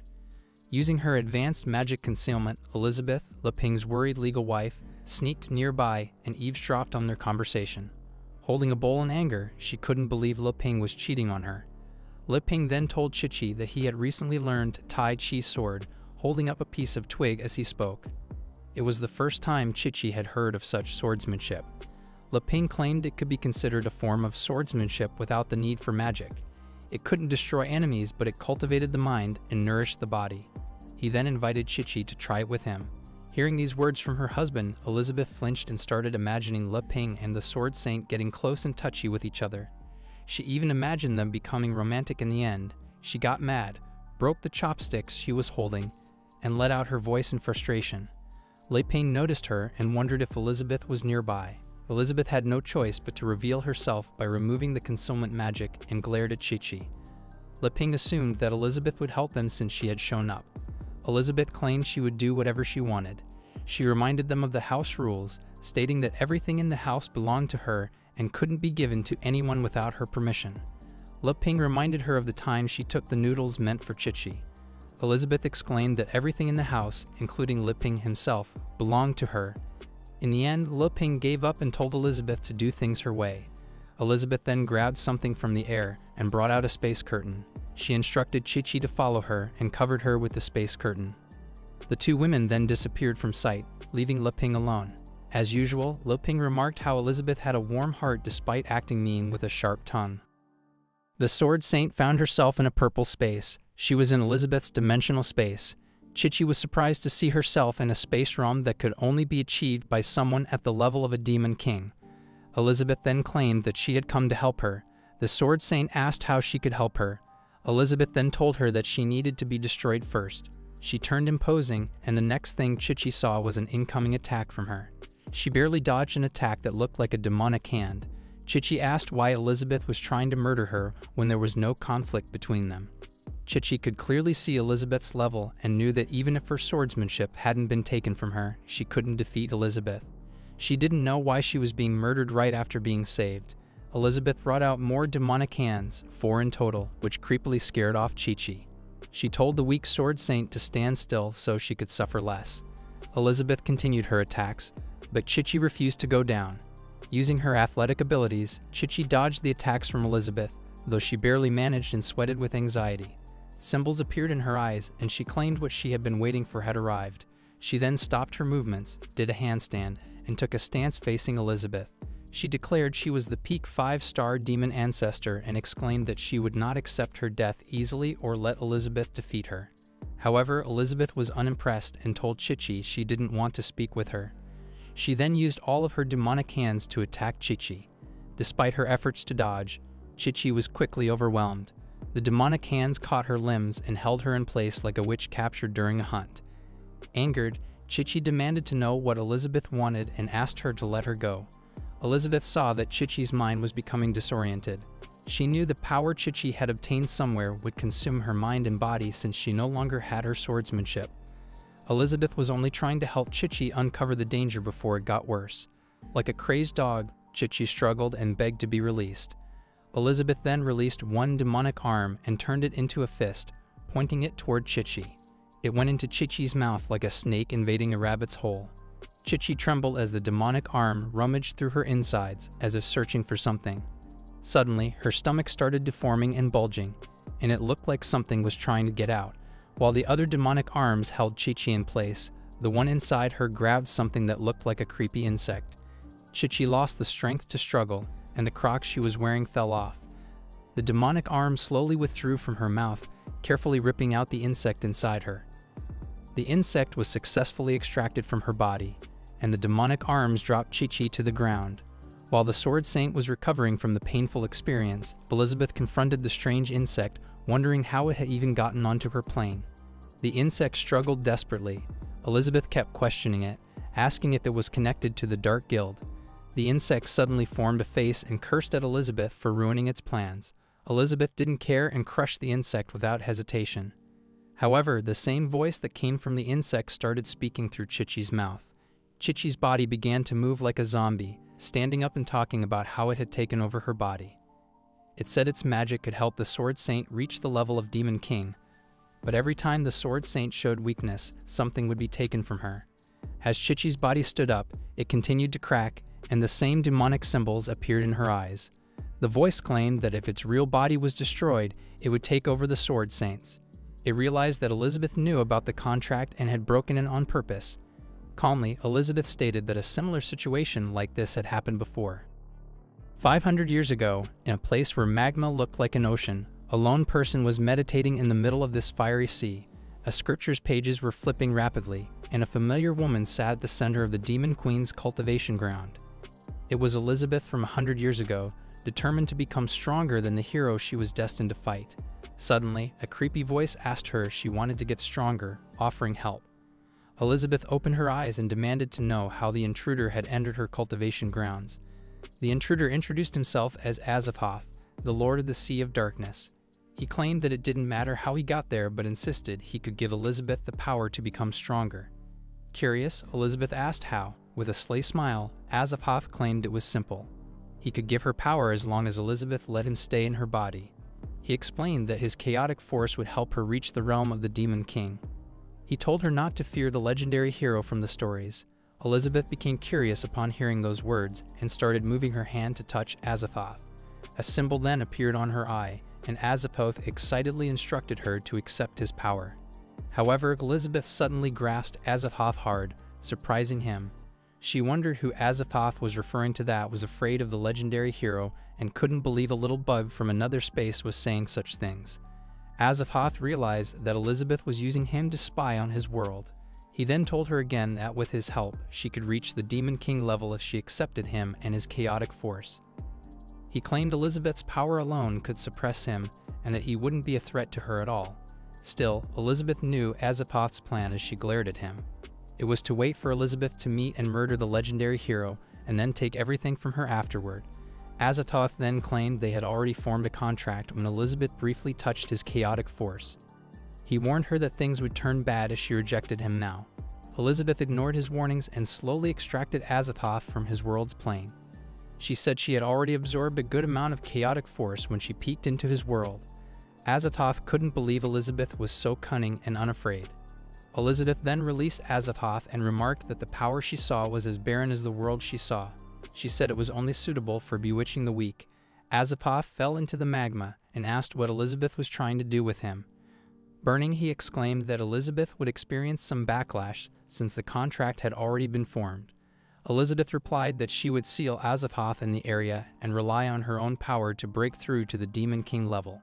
She would completely digest the chaotic force she had received into her own power. That would already invalidate their contract if there was one. Azathoth couldn't help but call Elizabeth shameless for manipulating him. He cursed out loud as he was defeated as soon as he appeared in Elizabeth's world. In the past, Azathoth possessed the Sword Saint's body. He blamed Elizabeth for everything he had experienced, not revealing his true form even after 500 years had passed. He could only rely on his clones to move in the world. Elizabeth had completely forgotten about Azathoth and seemed unimpressed. Azathoth claimed that without a host, he couldn't show his true strength, and that was why she had tricked him. However, he could now demonstrate the terror of his chaotic force using the Sword Saint's body. Elizabeth still looked unimpressed and didn't say anything. The Sword Saint's back began to rumble and bulge. Azathoth unleashed his chaotic form. Multiple creepy hands emerged from the Sword Saint's back. These hands then started to form a spear-shaped aura. Azathoth smirked, claiming that his power was now unimaginable due to the combination of his chaotic force and the Sword Saint's swordsmanship, which he had taken from her. He told Elizabeth to die as he fired his powerful technique, Chaotic Arrow of Destruction. An eerie-looking arrow then shot toward Elizabeth. However, Elizabeth had a way to counter the attack. She used the cannot overstep rule in her space realm to stop the Chaotic Arrow of Destruction in its tracks. The Chaotic Arrow of Destruction was completely destroyed and turned into dust. Azathoth couldn't believe that his strongest swordsmanship was not enough. He realized Elizabeth hadn't blocked it at all. For some reason, the attack just dissipated instantly. Elizabeth then claimed that the swordsmanship Azathoth was using was her own creation. If she encountered it, the attacks wouldn't affect her at all. However, she already knew that her swordsmanship couldn't hold the strongest title anymore after seeing Li Ping's Tai Chi sword. Azathoth couldn't believe such a thing existed. After she had added the power of the Sword Saint to her chaotic force, according to this world's rules, she should have reached the level of a 2-star Demon King. Elizabeth had claimed Azathoth was like a frog in a well, but she wanted him to use whatever he could to fight. Azathoth then got into a running stance and suddenly disappeared from sight. She was trying to run away. Smiling, she told Elizabeth to wait for her comeback. She decided not to mess with Elizabeth for now. She planned to leave the space realm and then unlock the seal on her main body. However, Elizabeth wouldn't let her escape. One of her demonic hands went for Azathoth. The demonic hand missed grabbing the Sword Saint's body and grabbed the clothes instead, ripping them a bit but holding Azathoth in place. Azathoth then decided to do something about the clothes and used her extra arms to rip them apart since they were in the way. Elizabeth had been launching her attacks with her demonic arms, seizing Azathoth tightly. Unaware that Elizabeth had full control over everything in her space realm, Azathoth cautioned her that the only means to rid herself of him was to eliminate his host, as no magic could banish him. Out of nowhere, noodles splattered onto his face. Elizabeth, wasting the noodles, boasted that she could easily vanquish Azathoth. She simply didn't want to lose to Li Ping, who waited outside.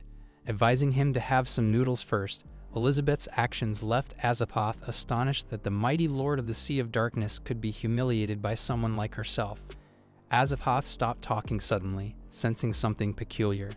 He detected an unusual energy emanating from the noodle soup. This energy seeped into the cells, pushing out the chaotic force. The splattered soup on the Sword Saint's body began to seep into him. Azathoth cried out in agony as he felt his powers diminishing.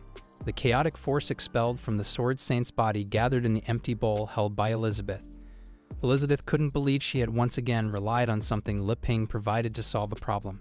She pouted, feeling disappointed that everything unfolded according to Li Ping's plan.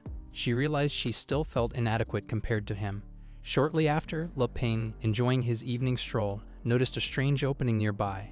Elizabeth emerged from the portal, carrying the Sword Saint in her arms. Li Ping inquired if everything was okay.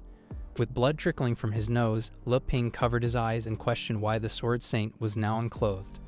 The following day, the Holy Sword Alpha soared through the skies, but Burial was the one in control of Alpha's body. She spotted the beginner's village in the distance and saw Wan Kai, the familiar robot dog, on his morning patrol. Burial abruptly stopped flying when she noticed Wan Kai, feeling a sudden fear. Wan Kai, unaware of what had flown by, checked his radar but found nothing suspicious. However, parts of his body, like screws, began to come loose. He blamed Elizabeth for damaging him and noticed he was experiencing system errors. Wan Kai couldn't believe Elizabeth had become stronger since the last time they met, and his body continued to fall apart. Not long ago, Wan Kai was beaten by Elizabeth, and he couldn't do anything to stop her. While patching himself up and crying, Wan Kai cursed Elizabeth, who had learned Tai Chi sword techniques from his master, Li Ping. He was relieved that his spare parts were stored in the cabinet and that the housekeeping system had activated. He decided to speed up the cloud data construction, fearing that his ship would be destroyed by Elizabeth. Meanwhile, Burial was flying in a different direction until she saw the beginner's village from another angle. She suddenly stopped when she noticed something troubling. Her spirit body emerged, remembering that she had clearly gone to the other side. Seeing Wan Kai from afar, she wondered angrily how he had ended up there. She quickly made a U-turn, and Wan Kai noticed her. She knew where her target was and decided to avoid the troublesome dog, not wanting to take any risks. However, her eyes widened when she saw Wan Kai again from another direction. She felt confused and kept asking herself the same question. She turned and tried another path, but an hour later, she encountered Wan Kai again. Burial kept wandering around until she stopped and angrily complained because she couldn't handle Wan Kai appearing almost everywhere. Burial assumed that Wan Kai had discovered her early on and was just toying with her. She decided to take on a physical form and used Alpha's body. She decided to deal with the dog blocking her way so she could confront the heartless person again. She ran toward Wan Kai, determined to defeat him no matter what. She was willing to die, but not to be humiliated. She swore to at least take a huge bite out of him. Wan Kai started scanning Burial, who was angrily coming toward him. Burial then activated her demonic powers to attack. After Wan Kai finished scanning Burial, he identified her as one of Li Ping's items since she was using Alpha's physical body. Additionally, Alpha was the last item on the list. Wan Kai tagged Alpha with the lowest danger level. Noticing that Alpha was on the whitelist, Wan Kai opened a compartment in his body and brought out a banner welcoming Alpha back home. Burial, confused by this, stopped and canceled her attack. She became worried and anxious, seeing that she was being warmly welcomed. Wan Kai just barked, signaling her to go inside. Burial stepped inside the beginner's village and stood in front of the simple house. She felt confused and looked around with a sense of nostalgia. The cozy house, the tall trees, and the chopping area where Alpha had been used for chopping firewood brought back memories. Burial realized she was finally back to the place where she was born. Tears ran down her cheeks as she remembered the times when Li Ping worked hard on smithing. Li Ping also put a lot of effort in making a handle for the axe he was forging. After finishing the axe, Li Ping held it high like it was his child. Burial realized that she was originally Li Ping's creation, and he had named her Da Zhuang. Since her creation, days had passed by. As Li Ping kept using her to chop firewood, Da Zhuang began to develop her spiritual body. She was just a child at first, then turned into a teenager, happily watching her creator work hard like a daughter watching her father. Even after becoming an adult, she continued to watch her creator work hard to live normally in the village. However, during a stormy day, when Li Ping had just finished chopping down some trees in the nearby woods, he left Da Zhuang behind as he dragged his cart away. Da Zhuang tried to call out for her creator, but was ultimately left behind because she couldn't utter a word. That's it for the latest chapters of this manhwa. Stay tuned for more chapters to be released. Give us a like and subscribe. See you next time.